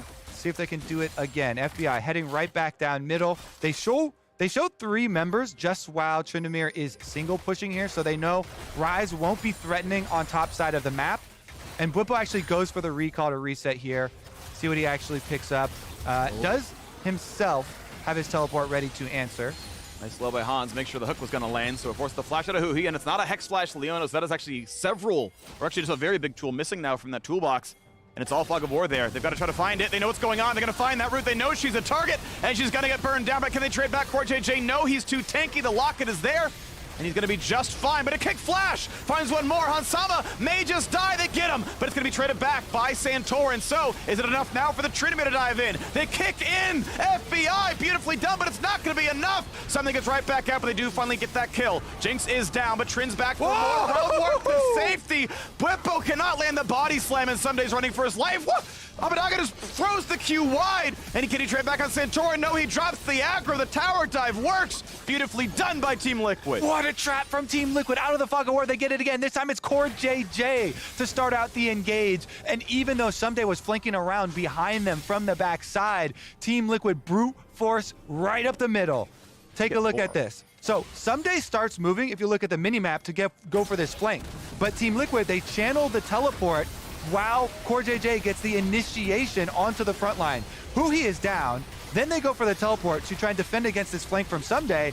And 100 Thieves want to make that turn even though they're already down a member. Closer into the back line, had a massive heal there to actually buy a lot of time, and they finally finish off the kill onto Zeri, but it's at a huge cost for them. Nice ultimate from Bwipo also hits FBI into them, gets FBI's flash, and allows Bjergsen to kill FBI. The focus from Bwipo there with that late ultimate onto the Jinx. Bjergsen sidestepping the Q there, as well as they get right into the Realm Warp, which allows Someday, who doesn't have Tryndamere ultimate anymore, to still escape with his life.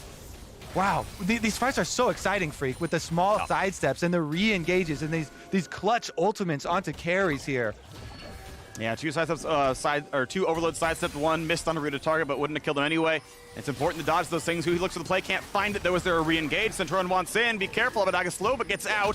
Santorin finds the way to the slow. Gonna dive in here. Will it kill Huhi is the question. As Lisa gonna jump around, but gets knocked up and can't get much more done. Hansama and his 1v1 against Abadaga is just fine. A route onto Santorin goes right back in towards closer. It's gonna be enough as Gordon gets back up the health, and now Ward have to safety for the Lee Sin. Very low, gonna be stunned up, and they find the Tryndamere kill. He already burned ult and still dropped down, but they trade back the jungler. Still a zap on a Bjergsen, but Abadaga nowhere to go. Has a flash. Can he even burn it? Will it matter? And he's going to drop 2-1. The team fight again. Team Liquid win it. A story of two immunities, Freak.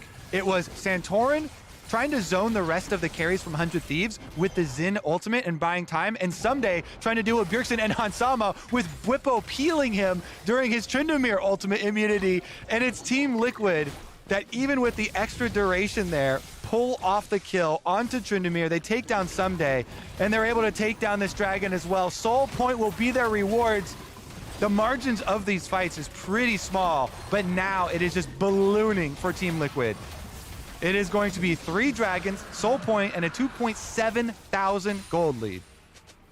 Yeah, best 5 of this would look pretty good. I agree. Again, I highly recommend multiple best of 5s between these these two. We've definitely had some series made on the back of it. Absolutely agree. It's fun to see. The top end of the LCS really does look very good. Nice pick out there by Bwipo. It'll be fun to watch as they continue to fight for the top spots here. I'm going to try. It's a slow, but he's going to jump in and go for a lot. Obviously, a ton of mobility on this champion. Rise now on the way as well.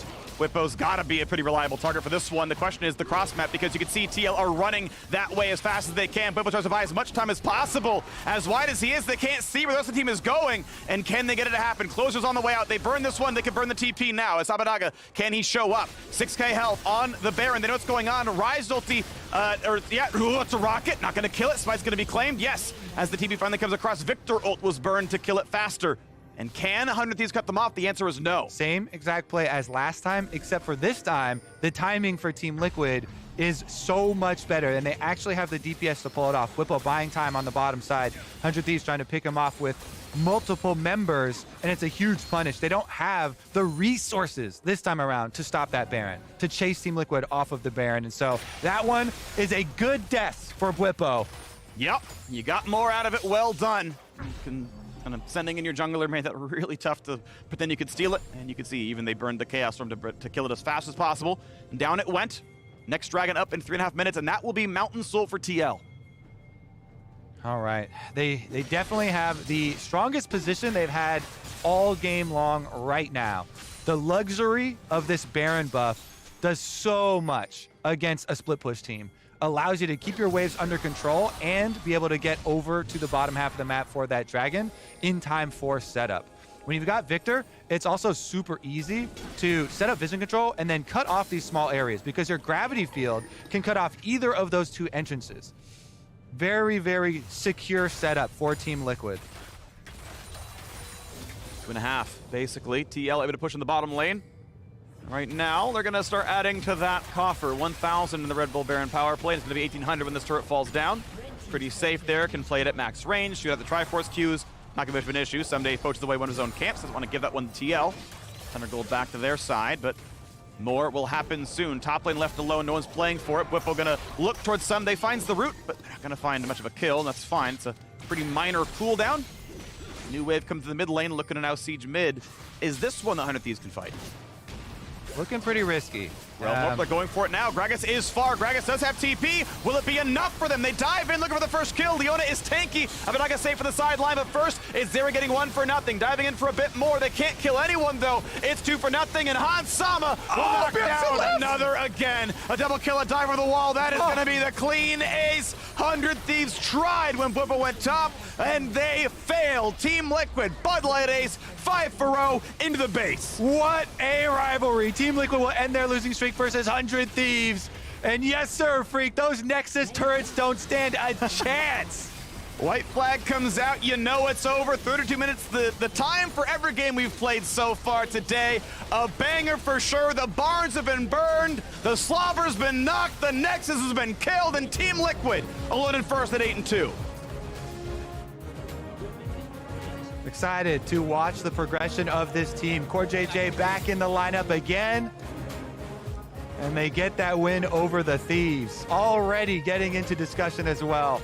No time wasted for the review. No, keep it going. Really, really well done. I want to know exactly how we got to mid that quick. Just the first 2 waves they pushed, and he's like, I'm out.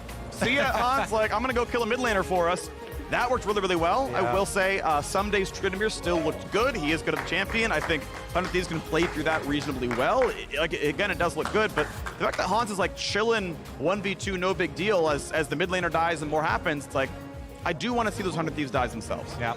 Team Liquid respecting the strengths of their opponents, though, and playing around that prospective Tryndamere pick with the early Gragas lock in there for Blippo. He has done the Gragas engage before around mid lane. He does it again for the team when they need it. Also in the second fight, in the middle of the fight, when he's able to get the ultimate onto Jinx, who has flash, surprises the Jinx with the mid-fight ultimate to knock him in, get the flash out, get that kill as well. That's how they're winning these successive fights. It is all these small plays that come together when you have a matchup of this caliber with these two teams. Yeah, it is interesting seeing what Whippo has played because he's got this army of champions, obviously. I think he's got more unique champions than anyone else in top lane in LCS right now. But against the biggest opponents, against Cloud9 in the first round robin, against 100 Thieves here, pulls out Gragas. Like, that's his only 2 plays. They both look amazing, right? Very good at the champion, but it's like, oh, we just save this one. We save it for the ones where we really, really want to win. Yeah, I mean, it shows the versatility. I think Jat referred to it as the spicy topping. Yeah, it's the topping on a vanilla ice cream, but now you've got Core JJ in, so it's a more exciting ice cream. It's like a cookies and cream or something, you know? I don't know what toppings you want cookies and cream. I feel like that's a complete ice cream, but it's obviously working really well for TL. I mean, to me, like, with this lineup, to me, they are the best team in the LCS. Of course, that Cena rematch is going to be really exciting. I'm looking forward to that one. But this is the team to beat to me. And when in return, Whippo is joining the State Farm analyst desk. And, well, while he readies up, it's time for another electrifying installment of Lightning Round. Check it out. Dogs or cats? Which one do you like better? I'm a really big dog person. I love golden retrievers and huskies. I think they're so cute. I really want to own one day. Maybe when I'm not playing League and I have more time to take care of it. But it's definitely a plan. I like cats better, but dogs are great. Like, I love both. Just, I'm a cat person. If you had to pick a last meal before you died, what would it be? There's a thing in Australia called a HSP. It's the best thing ever. Google it. Best thing ever. Last meal before I died. Do I want to die healthy or do I not care? I would just get like a burger, to be honest. It's fine to eat In-N-Out burger and die. Your life is being made into a movie. Who is playing you? I don't know any actors' names. This is the problem. I'm really bad with actors, but I think Jonah Hill would probably be a good fit for me. I really like Jonah Hill. I think he's hilarious. So, I mean, it would probably be a comedy. Brad Pitt. It's Brad Pitt. That's who's playing it. Who on your team would win an arm wrestling competition? I mean, definitely not me. Who would win? I think Jay will win, Huhi, because he's been working out a lot lately, so he might be stronger than us. Well, obviously on my team, it's for sure Aframu. You know, this guy works out all the time, and he's obviously bigger than all of us, so that's a no-brainer question. If you go back in time and give your 5-year-old self advice, what would you say? Keep playing video games, kid. It worked out for you. What is going on? I can't afford streaming anymore, so. Sure you can. State Farm has rates that fit your budget. Oh, good. Because some true crime would be nice. Like a good neighbor, State Farm is there. Call or click to get a quote today.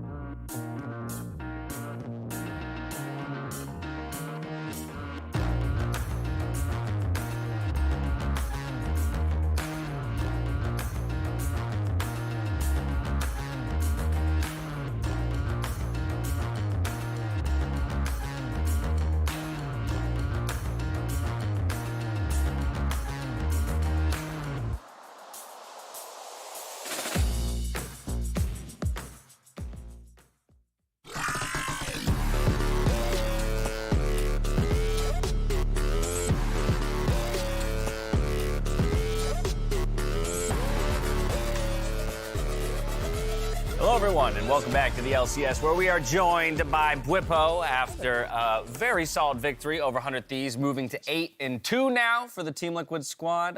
Sole hold of first place pending the results of our next game with Cloud9. Normally, I'd ask the first question, my friend, but I know that there's some draft stuff that these two want to dive into, so I'm actually just going to hand it off to whichever one of them wants to take the lead here on draft. Oh, no. So there are two questions I wanted to ask about this draft. The first is, Did you pick the Nautilus thinking that they wouldn't pick Zeri into it? And that, if you can answer these questions. And then the second draft is, that's the other, like, caveat, You're right? basically asking me to leak I our plead the fifth. Exactly. Not a good, And then I think answer. another smart thing that was the Gragas pick, knowing that if they do want to go Tryndamere into it, it's obviously a good counter. I think Tryndamere into Gragas is not even a good matchup. I don't know why people play it. I'll be honest with you. Even though it may look good in outcomes, I don't think the matchup is naturally good. Like, front-to-back fight, what does Tryndamere do? You saw it in one of the fights. Like, I was marking Tryndamere. He tried to like run past me. He can't. So I'm really not sure what the Tryndamere is doing there, other than like it's a huge comfort pick, I imagine. I really, like, when I look at their composition, they obviously need a damage threat to come in. On 5, because once we lock in Victor Zeri, I think that Ryze Jinx, even though Jinx and Zeri have like very high mismatched damage amounts, where Jinx is the hyper carry that will outdamage Zeri, unless, you know, obviously the game can be played in a way where one of the AD carries is big, but from champ select, Victor will do the same towards Ryze. So whoever has more damage this game, it should be us, in my opinion, because I think Zeri Victor is just like bigger threats. Yeah. So 4-5, I'm obviously going to be looking to play a tank and play a front-to-back team fight as soon as our first 3 is finished. And I'm really not sure what Lee Sin and Tryndamere have to do in this game, but you know, like, I think it was just pure comfort. They have to do a lot. Yeah. They have to really smurf the early game, and it kind of worked out for them. But I I like don't think it was speculate good. on what 100 Thieves would try and do here. They definitely wanted to snowball and then be able to play side lanes. Which is 100%. would kind of be like the question I have for you, because if a Hullbreaker Tryndamere gets ahead, he should probably be able to push you in a little bit on Gragas. I mean, he can push me in, but he can't actually get tower damage. And this is maybe like a question a little bit outside of the game for you. I think like the early game is the easiest part of the game to rehearse, right? Sure. And script. But what I've always noticed about you as a player is like after 25 minutes, you are like unique and find a lot of opportunities. Do you think that's like a system thing you do, or is it just a matter of being creative in some way? Because especially in this game where like you just want a front-to-back team fight and 100 Thieves just wants to push side lanes, how are you approaching finding windows to actually be there in the fights and actually be in position to front? Well, you say that, but this game, the enemy Tryndamere did not want to be in the side lane. They just he was moving mid every wave he could, so helps. it was much easier for me to find 5v5 opportunities. Not to say that it didn't work, like it did work. The results, like I was surprised as well that Tryndamere had so much impact in the 5v5, but in general, I think that after 25 minutes, it's just about recognizing the right windows. Like, for example, right now, I know Jinx has no flash. If he disrespects me, I'm just screaming at my team. You know, like, if this guy ever walks, like, if he's on my screen, I'm flashing on his head, right? Yep. Because I'm playing Cosmic Insight and cooldown shoes, I know I have 90 seconds of flash advantage. So right here, this was a timed flash. We find the opportunity, we look for it. In general, talking with your team about what you should be looking to do in the team fights, which is something that Core helped me a lot with. It's like, please try to mark Tryndamere whenever possible. This was the play. So in general, like I don't think I played a particularly good game in this sense, but like my idea of this game was as long as Jinx can't get a reset, they will never have enough damage to actually win the fight. Even if Tryndamere 1-for-1s with our backline, like the other carry will finish off the fight. Like either Zeri or Victor will carry and clean up the remaining 100 Thieves players. So my job was just to mark Tryndamere as much as possible, and if I can't, the next most important target is Jinx. And in a lot of the fights, because Tryndamere was moving first and I was TPing into the fight, I had to be relegated to marking Jinx and making sure she can't play. Yeah. And then, you know, when Jinx is on your screen and you're playing Gragas, sometimes you find a good ult and then she dies. I know you feel like you didn't directly answer the question, but you did, right? It's because you're present in a lot of the things you need to do. Like, you know what you want to do in team fights, your team knows what you want to do in team fights. So then it becomes, once you have the goal, it's easier to find the approach. So, yeah. I guess the answer is, like, you should be aware of how the enemy team wins the team fight, right? Like, how are they reliably going to win the team fight? Because there's always, and this is the fun about League of Legends, there's always something like strange that could happen. Maybe Leona finds an insane engage. Maybe Lee Sin finds an insane kick. That shouldn't happen, and therefore you shouldn't play around it. But generally speaking here, Tryndamere or Jinx will be the main factors in the team fights, because Ryze is more of a tank champion now. Everyone builds him with, like, the full tank build, which honestly seems like, I thought it was troll at first, but it looks pretty reliable. He's pretty beefy, surprisingly beefy. So you just have in your head, what is my job? What does my champion need to do to counter that? Or how do I win the team fight? And for my carries, it was make sure Tryndamere doesn't kill me. And for me, it was make sure Tryndamere doesn't kill my carries. And then make sure Jinx can't participate in the team fight, or at least make sure she can't reset. Now, earlier in the split, there were some questions asked of you about how it was to slot into this Team Liquid roster, right? And at the time, supports were being traded in and out with Core JJ and Ayla. But as you've had more and more time to work alongside Core JJ, and now with him finally returning and hopefully in a more permanent way here, what has that development looked like? Where would you say you guys are kind of in your journey of becoming a fully fledged, well-oiled machine? I think that all things considered, I'm still trying to find my style. precisely. Like, I think this game I was joining fights more than being present. Like, but there was glimpses where, for example, I found the body slam flash on the Jinx on mid-wave, where I was hovering mid first. With Hullbreaker meta, it's also harder to play a tank and go mid.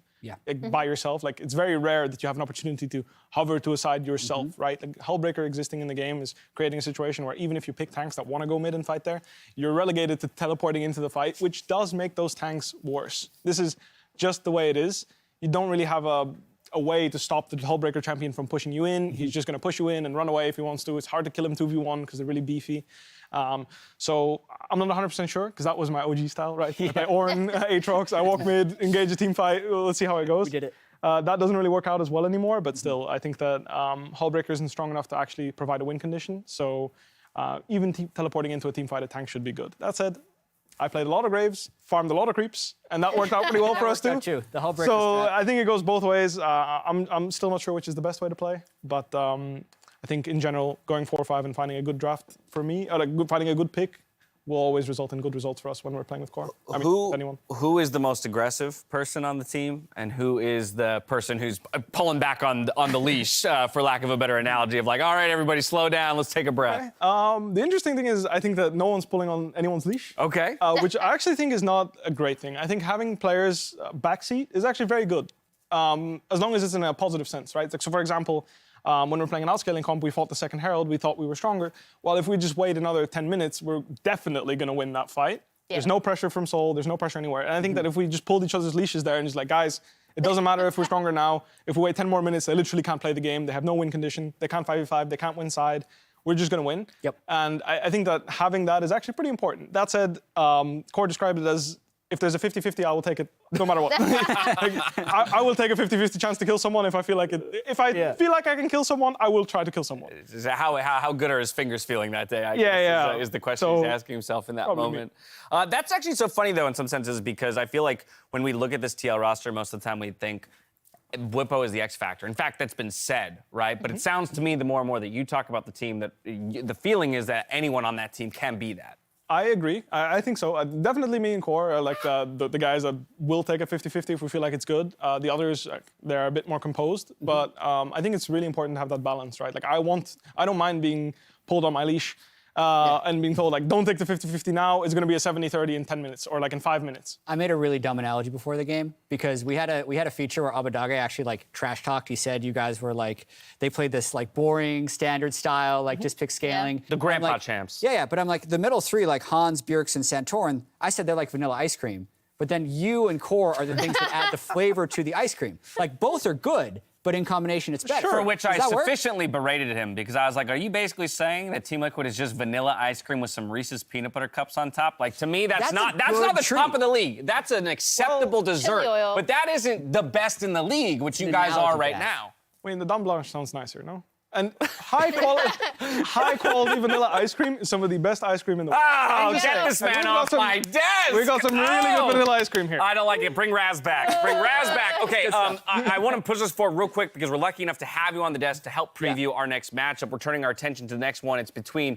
Cloud9 and, of course, Golden Guardians, where Licorice has some thoughts on his opponent today in the top lane. Take a look. I don't know. Summit, he's good. I mean, he's definitely good mechanically. He's really good in lane. He seems to die a little bit more than he should, but I kind of appreciate it. Like, he had a death versus Dignitas where he just, like, overstayed a little bit and, like, had a little cheeky... Like, he wanted to get another cheeky auto on the Lee Sin. It's like, you know, like, I appreciate that he's having fun.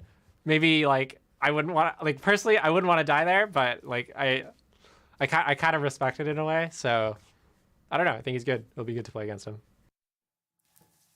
Couple laughs, couple smiles, and some respect given over to Summit, who, along with yourself, was the two talks of the top lane in terms of acquisitions for the LCS this year. Real briefly, Summit, Licorice. Let's start on the C9 side on Summit. You know, what have been your impressions of him so far? I think he's a very strong player individually.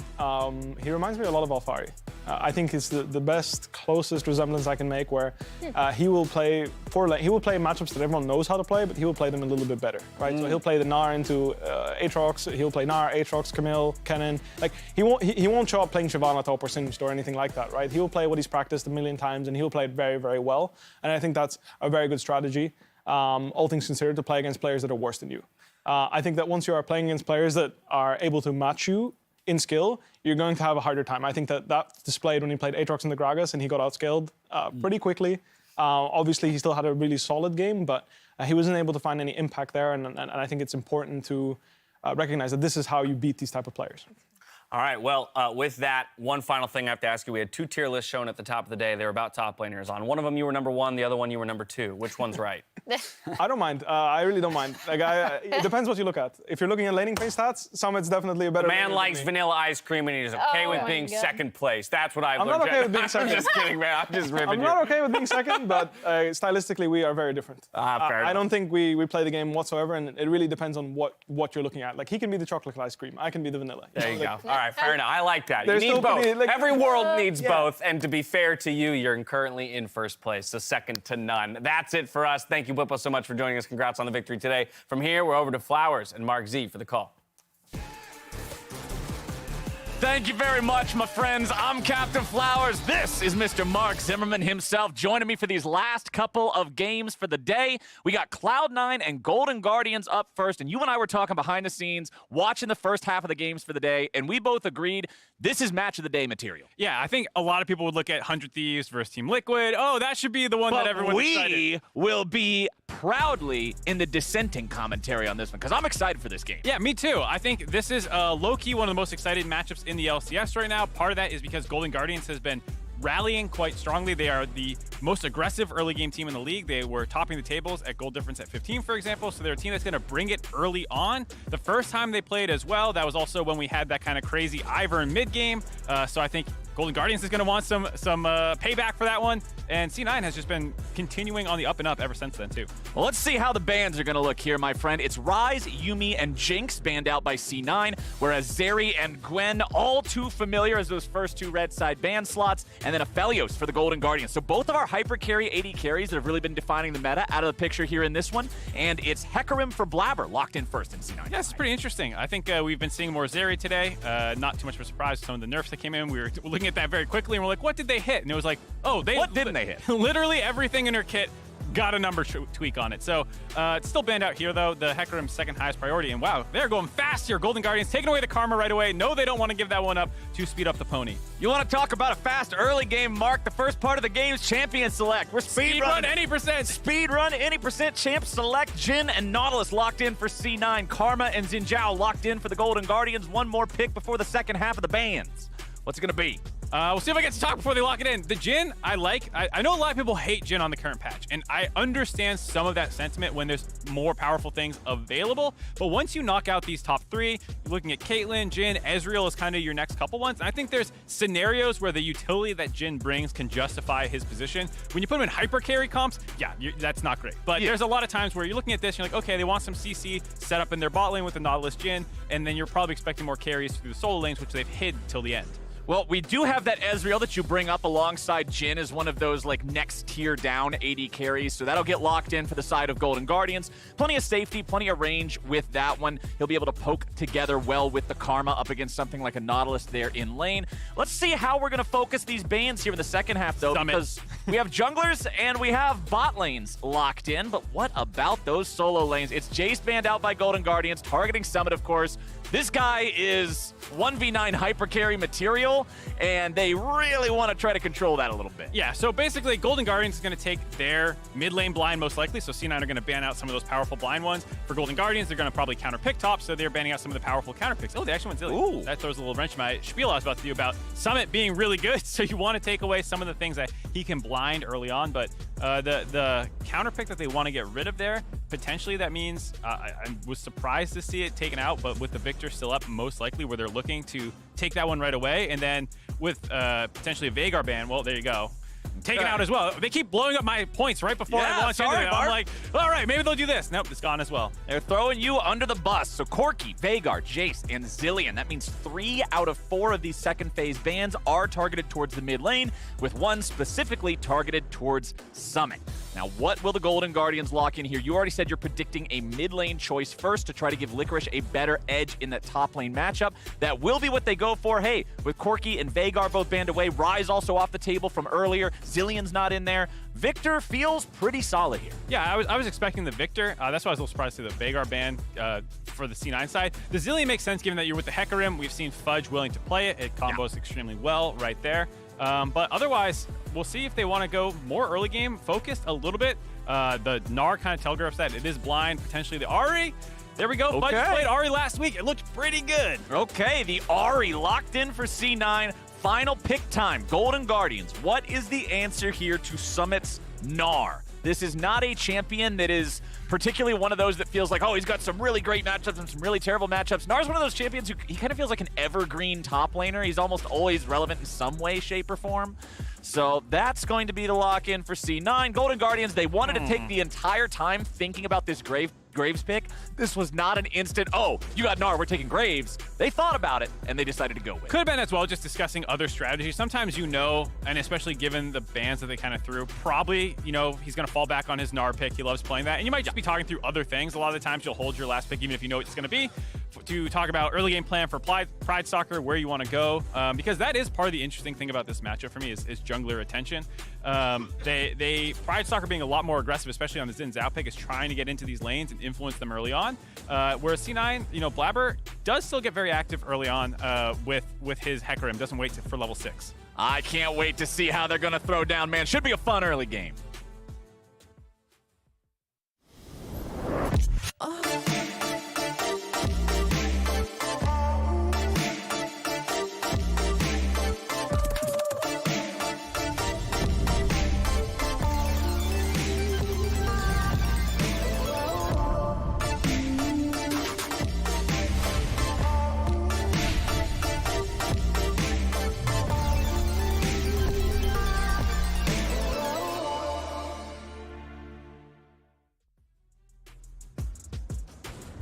All right, so we're talking junglers. We're talking a Hecarim, we're talking a Xin Zhao, we're talking two of these top-tier picks.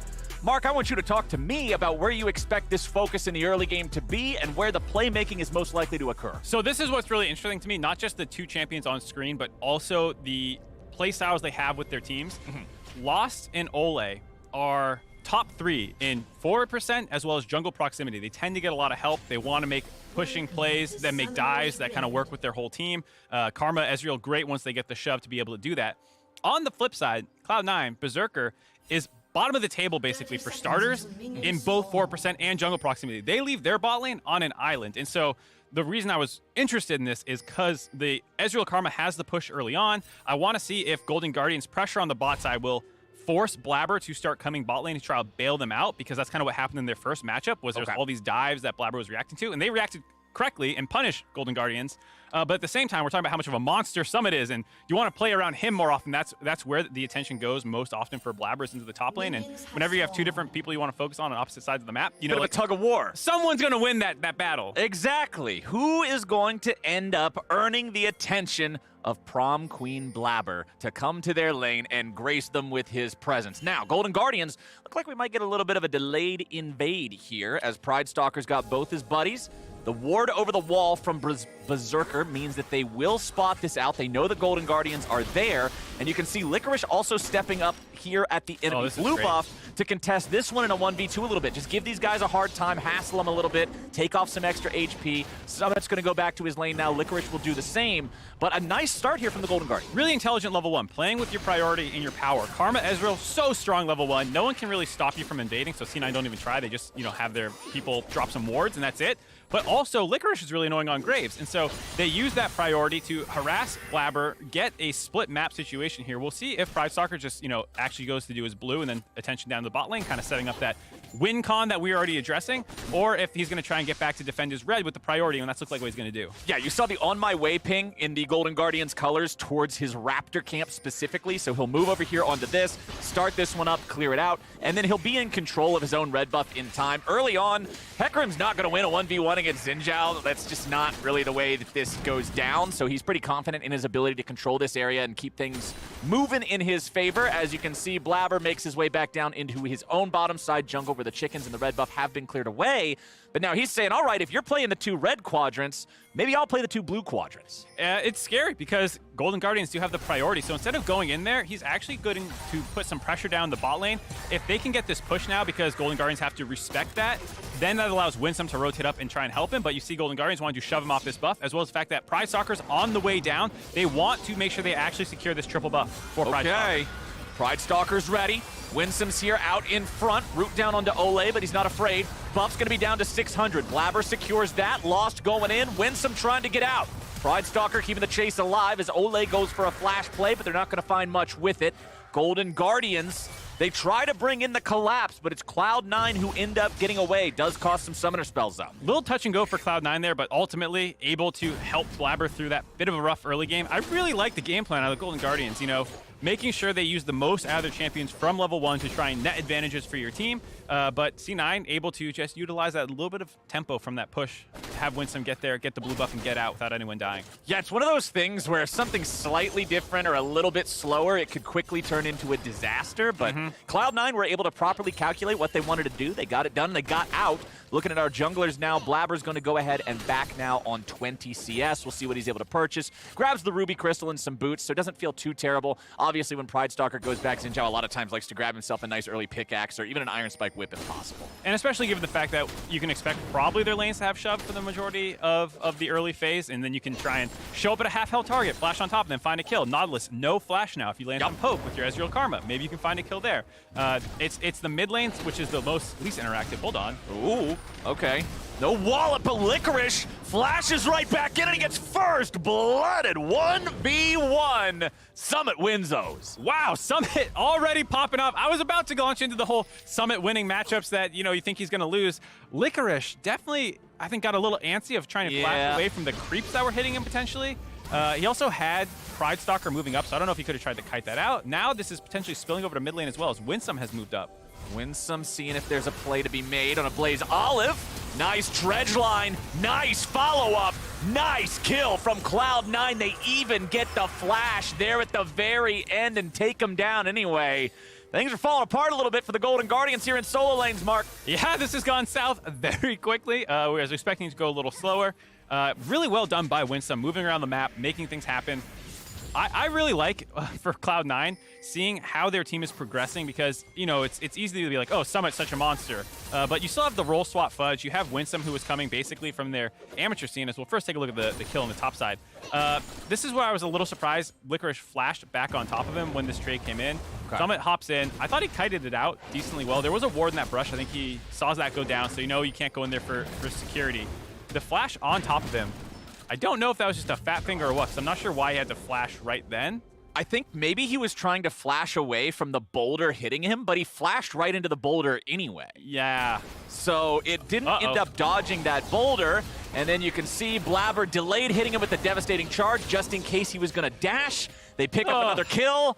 Oh no, Licorice, these are signs of dire things to come when you die in the solo battle and then you get ganked immediately thereafter. You TP back up there, the wave's now crashing, you give up the 2 kills, it just goes from bad to worse for him. And this is why I love Blabber so much when he plays the game is, you're like, oh, you know, Hecarim wants 6, he already got mid, he already got top. He is so good about coordinating with the rest of his team. He knows he can't turn a gank mid by himself, and Winsome needs to be there, and so they combo together to make that one happen. And then once there's no flash top because of the 1v1 that went down, now he can actually start making plays on his own. All this pre-6. The one saving grace for Golden Guardians, I guess, during this is your bot lane still has shove and can try and start the dragon stacking.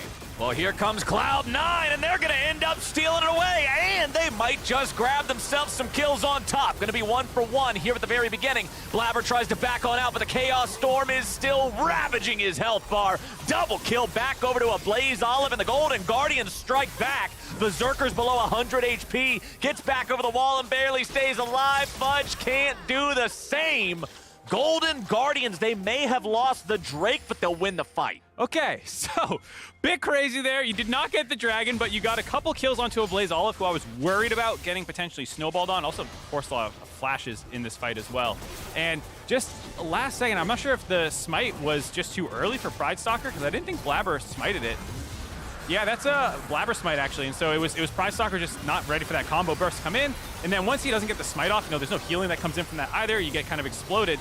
But Victor having 6, this chase down sequence, no one's hitting him, and he's just dropping damage over and over again. Yeah. Killing the Karma, not as important as killing probably the Victor that's on top of your face. Berserker's able to flash out to stay alive, but this does put a lot of gold back into the power point for them in the bot lane. I'm pretty sure if he didn't drink his potion, he dies to that Ezreal auto there. So here's your occasional PSA to never forget to drink the potions, even if you're Was it a past cookie that or a early potion, laning though? phase. I'm not actually sure. I wasn't paying Let's give the credit close to enough cookies. attention to that one. Okay, fine. We'll give the credit. There's enough cookie haters online that we'll give the cookies the dub when they can get it. All right, well, we'll call it a cookie for now. Either way, it was important, and it ends up getting them away with it. Cloud9 still up a little bit over 1,000 gold. They got that first Drake on the board. It's nice and early. Total gold on the side of your screen right about now, and somehow the man who got a solo kill and then got ganked immediately after is leading the charts. I am surprised to hear that. No, this is why we were so excited about this game. Is we knew it was going to be a bloodbath from moment one. There was already all these. Yeah, we're going to kill a minute. Yeah, we're going to kill a minute. I don't expect it to slow down from here. I mean, Summit is someone who wants to push his lead as far as he possibly can. He's probably going to be going that Hull Breaker next to try and keep putting the pressure onto Licorice. And that makes you, as Golden Guardians, want to make plays somewhere else, away from him, so that you're keeping pace with this Gnar, who feels like he's about to explode past the pace of the game. All right, Golden Guardians have brought some backup into the bot lane. Pride Stalker's going to force the Cloud9 duo away from the turret. That'll let Lost pick up some money from the plates. But talking about plates, up there in the top half of the map, it is Blabber securing the Rift Herald here for his team. And we'll see how much Cloud9's able to convert that into. Remember, Rift Herald does last 4 minutes. We're only 9 minutes in, so they'll be able to use that one for plates no matter what. And this is exactly what we were kind of highlighting with the jungle proximity in the 4% for C9's bot lane. It's not that they're a bad bot lane, which is, oh, hold on, just some trade. Yep. It's not like they're a bad bot lane for why you see these low numbers. They just don't get a lot of attention. Blabber comes down now to stabilize versus like trying to explode their leads. But Berserker is such a monster. His CSing is great, and he plays teamfights immaculately. When 20-minute comes around, it's like a bomb comes off. And that's why so many teams, I think, also want to attack their bot lane to try and stop Berserker from getting to that bomb status. Well, one thing that I also do like here is the fact that Golden Guardians, recognizing, hey, Blabber's up there, they're probably taking the Herald, whatever, they don't fight for it. They just bring Pride Stalker down, knowing their opponents aren't going to die to any sort of a gank or dive, but Pride Stalker's presence allows the other two to earn 2 plates, which is the value of a Rift Herald, right? Like, it's going to run in there, it's guaranteed to get 2. Yeah, you can set it up for more, but Golden Guardians not taking a fight that they're not confident in, but instead finding the better play to make as a trade, you're happy to see stuff like that, especially considering this team, like, people are excited to see Golden Guardians right now because of their early game aggro and how they've had all these awesome starts. But then things generally get a little bit bumpier in the mid game, right? It's some of that coordination, it's some of that decision making. So the more solid decision making I get to see from Golden Guardians around like these macro decisions, the more excited I am to see how their games are going to play out. I think that's one of the things about this roster too, as in a bit of a development roster, Ablaze Olive is still relatively on in his career starting the LCS. Pride Stalker as well as been in the LEC and then went back down to the ERLs, now back here. So a lot of these players, it's either their first or second attempt in the LCS. I mean, Ole and Licorice are, the two oldest, you could argue, on the team, right, in terms of experience. So, it's not like a total development roster, but I think Golden Guardians is one of these teams that you would have expected to ramp up across the season. And those mid-game decisions are the things that can really sink these development teams when your vision control is not quite right or your setup around objectives are the harder things to work on. Well, we've got 30 seconds until our next Drake spawns. Remember that first Drake was a Golden Guardians attempt that was then outsmited by Cloud9 as Golden Guardians won the fight. So let's see what Blabber wants to do up here in the top side. He'll be going after Licorice, gets the devastating charge. Licorice with the flash out, but the onslaught of shadows finds its way in. They give the kill over to Summit, and there's no way home except a black and white screen for the top laner of the Golden Guardians. 0, 3, and 0 now. Bit of an item diff right there. Hullbreaker, very cheap item, 2,800, and with how far ahead Summit was, could rush that one down very quickly. Golden Guardians are going to struggle to make a play on the other side of the map with the enhanced recall from Blabber already making his way down there, so they're trying to do this dragon instead in response to losing their top lane turret. Well, the top lane turret being gone, also going to have that Rift Herald, looks like getting the charge into the second one. But the Drake will go the way of the Golden Guardians. Cloud9 cannot get their jungler down there in time, so they don't want to YOLO anybody in there for no reason. They're still 2,500 gold ahead. Drakes are tied at 1-1. Will be an Ocean Rift / Ocean Soul, but hey, whenever Drakes start off one for either side, Soul's not really a conversation that's going to be relevant anytime soon. No, this is going to delay that bot lane win con that Golden Guardians kind of had about if they could, shove out bot lane and control those. The Smite Steal, a bit of a disaster in that sense because it's not pushing a timer or win con for your team anymore. Right. And that makes the Hullbreaker Gnar even scarier as he keeps getting further and further ahead because he doesn't need to join fights if he doesn't want to currently. Just hang out on the other half of the map. No reason not to. All you're dealing with is a Graves who is now a level and 20 CS and half of an item behind you. Things are just going to keep going Summit's way. Finally, Herald summoned up down here. Summit goes in, just goes for the ulti into the wall. Not going to hit anything but a minion wave with that one. And Herald only ends up getting the 2-plate value that it's guaranteed to get. So honestly, the Rift Herald take from Cloud9 and the trade that happened with Golden Guardians bringing Pride Stalker down for plates, that equalizes. Does equalize. I will say one of the things I do like about a Rift Herald, even if you trade it out initially for the turret plate situation, is it kind of gives you your pick of where you want to use it. I really like them when they're used mid to try and break turrets against things like a Victor whose wave clear becomes absolutely insane. A nightmare. Yeah, you hate trying to push. So if you can force that to take 2 plates against Victor or something else, I appreciate that a lot more. I think he used it bot lane because it was starting to time out because he used the recall for tempo after the initial dive attempt in the top lane. So I don't think there was a better call for Blabber there, but in general, that's one of the things that makes Rift Herald nice is you do kind of get your pick of the litter of those turret plates versus what your game plan initially set you up to do. All right, so we're just about 14 minutes in. Plates are about to fall. This is when I consider things to be in the mid-game for real. We have officially entered mid-game. We have officially entered the mid-game in 2, 1, boom. Okay, so now, Mark, Golden Guardians are down 3,000 gold. Yeah. We've hit the point of the game where we've said, hey, we want to continue seeing improvements around this point of the game for this team.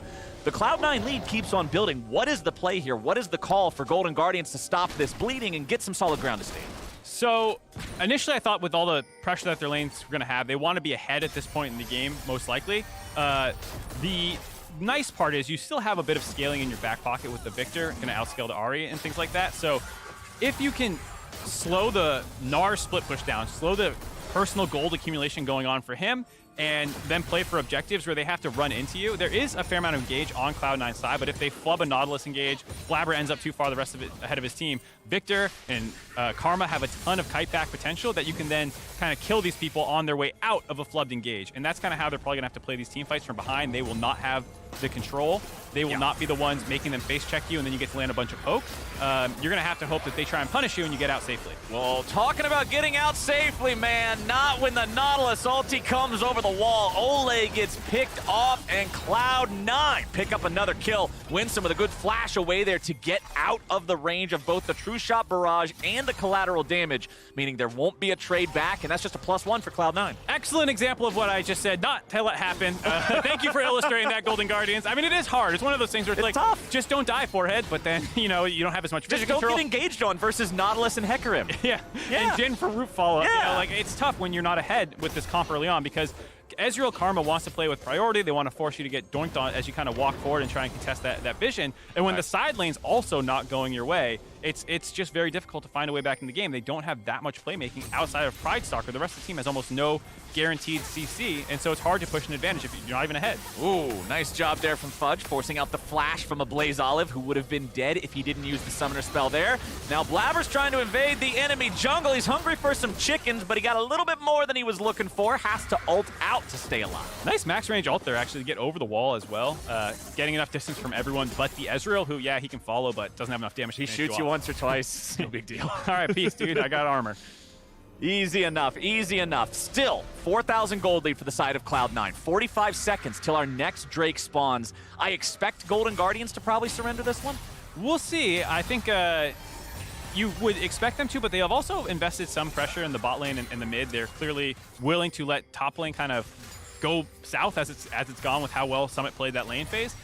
It's just about, can you find a way to hit them during this part when they're trying to set up vision control? There was a reset there for both a Blaze Olive and Lost. Looks like C9 are just getting their time up. R is actually on the top side. She has TP, so they're ceding a bit of control for Golden Guardians. We'll see if they actually want to contest, though. Okay, with the teleport coming out from Licorice, it looks like the Golden Guardians might be making the play for this one here. Fudge is up in the top side. He has his Unleashed teleport to be able to join the team fight if C9 needs him. Summit is down here, and Summit has 2 fully completed items. He has Trinity Force, he has Hullbreaker. The Gnar is very scary, but it's the Golden Guardians who have total control over the pit. The Rift Herald's going to be summoned up instead. Cloud9 are saying, all right, Drake doesn't matter. It'll never get to Soul. We're just going to trade you for direct gold instead. Herald takes the mid lane tier 1, which goes back to what you were talking about earlier. Breaking mid turrets against control mages, it's difficult, and this is one of your opportunities. Yeah, I think that was a great trade for Cloud9 there. Get more farm on the Ahri, get the mid lane turret, and now with Baron coming up in the next couple of minutes, you can start actually pushing Golden Guardians comp further back underneath their turrets, get more vision control, so they're walking into your Ahri charms, they're walking into hooks, they're walking into Jhin roots, and it's a lot easier to exploit this Golden Guardians comp. Well, Summit is even just walking up, contesting these. Jungler, top laner, it don't matter. He'll get in the face and try to steal away the Gromp. Summit is very confident in his state in this game. I mean, with the Ninja Tabbies, the only thing that's really going to even be able to do a lot of good damage to him through the armor and MR bonus from Hullbreaker, through the Tabbies. I mean, Victor, but Victor's not going to go deal with Gnar. I tweeted about this, and we've both been playing a lot of Elden Ring, but like Summit feels like a goddamn Soulsborne boss sometimes. You know, like if you mess up, he punishes you. If you panic roll, you panic flash, you're dead. They come to gank him. They just put these foolish ambitions to rest. You can summon help. You can summon help. I'll take both of you on. Yeah. He's OP, man. He's fun to watch. I love watching this guy in the top lane. Players that are aggro, players that are confident, players that know their limits and push those all the time. It's great to see. A Blaze Olive, he does have a little bit of help nearby in the form of Ole, just hanging out, making sure nothing's going to go too far south. But bottom lane, Summit continues to push. Licorice continues the defense, and the CS difference between the two continues to climb. 207 versus 169, just about a 40 farm lead for Summit, which considering a minion wave is 6 or, 7 in the case of a cannon wave, yeah, we're talking about a 6-wave lead here for the side of Cloud9's top lane. Definitely going to be hard to stop him 1v1 in the side lane. I will say I do like Licorice's build. Instead of trying to get a Hullbreaker to contest the other Hullbreaker, you're never going to get the push anyways. And I think sometimes people get baited into the item feeling really good in 1v1s, and then the fact that they'll never push with it, and then you want a team fight anyways with the rest of your comp, that they get baited into buying an item that doesn't actually advance any win con for them. So once Licorice fell behind Summit, I did like the idea of saying, screw it, I'm going burst. I'm here to throw an ult with my Victor, my Ezreal, and contribute this way because I am not the win con anymore. It's not about me taking turrets. It's not about me even really doing anything other than surviving against the Gnar. And I do like that adaptation by Licorice. Okay, the Golden Guardians have surrendered control of their bottom side jungle to Cloud9. C9 nearly with a 6,000 gold lead now. Every time we look up at this number, it just continues climbing higher and higher. C9 placing down vision, clearing out the vision they find from their opponents. Pridestalker jumps over the wall here to fight for the blue. Looks like we'll have that one confirmed by Blabber, stealing it away with a good smite. But this is sort of what it feels like for the whole map right now on the side of Golden Guardians. They're getting choked out of things. Cloud9's not afraid to move these battle lines, move these vision lines forward, and Golden Guardians are constantly having to retreat. And it's a small wins that they've kept getting. The first blue buff that Blabber barely got on that, kind of contest that came through. Yep. Stealing the dragon away, getting the 1v1 kill on the top side for Summit. It's been a couple of small advantages that went their way that have then really been exploited to make this monstrous 6,000 gold lead 20 minutes in the game that you're talking about. And when we're talking about, development roster for Golden Guardian side, I think a lot of people expected that from Cloud9 side as well, that this is a team that people were, other than LS, who was like, we're going to win spring and summer. I think a lot of other people were a little hesitant, but he's obviously the one who's more right. This team looks incredible, and they have been so dominant in their games despite only being half of a split together so far. It's insane to know that this is a lot of the times these first players have played together. Yeah, it's awesome to see. And now I'm curious how they're going to move things forward, or if it's going to be a flashy way of moving them forward. Because quite honestly, it feels like they don't need to be flashy. They don't need to have some big defining moment because the game has already been defined, as you properly said, by all the little bits and pieces. It's death by 1,000 cuts, a blue buff here, a farm advantage there, a slight 1v1 outplay that ends up snowballing into a major advantage because Summit's got it calculated. All these different things, and now a TP's coming in. Licorice is getting caught, and Cloud9's decided to engage. Fudge finds the back line to the TP, and Lost is lost indeed. Ole tries to escape as Pride Stalker goes into the back line and finds a kill, but Cloud9's cleaning up the whole damn team. Double kill for Berserker, 3 dead for only the support of C9. The fight went exactly the way you would expect it to, and Baron's the reward. Cloud9 going to be able to win that fight. Golden Guardians were posturing with the Dragon coming up, trying to find a fight before it actually came to that. They ended up having a TP ward behind them, didn't know that, and then once they got collapsed on, it was a abandoned ship, basically. Every man for himself at that point. Like, this is a nice idea. Before the Dragon actually spawns, pick the fight early. Licorice had rotated down from the bot side to try and make this one happen, but of course, they didn't clear all the wards out. I think that's actually, yeah, it's a ward down there. And so it gives Fudge an angle to immediately access Lost. They kill him. Licorice got chunked out during that flank time, and Ablaze Olive and Pride Stalker are just all in for 1 kill on the bottom side of this fight. You know, they get 1, and that's all they could get. Sorry, Berserker, still too healthy to end up taking down. Nice shots coming out there from Berserker, too. Whenever Jin's ulti hits the shots, one thing that I've learned to appreciate more about games over time is sound design. Those thumps from those bullets they're boom, chunky. Boom! Yeah, they feel good to hit. It's just such a cool ulti. And hey, nearly 4,000 damage in the team fight. It's not all about the noise either. It's about the damage the noise does. This is the kind of Berserker bomb that comes at 20 minutes that I was talking about. Like, has he been the story of this game? No, we've been talking about Blabber and Summit and all these other people. And then 20 minutes comes around, it's like, oh, he's doing the most damage in team fights again. Every single time it feels like Berserker just comes online at 20 minutes. And it's the case again here, playing that fight extremely well. I'm going to call him Chekhov's Berserker because he's mentioned in passing at the start of the story, but we don't mention it for no reason. He's going to show up later and serve a very important purpose, and that's what he's doing. It's Chekhov's Berserker. The fact that he's there will be a thing for him to do later, but he's not going to be the main character. And now Cloud9, they got the whole party grouped up and ready to bring things to the Golden Guardians' door as Licorice gets dove on here in mid lane. Blabber and Summit trying to put the hurt on him as Summit used the ulti there. Meganar ulti has a very low cooldown. You can see the thing. You can watch it in real time. There it goes. Yep. It's cooling down. Where's the ulti? Oh. It's around here. Okay, cool. There it is. It's back up. It was really nice to just chunk out Licorice, though, because it allowed them to grab that bot lane turret. Blabber just heals off the camps, and they're right back to it. Ooh, and Ole is not as durable as Licorice is, so he's just going to get exploded here in this one. Cloud9 take out the enemy support. They got a 5v4-man advantage. They get the Chaos Storm out of the Victor. They will take the mid lane inhibitor, but health bars are injured enough. They won't take anything else. It's time to regroup. That's a fair amount to get still. Mid lane turret, bot inhibitor, turret down. It feels it's a lot. It's a lot for only 24 minutes in the game. 11,000 gold lead. Looking like Cloud9's about to move to 8-2. We were talking about if they can tie Team Liquid at the top of the standings.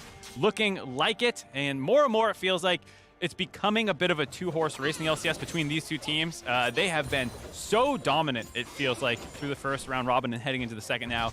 Cloud9 has been exactly the team that all their fans were hoping they would be. That Summit's this 1v1 monster on the top side, Berserker and Winsome, mechanical beast. Fudge is able to take that incredible game sense that he had in the top lane, move it mid, and Blabber's still Blabber. You know, he's been the multi-time MVP for a reason. You get to see more of it here.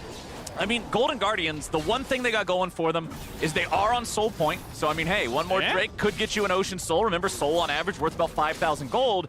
But I mean, I wouldn't be being honest if I said I think there's any chance of them getting a Drake at this point in time. When you look at the map, they've lost so many of these Smite fights. It's about time they get one. Like, how are they even gonna get the man into the pit? There's no way. He's got to go on a magical journey through all of Summoner's Rift just to get down there. Solid Pride Stalker in a box, moving just down the lane. lane. Sneak through all the vision. Get past the guards. Yeah, why not?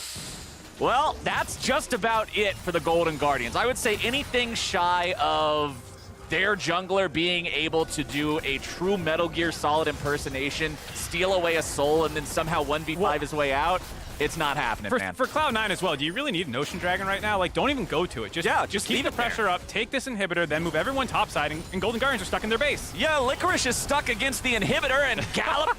Here comes the horse, baby. Blabber picks it up as Summit did most of the work. And there goes inhibitor number 2 here in bottom lane. A Blaze Olive moves forward, tries to scare away the Cloud9 top laner, but he'll only be able to push him back after his objective is already complete. The remainder of Cloud9 will move up into the top side here. Still a 5v4 overall fight. Blabber's coming in, he's ready to go. A Blaze Olive in some trouble. Blabber's going to soak up the attention of everybody else, and then they'll turn around and kill a Blaze Olive right after. My God. Summit with the fadeaway boomerang. Cloud9 made this one look so easy, Mark. They'll clean up those Nexus turrets. Golden Guardians' remaining 2 players are just stuck inside the fountain. Summit gives up his life for the first time today to do a fountain dive. The only thing that can kill him is the 999 true damage laser, and Cloud9 keeps it up, baby. They get the win against Golden Guardians. Cloud9 looking for some extra kills on the way out, but a dominant performance over Golden Guardians, who have been flying up the standings off the back of Super Week. They were looking really good, and you saw some really nice early game plans out of Golden Guardians, but I mean, C9 are just a DPS check. Can you or can you not deal with Summit in lane? The answer was no. I mean, Licorice tried in that 1v1. We saw the 1v1 be very close, but obviously Summit came out on top. We liked the early invade plans coming out from the Golden Guardians to try to mess with the jungle, mess with the pathing a little bit. Again, Cloud9 came out on top because of winning the Smite fight, and I go back to what you were talking about. All these little things add up. They eventually get there if all these different little things come together. It doesn't have to be one giant explosive team fight or anything like that. And C9 just continue to show that they are one of our top contenders. Yeah, I think when you're able to take small advantages and blow them up, as you were saying, that's exactly what makes a top team a top team. Like, you're not going to get a solo kill every single time in the top lane. You might not be able to find a ton of just individual outplays, but if you can work as a unit to get your jungler that blue buff that he so desperately needs, you know, to give him that little bit of extra experience, get him off the ground, that's when you're really working well together as a team. So Cloud9 is definitely enjoying things here, and Golden Guardians, although they weren't able to find that explosive early game that they were looking for, it's another one of those games where it feels kind of hard to really judge this game, especially because what you were talking about with the comp, like Ezreal Karma wants to play with Prio. They want to be at a spot where they can be there first and force you to have to engage into them, because Ezreal's engage mechanisms, I'll try to shoot you. Karma's engage mechanisms, I'll try to shoot you. Victor's engage mechanisms, hey, I'm going to shoot you with a laser. Graves, they'll then do the same, and Zinjal says, hey man, I'm going to get you after these first 2 hits get out of the way. There's not a lot to it, so they didn't really have a good way back into the game. But now, during the Spring 2022 split, you can use your MasterCard, yes, yours, to make a purchase from the in-client store and save your card on file to be entered for a chance to win a trip to a League of Legends event or a set of 9 Player of the Week statues and a MasterCard prepaid card. The entry period for this ends today, so this is your last call to get entered. If you're interested in those prizes, hit that up, and hopefully you will walk away a winner, my friends. You're all winners in my eyes, but hopefully you'll walk away a winner in the contest eyes too. We're stepping away now, but on the other side, Golden Guardians head coach Anero joins the analyst desk to break down their match before Dignitas Quantum Pay takes on CLG. See you there. Okay. Oh, we're giving the wave to Erickson. Good old times. Yeah, good old days. Ooh, okay. No wallop, but Licorice flashes right back in and he gets first blooded. Fudge finds the back line to the TP, and lost is lost indeed. Ole tries to escape as Pride Stalker goes into the back line and finds a kill, but Cloud9's cleaning up the whole damn team. Double kill for Berserker, 3 dead for only the support of C9. The fight went exactly the way you would expect it to, and there is the reward.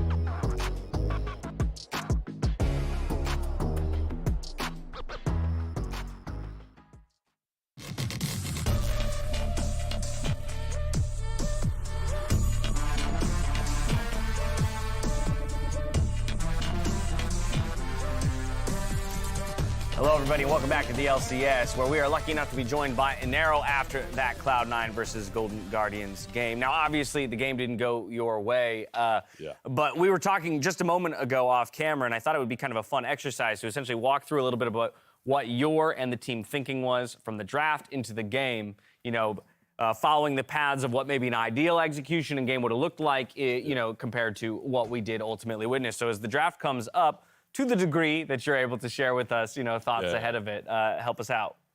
So they first picked Hecarim. Cloud9's been doing that. They did the 3 games of first pick Hecarim last week. They had 3 blue side games. So kind of expected that to come out. We end up with Ezreal Karma, pretty strong level 1 to look to invade. And then we also have a Graves at the last part of the draft. So we have a pretty good way to kind of invade both sides of the map to kind of put Hecarim behind early. Because if you just let him farm out the game, he's going to kind of just run it over. Like he scales pretty well and it'll be a nuisance. So you could see that in the game, like Licorice is invading top side while we're invading bot side, taking his red. We had opportunity to kind of stall them from coming into our bot side too, but we kind of flub around that with vision and just how I reacted to it. But yeah, there was a plan to punish that early and get a lead, which our champions are going to kind of want to go into the game early with a lead outside of Victor, and just failed to execute that. I mean, to me, that's a cool kind of marrying of the ideas of like, all right, obviously you're taking evidence from a team's most recent games, but then targeting something very specific and building a game plan around that from the beginning. When you look at this Cloud9 roster, obviously Blabber is a known threat, right? From years now on Cloud9, but they've had these 2 new additions in Summit and Berserker. Just kind of from your position, how do you evaluate these 2 players and what they've maybe added to the lineup alongside a player like Blabber? Summit and Berserker are definitely threats. Obviously Summit ends up pretty ahead this game. If you look at the 1v1, it's a little unfortunate, but Eric almost had him there, and then he ends up taking the extra Q damage that he was trying to flash. Those guys are insanely good players overall, so they're definitely threats. C9's definitely a top team. They have good talent, just kind of like across the board, One of the things that's really impressed me about your team week to week is that we've been able to see like visible improvement and stuff that you've been working on from game to game. So in looking at C9, what did you identify that you wanted to target, even outside of draft, just as a team generally, and what were you working on with the Golden Guardians to go into this matchup? So we've still been pretty focused on ourselves in practice because we had a lot of stuff clearly, mid and late game. Like that stayed like a pretty clear focus for us. But something we definitely came in with the mindset of, especially for Eric, is we didn't want to shy away from Summit and like challenging that. We didn't want to accept like, oh, top is just going to be like lost, Like we just give this up, try to negate it and play somewhere else. We still wanted to play to like look to punish that and give Eric the opportunity to, which I'm glad he still like looked for. Even though it didn't come out successful, like I'm more happy he's targeting that and trying to, play the game versus our opponent and not just roll over and try to play towards something else in the game. Yeah, and taking a step back from this game in particular, something that has kind of been standoutish is that, team goal difference at 15, like consistently you guys have been, like you guys at the top of the league in terms of creating advantages in the early game. And even hearing about your earlier answer just about the fact that you have had a very specific early game strategy. And you have just a team of player coaches. I know Stixay is coming back into the roster to be able to like help out with that and help out with the early game or at least like laning phase for specific players. Like, how has that been so far? And also, I guess hearing you guys are now starting to focus more on like the mid and late game and being able to close games. Can you speak on that a little bit more? Having all the positional coaches, these guys are doing a phenomenal job across the board. Like they've been doing just a lot of work to keep everyone accountable for things that they're doing. I've been like super happy with it. I know the players as well are like really happy having that direct feedback constantly. So it's not like splitting time in team review where like I have to cover like all these things, it's like impossible to actually give enough feedback to everyone doing it that way and be fair about it. That part's been great overall. It makes it a lot easier to focus on just different sections of the game where it's like, hey, this is just team review time. We're going to look at this together. And this is time where like, you look with your coach and like, cover everything at once. In going to every season, whenever I've talked to you like before season or in season, I feel like people really underestimate the teams that you've had, and then you end up proving people wrong. So what I wanted to know is in scouting players, like whether they're new players, whether they're players from overseas, what do you look for players for your teams? First, like I want to say on that, on the underestimating part, I really think that's a lot of it. I get a lot of credit occasionally, just like as a coach, like, oh, it's me like building this up. I think a lot of it comes to the staff like together working. Like I think our assistant coaches are really, really knowledgeable and helpful for everything. And then the players are generally just extremely underrated overall, and they're actually a lot better than they necessarily get credit for. And they just end up showing it through the year. And that kind of ends up turning into why the results end up better than people expect. And I definitely don't want to be the person taking credit for that. I don't think that's just me. I'm sorry, what was the second part? What do you look for when you're scouting these players? Yeah, looking for scouting. I honestly just want people who are aggressive players. I know it's kind of like a meme, like aggressive versus passive. Like aggressive just means you're like a good player. Like you know windows where you're actually able to punish and fight and you're willing to take them. You're not just trying to like survive lane, be even, and just like climb games in solo queue. You're actively looking to punish and have a reason and intent behind everything you're doing. Because you can climb without necessarily doing that. You Play can play Yuumi. like safe and be Play like, Yuumi, don't die. You'll climb, I promise you. Go. That's the Nero special. Dude, I don't know, man. Season 11, 28% win rate Yuumi. I don't know if you can say it. That was not my season. Oh, Lordy. On the topic of results, before we turn our attention to the next game, 5-4 was the record going through the first round robin. Now 5-5. In an interview with Travis Gafford, though, looking at that 5-4, you said 6-3 on the back half. You know, or I should be fired. More than anything, I just wanted to talk to you about the journey that you've taken with Golden Guardians, because this is from the outside of the organization. You know, if we were to chart it, relatively up and to the right, but very incremental, with your best performances being 5th in the regular season twice at 9-9 records. Based on the math that you just threw in front of us, that would be 11-7. So already surpassing that by 2, likely a 5th or higher, you know, place in the LCS. What about this squad makes you, what about these players, this squad, this split makes you think that you guys are capable of what you haven't done yet? Yeah, first off, that's kind of a meme answer to Travis. I get it, like, yeah. Hey, what are you going to do? Are you going to do better? It's like, no, we're going to do worse. we're going to do worse. But no, I think our guys across the board are individually very talented. I really think it's just on us as coaches to get them together. And like I said before, I'm really confident in our staff and our ability to keep pushing these guys ahead. Yeah, I'm just confident with, you know, where the teams are at. I think it's TL and C9 are the like real good Front top runners. teams. They're the ones definitely to worry about. But outside of that, I think a lot of the teams have a lot of holes and weaknesses that we can abuse and catch up and punish. So, yeah, I'm just confident we'll be able to take wins against any of the teams. I look forward to the following 8 games. Now, it's good to have you on the desk to help break down that game, but also because we're going to be bringing in Jat here as we turn our attention to the final game of the day. Are you familiar with the game Jat Stats? I am familiar with that. I hope so. Get ready. You're about to feel the pain that we have felt many times before. Production found a picture of the first Jat stats. It wasn't the game show version, though. This was actually just me on PTL. Just giving stats. Running through a bunch of stats. Wow. Yeah. I'm it glad got we way gamified better it. when we made Yeah. the game show. Yeah. So All right. I got 2 questions. So this jungler, minus 6.3 CSD at 15, and only 10.8% of his team's damage, which is the lowest in both roles in the LCS. Who is that jungler? This split? This split. 10% of their team's damage, and behind in CS at 15. It's contracts. Yeah, that was also going to be my guess. Well, Is it? the 10%, the 10.8% damage percent. That feels too low for the kind of player that Contracts is, right? But I'll go River. Actually. He's not playing Diana like he was in summer. No. Why do you think it's a COG or Dig player? Because that's the next game, Jack. Wait, I just said in the LCS, it could be. Okay, I know. Emily like says River. I actually think it could be River because of how he was playing like Jarvan. A lot of Jarvan. Everyone's River now. No, I'm still on contract. I'm going River. Okay, Dash is wrong. It's River. Damn it! Yes! Everyone's on this River hype train. Of course, He hasn't the been first performing Jab super stat well. since you come back, and I'm the only one I'll who's say wrong. the caveat is You realize that? even That's when so he was frustrating. doing well, Yeah. That's so he frustrating. punted CS to go to lanes. To Yeah. I don't think you can say he's not doing well just because he has lower CS. Like he's playing There we go. Jarvan Poppy, you know? Like Yeah. That's if the he's playing a correct full answer. clear Jarvan every forgot about time, the like Poppy game. Yeah. don't play Jarvan. Yeah, exactly. And also he still carries games with huge damage in champ queues, so it's not like he's not capable. He just hasn't done it on stage. Next question. We only have 2. This one I'm giving away. It's within this game. So a stat called team proximity, which is like jungle proximity, but it counts for literally anyone on the team within 2,000 units between 3 and 50 minutes. So someone in this game has a team prox of 6.2%. Like the biggest island player one ever. One of the 2 top laners. Who is that player? I think it's Jenkins. It's one of the 2 That top was laners. I think it's Jenkins. That man's on the sideline constantly. I feel like Yeah. Graves, Camille, like it has to be. He also GP. played into that Smite top. Yeah, thing, it's so I'm got to gonna be go Jenkins. It's got to be Jenkins. Okay. Yep. What are you thinking? No, I think it has to be Jenkins. It's not a support. It's not an AD carry. It's probably not a mid laner. So it's top or jungle. Yeah. Probably not jungle.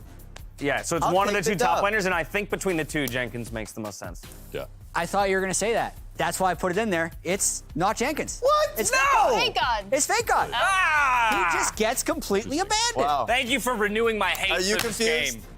Yeah, a little Jenkins is also You're really low. confused. I'm confused. Oh, we had to go with the best guy. Yeah. We had Just because to. I'm here. That's it. That's all I got. For the record, I'm a much bigger fan of Jeopardash than I am of Jad Stats. It didn't catch on for some reason. Yeah, I I don't know why. For whatever reason, they didn't ask me to bring that one back. Anero, thank you so much for joining us. Thank you for enduring that nonsense with us. Look forward to the rest of the split for you and your squad. With that, though, we're back over to Flowers and Mark to close out the day. Thank you, Dash, and of course you like that show better. Your name's in it. Any content that features Dash the most, that's his favorite content. It's very easy to figure out what he's gonna like watching. Some of my favorite content too. We all love a little. That's bit true. of Dash He's content. pretty good. He's But okay. Dash is not playing in the next game. No, sir. Instead, we have our final game of the day coming up here. Last game, we got to see Cloud9 run a pretty tight ship. They were ahead despite Golden Guardian's best efforts. They were just keeping things rolling and never felt like they were losing their place. And now Dig and CLG, 2 teams that can both look at this game as, hey, this is a winnable one. Let's see if we can climb up the standings a little bit on it. I think for Counter Logic Gaming as well, they're coming with a 2-game win streak off of the Super Week, which was potentially, a turning point for their season. They were really struggling for the first round robin, but they pick up a couple of wins there. And you saw glimpses of, I think, what a lot of people were excited about when this roster was put together. Contracts can be in a very aggressive jungler. You can make a lot of plays happen. Their bot lane can also pop off, and they also have some playmaking in their side lanes. So, it's a very cohesive unit when things work well. They were just struggling to all get on the same page, but hopefully that's some momentum. It's a changing point in their season, and they can carry that forward here against Dignitas, who hasn't looked great recently, to be fair. Well, let's see what the bans look like. Red side, first 2 bans. I'll give you a wild guess what 2 champions those first 2 bans are. J4 Tom Ken. Well, we got J4 Tom Kencho on the blue side, but on the red side, it's gotta be. Sorry. I thought I was setting up my let's poke fun at red side of always having to ban the same 2 champions, but we've got those banned away. Zeri and Gwen off the board. J4, Tom Kench, Karma from CLG, and Rise. We saw this one banned on blue side in the previous game, going to be banned on red here in this one. Has been rising in popularity recently. He's one of those top tier mid picks now. We've kind of moved away from Victor and Corki or bust. So let's see though, if we're talking about stuff that's busted right now, Hecarim is topping the table. Yeah, it feels like just underneath that S+ tier category where those kinds of Gwens and things get banned out. Hecarim does end up on the ban table quite a bit himself as well, but he's also a champion that once all that other stuff is taken out, a lot of teams are defaulting to take early on. Scales decently well, has some early game pressure, can be a team fighter, kind of does everything decently well. I feel like that's where if you're someone who mains a champion, if you're someone who enjoys playing a champion a lot, you much prefer it to be at the Hecarim power level as opposed to the Zeri power level. Because you're not staying there. If it's at the Zeri power level, you just literally don't get to play it. It might as well not be in the game because it's always banned. But Hecarim, he makes it through frequently enough. Over on the other side, Caitlyn locked in with pick of AD carries not named Barry. Dignitas chose Caitlyn over something like a Jinx, like an Aphelios. We also have the Volibear picked as the jungle matchup against the Hecarim. Interesting to see. Dignitas are really sticking to their guns of what their playstyle and identity is. It's bot lane pressure and dives. And, River sets up a huge camp. We've been talking about this for weeks now, and Dignitas is continuing to do it. Even after the priority on Caitlyn and Lux has really fallen off, a lot of people prefer some of the more scaling-oriented picks that are going to be relevant throughout the entire game. Even if things don't go great for you at the beginning, Caitlyn is a pick that if the enemy team throws a wrench in your early shove game plan, she can really fall behind the pace of the game and end up feeling useless, just shooting Hecarim for 20 auto damage auto and auto attack. It's terrible. Well, we get the Jinx that has been very popular and very much banned as well for the side of CLG, and we've got the Lulu next to it. I really like this Lulu pick because not only can she reinforce a hyper carry like a Jinx, but she can also do an amazing job at supporting an initiator like Hecarim. Dignitas locks in the Lux next to the Caitlyn. What week is it? This is their same drafts from lock-in tournament that both these teams were kind of doing. It's like, okay, it's not the J4, it's the Volibear, but it's the same identities for these teams. Luger and Poom, in lock-in were incredible. They were 2v2ing, killing a lot of lanes, and last week was a bit of a return to that. They were popping off again, and that combined with when Contrax is playing well. Contrax has died a lot, but he's also near the top of the table. It kills and assists at 15, which means he's still making plays happen. It's just often coming with too much of a downside. But if you can eliminate some of those mistakes that he's making while keeping that proactivity on the Hecarim pick, like this is all the components they need to find more wins. Camille will be the first ban from Dignitas heading into the second half of this draft. Remember, this is very much like last time where we get to see bottom lanes and junglers locked in, so everything's going to be about solo lanes here in part number 2. Camille banned away, obviously targeted towards that top side, towards Jenkins. We've got LeBlanc banned out by CLG. They don't want to have to suffer that in the mid lane matchup. What are you planning here? Mark, what are you thinking? What's this smell like? It's interesting to me because neither of these are super high priority picks to how the enemy team likes to play a ton. We did see Camille Galio from CLG last week, and so this might be a bit of a target at that. Yeah, if you get rid of the Camille, they're not going to play the Galio. Plus, you know, there's some matchups like a Gnar that you don't really want to have the Camille up for, so it's a bit of a safety ban there, whereas the LeBlanc, I think, is just Blue has played it a little bit. Sometimes he does play champions that have some pick-off potential. He likes things like the Zoe, like the LeBlanc, Ari as well, things that can kind of call its own number and make a play, and they're just targeting some of those that they want to get rid of. I expect, you know, with Fake God to be playing weak side, Blue to probably be the one to get counterpicked. You know, you can always kind of tell which team on red side who's going to get the resources. Poor Fake God, it's almost never him. Well, Silas is banned out by CLG, Tryndamere from Dig, so both of these bans from Dignitas are split push capable champions, so that'll be denied a little bit, knocked down a couple of pegs. Let's see which one they want to blind with here. Corky Victor's up, baby. Yeah, we could do the Corky Victor trade. Yeah, we could go that back sounds to fun. Lock-in world where those two champions were the entirety of mid lane. What will it be instead? Okay, we're gonna get the Blind Graves. Okay, Blind Graves, fair enough. I was incorrect about the mid lane thing. Actually, no, I did say it would be mid lane counter pick for Dignitas. Excuse me. I said I'm still right. You got this. This is interesting. The Kennen is a potential. It's something that's been Jenkins. One trick that he kind of exploded onto the amateur and academy scene with. He was really good at that champion. There's also some buffs that are coming in. I believe it was this patch. It might have been 12.4. Or 12.5, excuse me. But I'm pretty sure it's 12.4. And that's a range matchup that can play into the Graves. We'll see if he ends up going with it. But no surprise, assistance for the Hecarim. They want a very fast pony. They already got Whimsy on him. Now he's going to get sped up. Lambo Pony. Throw some bombs on him. We've got some pretty incredible speed ups for the side of CLG, and the cannon does get locked in for Jenkins in the top lane too.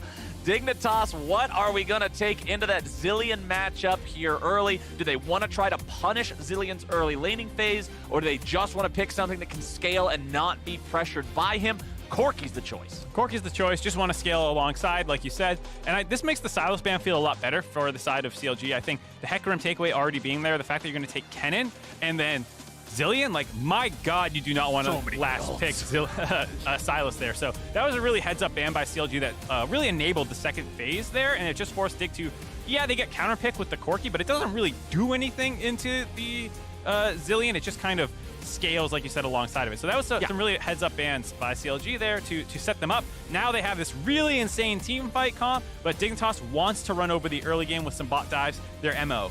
Exactly. Dignitas, they got the power in the bottom lane, but it'll be CLG with that big team fight combo. They give us love. They give us joy.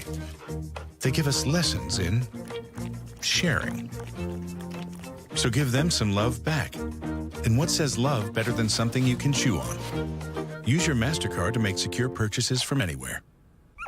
So your gift will end up in the right hands or mouth. Because being there for each other is priceless.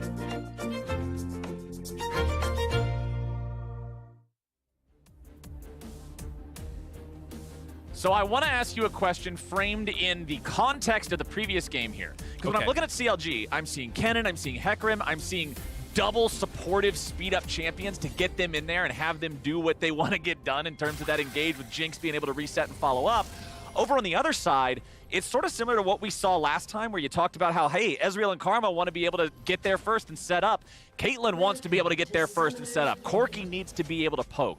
Is this doomed for Dignitas if they fall behind early? Because it definitely looks troubling. Yes, asterisk. Just asterisk. Okay, please explain the asterisk.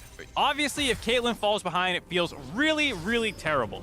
But you do have effectively triple marksman with a front line in the volley bear as well, and some utility potentially in the Lux. And it's one of these games where, like, if you go like hyper late game, like 6-item everyone, like, yeah, you got 3 cannons. You got 3 cannons. At the same time, Kennen also has a lot of damage. It's not like CLG falls off, but there'll become a point in the game where you just have. It's just like everyone's got guns and you're just staring each other down. It's like whoever like gets hit first dies. Like if you fail, they have an advantage in the early game. Should that fail, you're basically like, I hope we win at 6 items. Because I think from the mid to late game, the CLG comp's just gonna have so many tools to work with, and just the amount of engage they have, the amount of utility, AoE potential with the Kennen as well. Like it's very CLG sided if the early game plan doesn't go correctly. But here you see again the same idea. You have priority in both your lanes a little bit early on, and you can try and abuse that to harass on this blue start for the Hecarim. Yep, Fake God just moving up here to harass these guys, hassle them as much as he can.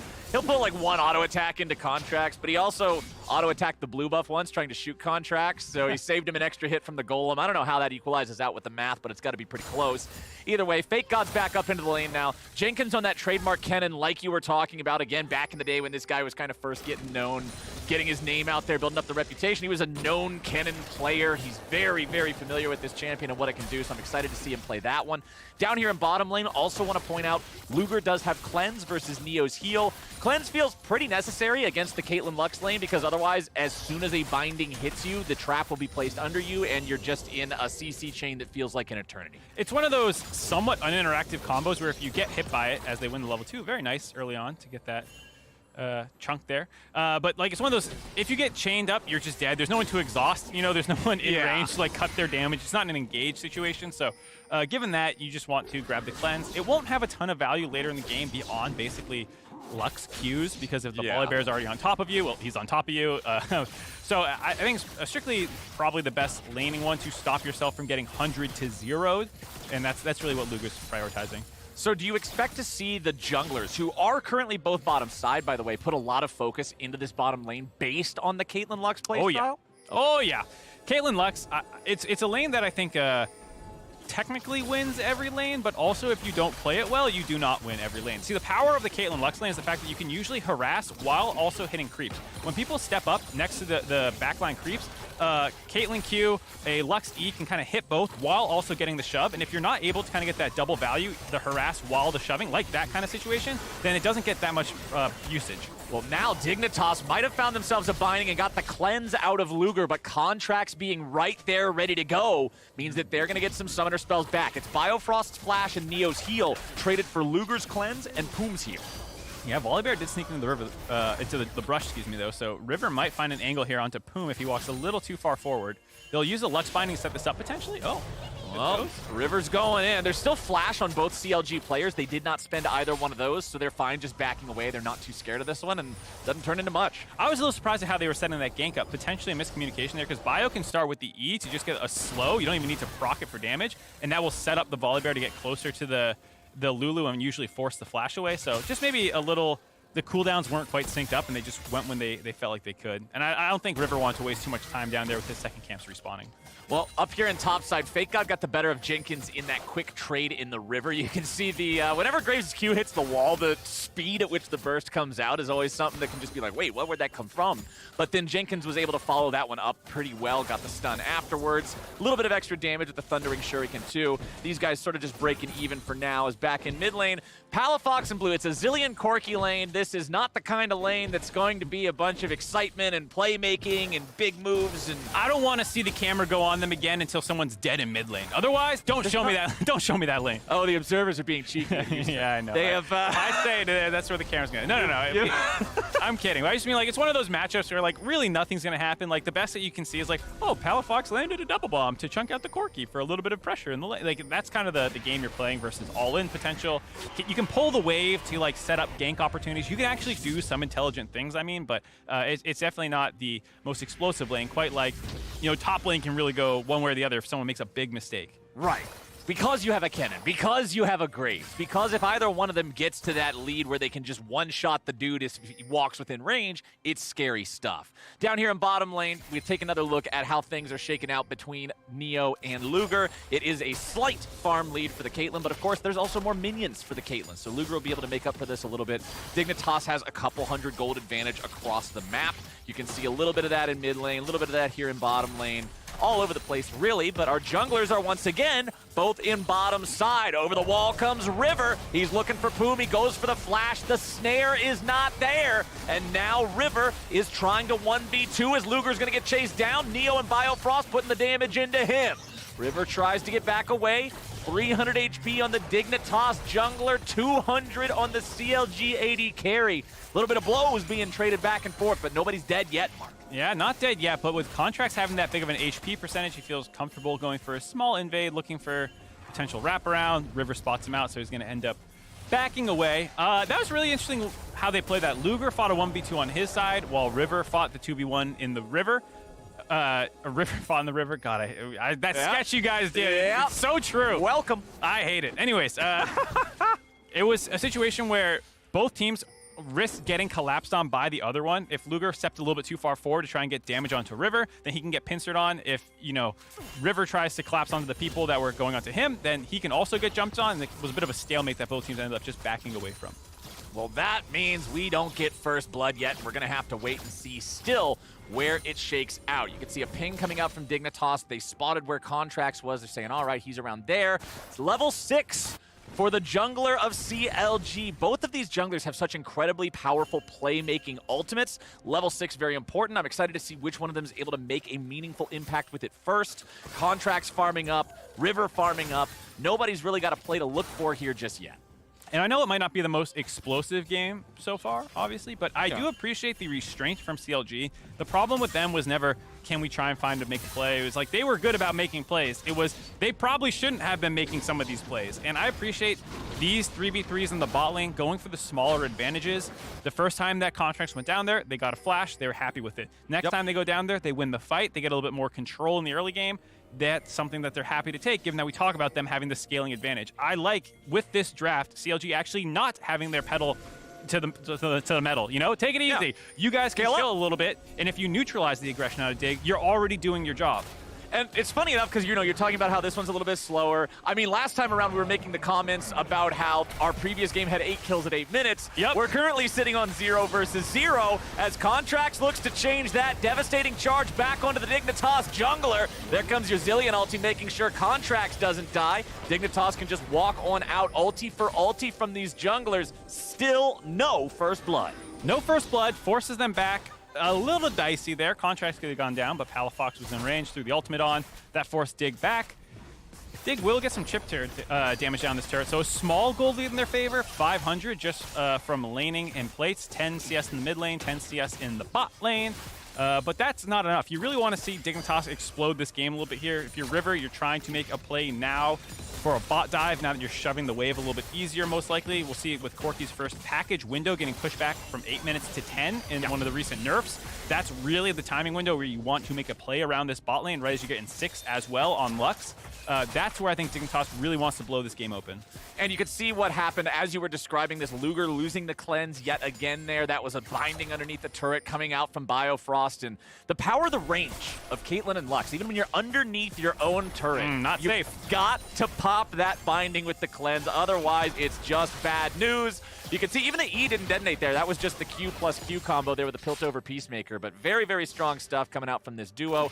With the minions all equalized and farmed up, it is still a 2-wave lead for Neo.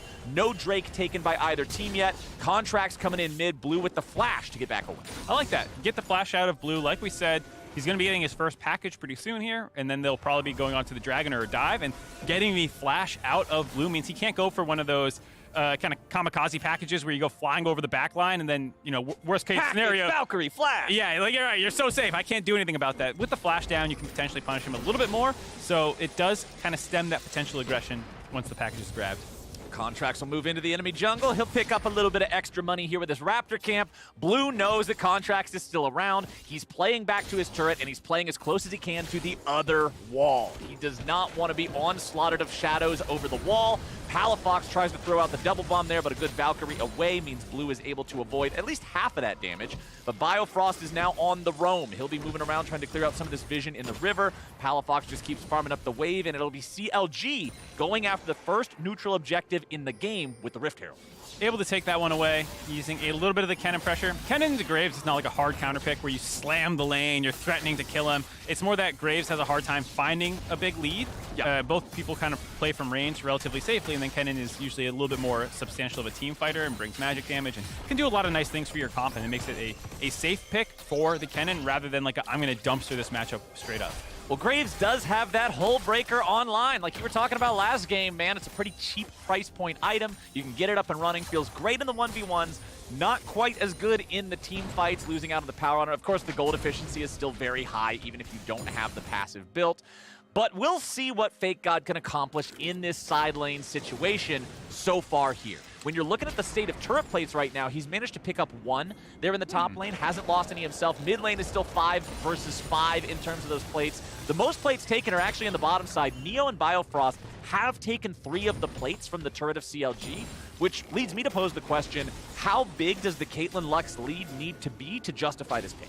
I would say right now is okay, given that this is the timing window that we're talking about exploding when Corki gets his package. They took an interesting reset there to get the Gale Force on Neo before this Dragon. That's one of those situations I'd actually rather... Oh, hold on, dive coming in. They are going in, and they are going in all the way. Boom! He gets resurrected, and Blue tries to get out, but the bomb is already stuck on his head. Contracts goes in. First blood over to Palafox. And CLG ain't done yet. Onslaught of Shadows comes out. Contracts, I don't know what the hell's going on, buddy. You better get out of town. Here comes the ace in the hole, and Hecarim's back in the glue factory. Dignitas makes it a 1-for-1 trade thanks to Contracts getting a little too hyped. Wow, that started out as a great counter by CLG, the teleport completing, able to keep Puma alive, but an overchase by Contracts means not only do they trade a kill back, but Neo and Biofrost have the push now to eventually drop this turret while River works down the Dragon as well. And so what started as a neutralizing fight now goes massively in Dignitas' favor. Yeah, this feels great for Dig. You can see it's so easy for Volibear to solo this one down. The healing that he gets from his W just means he's never going to die against the Tex-Tech Drake anyway. Neo and Biofrost, so much control down here. Oh, no. Kamehameha, hot damn. Biofrost and Neo just putting in the work here with these picks. Now I would say those picks are more than justified. This is exactly what I was saying. There's this belief, hold on, as we see Contracts looking for a counterpunch in the top lane. I don't know if this one's gonna work. Fake God gets away, Herald dropped. What I was gonna say is there's this belief that like Caitlyn Lux needs to be playing at your turret from minute 1. And it's like, if you can make that work, great. But that's really not what the pick is trying to do. It's really about trying to explode bot lanes right when all these other timing windows are going on with the comp. A well-drafted Caitlyn comp can shove from level 1, but realistically wants to do things like this. Use that pressure to make plays. And that's why I was applauding CLG for neutralizing Dig's early game, and I was saying, oh, this is the restraint I was hoping to see out of them. But then immediately after, if something feels like it's going in their favor, they just overreach. Their hand gets caught in the cookie jar, Contracts gives up a kill, they give up all that pressure, and now the Caitlyn comp is in a great position. Yeah, that one. Sometimes League of Legends can be defined by single moments, like single plays, one misstep. And that misstep from Contracts in the overchase just feels it's almost like unfair how punishing that is. But unfortunately, that's the state of the game when you're against a comp like this. Those sorts of errors get punished massively. And so Contracts' death there gives away that Drake, it gives away that turret, it gives away what is now mark a 2,500 gold lead at 14 minutes in a game that only has 3 kills. And this is when the Caitlyn comp also becomes annoying, is once that first turret breaks, hold on, here's the TP cannon flank. River is going to move up to try to help his bottom lane.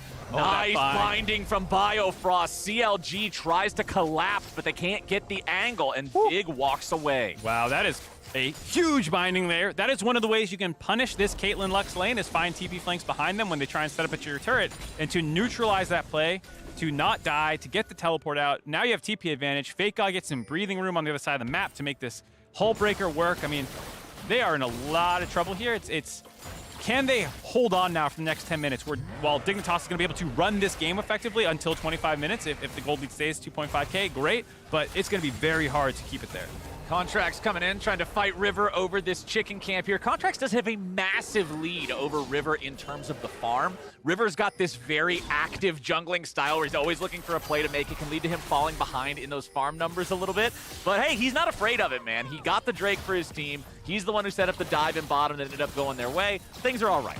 Yeah, I mean, if there's anyone who ever doesn't care about falling behind, it's River. Contracts on the Hecarim does still want to get some kills in his back pocket. Contracts going in after Fake God, who steps away from the zap of the Jinx. Onslaught of Shadows comes out. Fake God still trying to fight this out in the 1v2. Nearly kills Contracts, but close ain't enough. Tries to get out. The last rocket hits him, but it's not quite there. Fake God makes it a 1-for-1 trade. Makes it a 1-for-1. The kill also went on to Contracts, so the double buff dies. And as they traded kills, it does not get passed on to Luger there.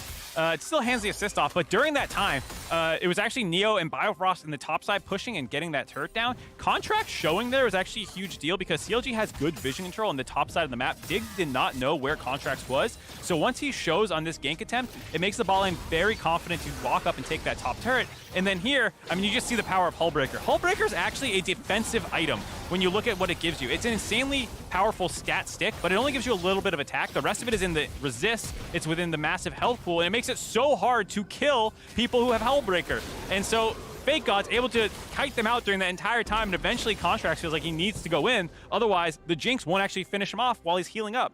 You know, that's just how powerful the Hullbreaker is with the stats that it gives you. Yep, and well done from Fake God there. It looked like surely Hecarim's just going to charge him down and get the kill, but Q1 along the ground alongside a close enough auto attack that all the bullets are hitting the right target just takes him out. Well played from Fake God, being able to make that one a 1-for-1. Next, Drake, here in about, 50 seconds or so. Dignitas already have the first one. They would love to be able to get the second. Moving towards a Dragon Soul win condition would help this team to also be able to answer some of that hyperscaling from the Jinx by saying, hey, Dragon Soul's something y'all are going to have to fight for. Yeah, Dragon Soul will eventually be something CLG has to answer, but I expect them to sack this Dragon. They're getting a lot of vision control down right now, but that's just because River is onto the Rift Herald. Once they swap their attention down to that bot side, I expect CLG to sack that one and just focus on stabilizing. You don't have the TP flank on Kennen, which is the main way that you want to fight these objectives. When Dignitas is set up, you want to get wards ahead of time and then be able to use those for your Kennen to lock down a backline. But with the fact that he has no teleport available, with the fact that you're 2.5k gold behind, you're still waiting to get a couple more items. I don't think CLG is seriously going to contest this, but we'll see if they want to. Package timer as well for Blue. Rift Herald mid, like, it's rough. Yeah, a lot going in Dignitas' favor here. It's rough. There goes the Herald. Mid lane tier 1, that one should fall. No real difficulty in that. CLG has already backed away. They didn't want to get caught out of position as Dignitas was setting themselves up. And now with Dig beginning the Drake, with Blue having that package like you're talking about, there's just no way for CLG to try to move forward and contest this. So it's now 2 Drakes, 2,500 gold, and a kill and 2 turrets is the lead for the side of Dignitas. Things are looking really solid here 18 minutes in. Yeah, this is great for Dig. You know you're going to start swapping your attention up into the Baron pit now. Eventually, Fake God will make his way down to the bot side. Keep your bot lane in mid. Keep that push up. And eventually, you have enough damage to threaten a pretty early Baron. You always want to check, like, how much of a threat is this comp actually at 20 minutes? Corki, Caitlyn, and a Volibear all hitting the Baron for an extended period of time, assuming they get vision control, is actually a bit of a threat for CLG. So this is a good early game plan, and if they send a lot of people down there, you have Fake God pushing the bot side, assuming he'll go end up in the bot lane soon. Well, Blue is going to back up, recognizing, hey, CLG's probably going to come after me here a little bit. Contracts, he'll just go back up into the river, pick up that crab there, knock the shield off with devastating charge. Blue is away to safety. Let's check in on our junglers here again. The farm lead hasn't been any different since what it was a while ago when we checked in, about plus 30 for Contracts. He's still up 1 level compared to River. Of course, this level is more meaningful because it's level 11, so level 2 ulti generally going to help out a lot, and River's going to need to catch up a little. Yeah, get some zillion cheat codes as well. Walks up there. Yep. Up, down, left, right, I don't know. Up, down, left, right, A, B, select, start, all of that good stuff. I think it gives you lives, not experience in that game. Right? I mean, there's cheat codes in like every game. Yeah, it depends. I forget which one that was actually for, though. I'm just making stuff We're up. boomers. I don't even know if people know what we're talking about. If you're using a real cheat code, I am just making stuff up. It's called the Konami code. It's like one of the OG cheat codes. Oh, yeah. That's right. I remember that now. I still don't know if I got it right, but I'm going to pretend like I did, as Palafox just gets bit by River here, as River's trying to stop the invade coming out from CLG. Lux Laser finds Palafox. Corki Rocket over the wall means they're going to proc that revive. Contract still trying to stand and fight a little bit, but a TP's coming out. Dignitas still on the chase. Contract's running the opposite way. River with the flash over the wall. Meanwhile, Palafox just gets shot to pieces over the wall. Contracts is still trying to get out. Biofrost is right there, ready and waiting. Contracts, run, buddy, run! Where's he going? He's delaying the inevitable, I believe. Here comes the bear. Oh, thinks he can fight him. What the? Okay, there we go. All right. All right, still pretty well done by Contracts, who wasted a little bit of time there for Kennen to work down the turret in the top lane, but Dignitas answering the bot side, picking up those 2 kills. CLG trying to find little plays to slow Dignitas down. It's just not working out for them. Well done there. For Dignitas, this is really what you're happy to see as a Dig fan, because there has been this question of like, how legitimate is Dignitas? After Lock-in Tournament, everyone's like, legit top 5 team. They look really good. Then they start slumping. People are really worried if they're actually good. They beat 100 Thieves last week, who they seem to have a good matchup against, just in theory. They always seem to go up well against 100 Thieves. And then to continue that against CLG, who we're talking about building this momentum during Super Week, is solidifying Dignitas as this middle of the pack team at least that can maybe punch up sometimes. Well, we've got second items getting completed in a few different places, my friend. Collector just came online for the Caitlyn, Eclipse online for the Graves, and you can see Corki very, very close to being able to evolve that Manamune into the Muramana, and that means the poke goes from fair to not fair. Yeah, Corki becomes a very unfair champ when you have the Ludens, Muramana completed. A lot of poke damage. For CLG's side, one of the problems is they do have engage, but it's all very committed engage. There's some champions that you can kind of throw out an ult, as we see Hector. Okay. Here we go. Contracts calling his shot, saying, here we go. And Dignitas saying, no thanks. Just going to walk away from this one, disengaging that. Did that even cost a summoner spell? No, sir, it didn't. Just a volley bear ulti. And that's it. This is exactly what we're talking about, trying to find kills before the dragon when it's all grouped up. CLG took a shot there, respected it, just didn't end up working out. Oh boy, they're trying their hardest to stay online, but here we go. Luger in potentially some trouble. Oh, flash from Biofrost, and they're still gonna get the binding. Rivers there for the follow-up almost. And Fake God with the flash over the wall. Q1, Q2, nothing else to it. Dignitas, they end up making the play. They end up finding the pick. And they're the ones with control over the map, and particularly the Dragon Pit, with 20 seconds to go until that third Drake. Man, Biofrost looking good on this Lux. He's looked good all split long. Right there, sets it up with a flash punish, and even though Poom Flash Away was still in line, and the Lux Q range is no joke. Yeah, that's what I really like, the flash, just saying, okay, even if you flash, I have the confidence that I'll hit you anyway, and he goes for it. That is Lux Gaming right there. You love to see it, man. Well, if you're Dignitas, if you're CLG, you're starting to get a little bit worried because it's over 4,000 gold. Dignitas are now on Soul Point, so now I've got to put you in the hot spot again. No. And ask the tough question, what in the hell are CLG supposed to do, Mark?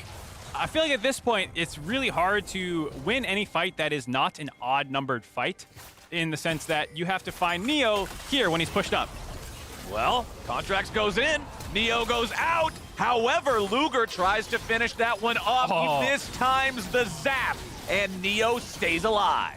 That is exactly the kind of stuff you do need to do, though. So hats off for CLG, seeing an opportunity. They're almost killing Neo. They get the flash out. They get the stopwatch out. So setting up a potential repeat, if you can get that in the next 5 minutes, that's great. You can try and get that kill and potentially grab some objectives to get back into the game, because you're not that insanely far out. It does look very bad. But like we talked about, all the scaling advantages that I think their comp should have, if you can win one of these fights and get 1,000 gold, 2,000 gold back in your pocket, you can maybe contest that last dragon that's coming up in a couple minutes.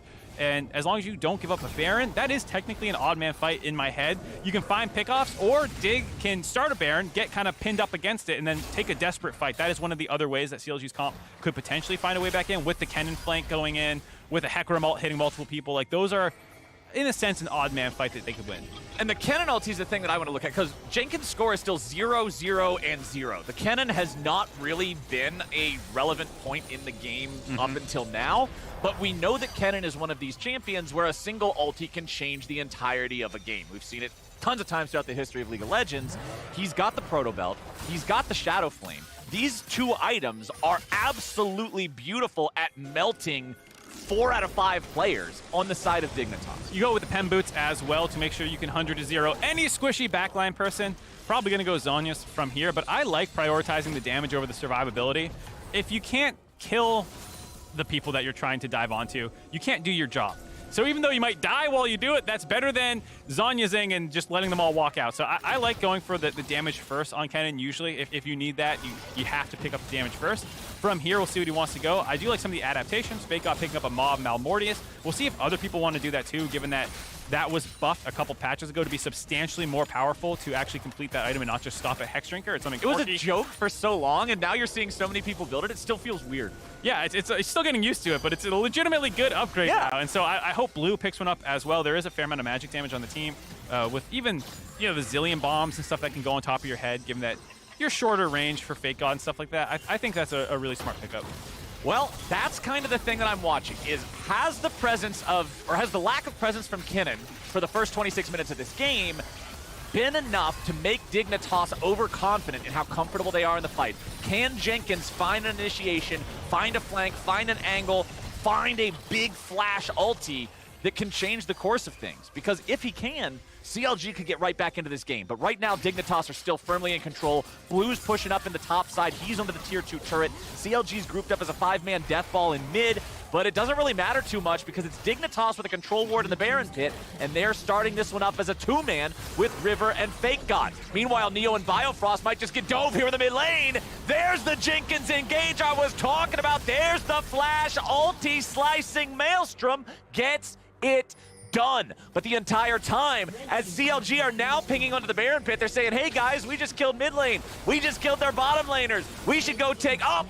What just happened? Baron gets snuck by Dignitas. CLG pinged it out. They were absolutely aware that was going on. I just don't think they thought it was going that slowly. And so they made the conscious choice, hey, let's go kill the people in the mid lane and get a bunch of gold back in our pockets because we thought that we just never had a chance to contest that at that point. They probably could have gotten over there if they immediately rushed afterwards, but this is still good for them. This is one of those odd man fights you're looking for. Jenkins able to find a really nice flash engage, lands the stun, which allows the Hecarim to get in range, and so Caitlyn can knock it out. They get these 2 kills. Here, Baron's at half HP. If you say, screw this turret, let's go get to the Baron, they potentially could have got there in time. They not end up doing that, and so for Dignitas, still not the end of the world to have the Baron-powered minions coming up with the soul point as well. Right. Not that bad of a situation for what could have just been 2 for 0 and a Baron stop. And the thing that I look at important in this as well, the 2 players that died and thus did not get the Baron are your AD carry and your support. Who are never alone. Yeah, they'll never be splitting in the Baron split push situation. So it's not like you're losing any of the threat of Baron. Volibear can stand next to Caitlyn and Lux and enchant whatever minions they would be enchanting. But you've still got it on Graves, you've still got it on Corki, and now Dignitas are ready to fight for what will be the Ocean Soul if they can secure it. Blue has package ready for delivery. Binding over the wall, nice little bit of damage, kaboom on boom. He's down to about 1/4 life, so things now become much more difficult for the side of CLG, in particular their poor little support, who now has to navigate this fight with a very limited life pool. Drake is started up, River is nearby, he'll just walk right past his own control ward, needs to get in position here for the smite. Where is CLG's initiation gonna be? Blue's already killed Poom! Oh no, CLG, it ain't looking good in the Ocean Soul on top of it. Oh, it's looking bad, my friends. Blue takes a little bit of damage from the Super Mega Death Rocket, but Luger's stuck in the wrong place, and CLG is stuck in the wrong spot in this game. 6,000 gold lead, Baron buff, Ocean Soul, you name it, they got it. Dignitas Party Bus is going 90 miles an hour down mid lane. Yeah, they're going to keep this one rolling. Going to be able to grab the mid-inner turret, most likely the inhibitor turret as well. 30 seconds before Luger is back up. CLG just did not have an angle into that fight with all the traps that were put down. Jenkins using his flash in that previous engage, and so that allowed Dignitas to set up around that objective, win the fight, and now potentially even win the game. They're not backing off. They don't have side waves anywhere nearby, so they're saying, all right, let's use what we got, and what we got is a Volibear ulti on the 2 Nexus turrets. First one's already dead. They're gonna take out the top laner now as well. Jenkins didn't have a chance to fight back. Contracts coming back out of the fountain, but the Nexus is done, and Dignitas take the win. Dignitas end the game off that single fight. Unbelievable aggression there out of them. They saw the double turrets turn it off with the volley bear and then just forced them back, just burn those 2 turrets down. Jenkins Reese wanted to go in and he got exploded before he could even get his stopwatch off. So Dignitas there, a little bit of a stumble, but an actually very clean game, all things considered. Yeah, it was fun to see them actually go for the throat there at the very end, because as they were breaking the inhibitor, I was like, okay, for sure they're going to take this. I looked at the 2 side lanes, I was like, wow, these lane states in the side are not good enough to do anything with, so they either go all the way here or they back off. I love the fact they went for it, especially with the volley bear ulti. That's the kind of aggro I want to see. Yeah, I mean, usually when you have a Kennen with ult up and stopwatch, it's very hard to just dive turrets, even if you turn them off for a second. He just goes in, stopwatch, just stops everything. He buys the time. Yeah, freezes the play. And so the fact that they were able to find that kill onto him, Jenkins not able to stopwatch, actually allowed them to end that game very quickly from what I was like, oh, maybe CLG can start working their way back in after that double kill mid lane. So I want to trace this back to the source, because to me, this all came from one moment. And that one moment was the overchase in bottom from Contracts that led to Neo and Biofrost being able to take turret number 1, that led to the first Drake going the way of Dig, that led to the map rotations afterwards, that led to the objectives afterwards. You talk about a flap of a butterfly's wings changes yada, yada, yada. I don't know the quote. Well, the gallop of a horse's hooves gets CLG in a really bad spot, and sometimes those single mistakes just make everything fall apart. That's what makes League of Legends such a fun game to talk about, is because it's these moments that can break your back. I always talk about, like, oh, what was the back-breaking play of this game? Like, why did we lose? If you could isolate down to a single thing, yes, there's a multitude of reasons, but the biggest thing is we went aggressive when we shouldn't. We were neutralizing them. We were doing a great job. And especially a champion like Caitlyn is such a tempo-oriented champion that once she gets ahead of the pace of the game, she is infuriating to play against. When she falls behind, she may as well not even be a champion. And so to make a mistake against a champion like that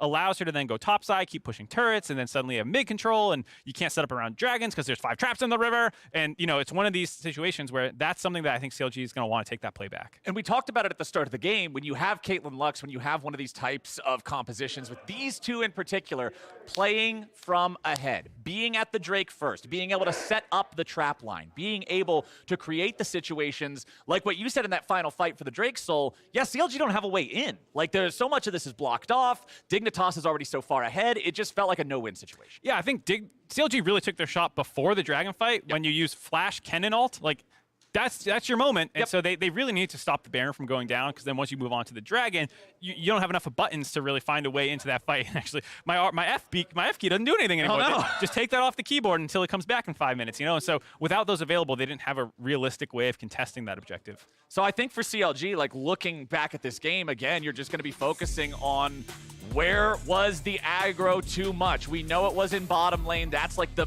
biggest, brightest example. But there were, you know, as you said, a multitude of problems here. But for Dignitas, I love the fact that they're able to play the Caitlyn Lux, the style that you said that they find themselves comfortable with, and succeed on it like this. Yeah, I think for Dignitas, it was a little touch and go at those different moments, but they ultimately navigated them better. The fact that this double kill did not send you behind in the game. The fact that they stayed on the Baron. They said, all right, CLG, you just killed our bot lane. We're not going to panic. We're still on the Baron, and they still have to stop us. And the fact that CLG didn't meant that they had a way back into the game. Because I think a lot of teams, if your bot lane gets killed mid and they start shoving up mid, the 2 people on Baron crap their pants and they get off the Baron. Right. So I think for Dignitas, they showed, okay, we understand that wasn't great, but we can still make the most of the situation. Dignitas had patience there, and again, that felt like a similar mistake from CLG, where they're just getting too greedy. Just like they did in bot lane, they're like, okay, we can take second turret and we can still get to Baron. Don't worry about it. We have time.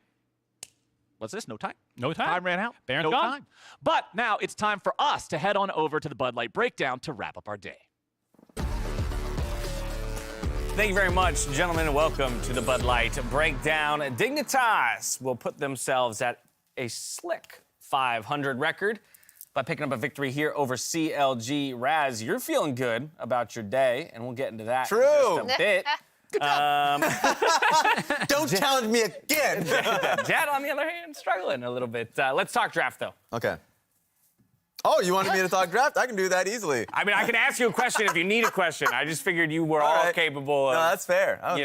independent thought. I'm a free thinker. Are you, though? Well, a comp that CLG found success in previously was basically boosting Hecarim compositions, right? Lulu and Zillion, something that is actually pretty threatening if you have a lead. If you're able to gain a lead at some point, then it's like, okay, well, it's doomed. They tried going bot lane a few times with this type of composition, and it didn't really pan out. I think that River did a great job being able to hover for their lanes, which made it so that the Caitlyn Lux can keep afloat, and they can find plays through bot lane eventually at the 10-minute mark. So it's nice to be able to see them kind of hit that. And we've talked about common bans against Dig. We see one of them here in the J4, but the other has been Caitlyn, because Dignitas has been kind of the only team in North America to be able to execute Caitlyn Lux to a level where it does end up taking over the mid game like it's supposed to, and you are able to have lane assignments where you're hitting structures. So it was cool to see them go back to it, even though we've seen less of it, which is why I assume it also went through, right? But they played around that bot lane really well, and this is something, again, that they're just super comfortable with as a team. Something else with the draft is when they picked Zilean on 4-5, they're staring straight at the Caitlyn, which if you're just an elongated fight and the Caitlyn comp is just winning, I'll just put a trap underneath the person that's being revived. And it's not a winning position. So the risk was definitely there, but they're committed to the comp. Oh, this is the one we're going to start with? I did request this. Yeah. That is true. Hey, if we wanted to talk about how scrappy this game was, the one-for-one there from Fake God. CLG was trying really hard when they fell behind in this game to find plays to come back, and that was one of them. It was hard to watch. I mean, that was one. This was this was the better one here, right? As the Baron's happening. This felt like a good look from CLG from behind. Yeah, it was. And if they would have just turned and really flipped running back into Baron, they might have been able to stop it and not going to turn the game. But then when they're up against Baron minions in mid lane, a bunch of Caitlyn traps in River, and having to just like Hecarim ult through Corki missiles and Caitlyn traps, it's tough. Yeah. It's tough. Dig did actually play this well. Exactly. I think they did a really good job setting around objectives. I think that's something to look forward to in the next few games is that, hey, they have control of an objective, and I know that they love their Caitlyn Luxes. Then they do a lot of good work at prioritizing keeping the positioning. And if CLG's walking into that, that's literally an unwinnable position. Like, Hecarim can run right through, but who's going to follow up? Yeah. A better look for Dignitas, to say the least. It's also nice to see River jumping on to another champion, just widening that pool a little bit. But still, I was going to say, my pushback is I've seen River play a ton of other stuff. Sure, I'm just talking about in the context of Dignitas and Spring Split. Playing. I just don't want anyone to think that we're saying, like, he can only play Jarvan. I'm not making a sweeping statement about his career. I'm making a statement about him in the LCS. No, it's a totally fair time, like, controlling my reaction face. I was like, wait, but... Well, it's an entirely fair retort, and that is something that is important for people to understand about this player. I just think it is interesting that as of yet, right, he's only played so many different styles, and in most cases, styles that are indicative or meant to empower his laners, right? Really be utilitarian as opposed to carry-oriented in his own way. He played 87 games last year. One of them was Jarvan. So, like, what a left turn he took, right? Now all he can do is play Jarvan. Remembering the triple TP Talon, and I was like, let's go. Like, let's I still want to see that. Yeah. You know? Like, come on. We Bring never that saw back. it. Bring a bunch of that back. Talon's not good anymore. Damn it. Okay. Well, maybe he can jump on the Zed or the Kiana trains or something like that. 5-5 Dignitas, a good look for them as this team is kind of waffled. Rises and falls throughout the split, still kind of trying to figure out where exactly they're meant to land. But out of curiosity, do you remember where you had them on your, where they were on your top lane tier list? Oh, you mean Fake God? Yeah. Last place. Last place. Yeah. You rethinking that a little bit? No. Okay, fair enough. But maybe a few more weeks. A few more weeks. I'm going to think about it. And we'll change it. Yeah, we'll go back to that. Sounds he doesn't good to react that quickly. No, Raz, as we know, is a tempered individual. Exactly. I never flip-flop. Not in my life. Okay. All right, let's take a look at today's players of the game. 5 awarded across all 5 of our games. And they are Danny, Jose Diodo, Santorin, Summit, and Biofrost. There we go. For me, the standout in this one, I will always go back to the C9 game. Summit getting the solo kill top versus Licorice is just having a monstrous performance in these past 2 weeks. And something I want to point out is Santorin coming in for TL. We focused a lot on the top lane discussion because we had Bwipo on the desk, but you saw the classic, like, okay, I am just going to gank mid, blow flash, gank mid again. We saw it with Jensen last year a ton. Whenever he can do that to affect and destabilize mid, he does, and that really set up everything that TL did afterwards. I was going to make a silly comment. We're so close to having 5 different roles for 5 games. I was counting through it. We're just missing a mid laner. We got double jungle. Yeah. 2 junglers. Mid laner's got to step it up, man. They need to. Always slacking. Let's take a look at the standings. It's Team Liquid. It's Cloud9 at the top of the table, tied in that position. FlyQuest, though, right behind them in third at 4 teams 6 at and 4. Although this does actually kind of reiterate the point you made today, Jat, which is big middle. Yeah, exactly. You've got those 2 teams that are a step or 2 above the rest, and then we used to have a word for that. The big middle. That big middle. The big middle. The big The middle. big middle. I Well, think we'll we should workshop just call it. it the big middle. There's something better out there that I'm sure we can find, and then a couple of teams bringing it up from behind.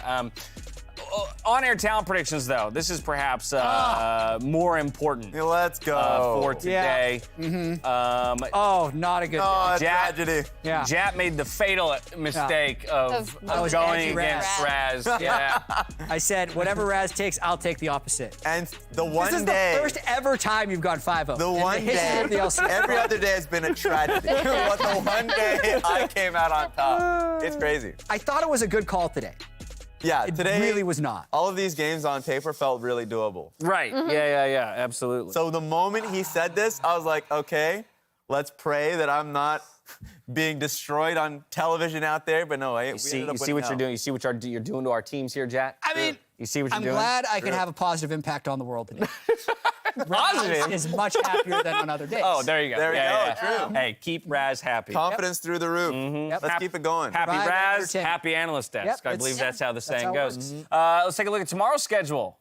Jat's not here, so he won't have to predict these. But if he did, he'd be 05, you're predicting. not coming back. He'd be predicting between Team Liquid and Mortals Progressive to kick off the day. CLG versus 100 Thieves to follow.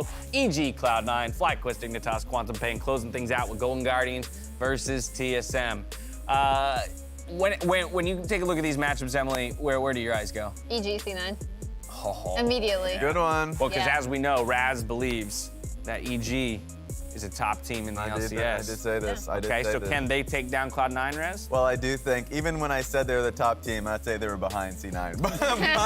but they're a consistently growing team, so that one's going to be a fun game. I think with my eyes would probably go towards FlyQuest versus Dignitas because of the bet. I don't want to lose. I'm going to be honest. I'm not good with spicy food. I'm going to put that out there. Okay. Yeah. Well, I can eat Mala spice, the tingly spice, but if it's anything near the type of spice that just burns your tongue to existence. Raz, I'm gonna do you a quick favor. Okay. Stop talking about the kind of spice you can and can't handle Yeah, you're already giving before that the spice ammunition. that you're going to have to endure has Fair. been determined. Fair. Okay? Like I'm faithful. There might be a little bit of coke. Do you have any idea how many producers are listening to us right now and they're all writing this down? Every single one of them. Oh, okay? no. You're screwed. Damn. Screwed now. You better hope Habanero eating FlyQuest content. delivers. I'm surprised you didn't ask me for tomorrow's predictions. I thought I was going to just roll through them again.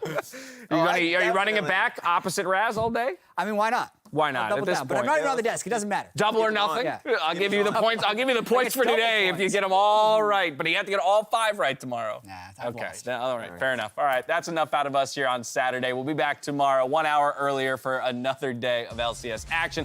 But for now, on behalf of myself, the casters, the entire remote broadcast crew, thank you so much for watching. We'll catch you tomorrow for more LCS. Until then, stay healthy, stay safe, be good to each other.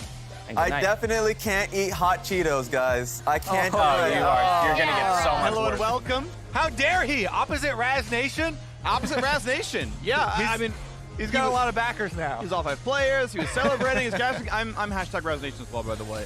I'm about it. I think it's good. So, Jat, we were friends. Not anymore. It's an Impact's here for more. Danny jumps in, finds the kill, chases in for more. Thank you for 3 extra kills. Leona goes down. Johnson left alone, flashes away. Oh, he may just live. A double kill in. Juki finds 2, and he's looking for number 3. Tactical kicked right into range. A triple, and he's on it for more. Josecito is the big man on campus. Hello, on the 3. Okay, that's good. Enemy That's good. top laner will move mid. He has power for Herald, better conditions.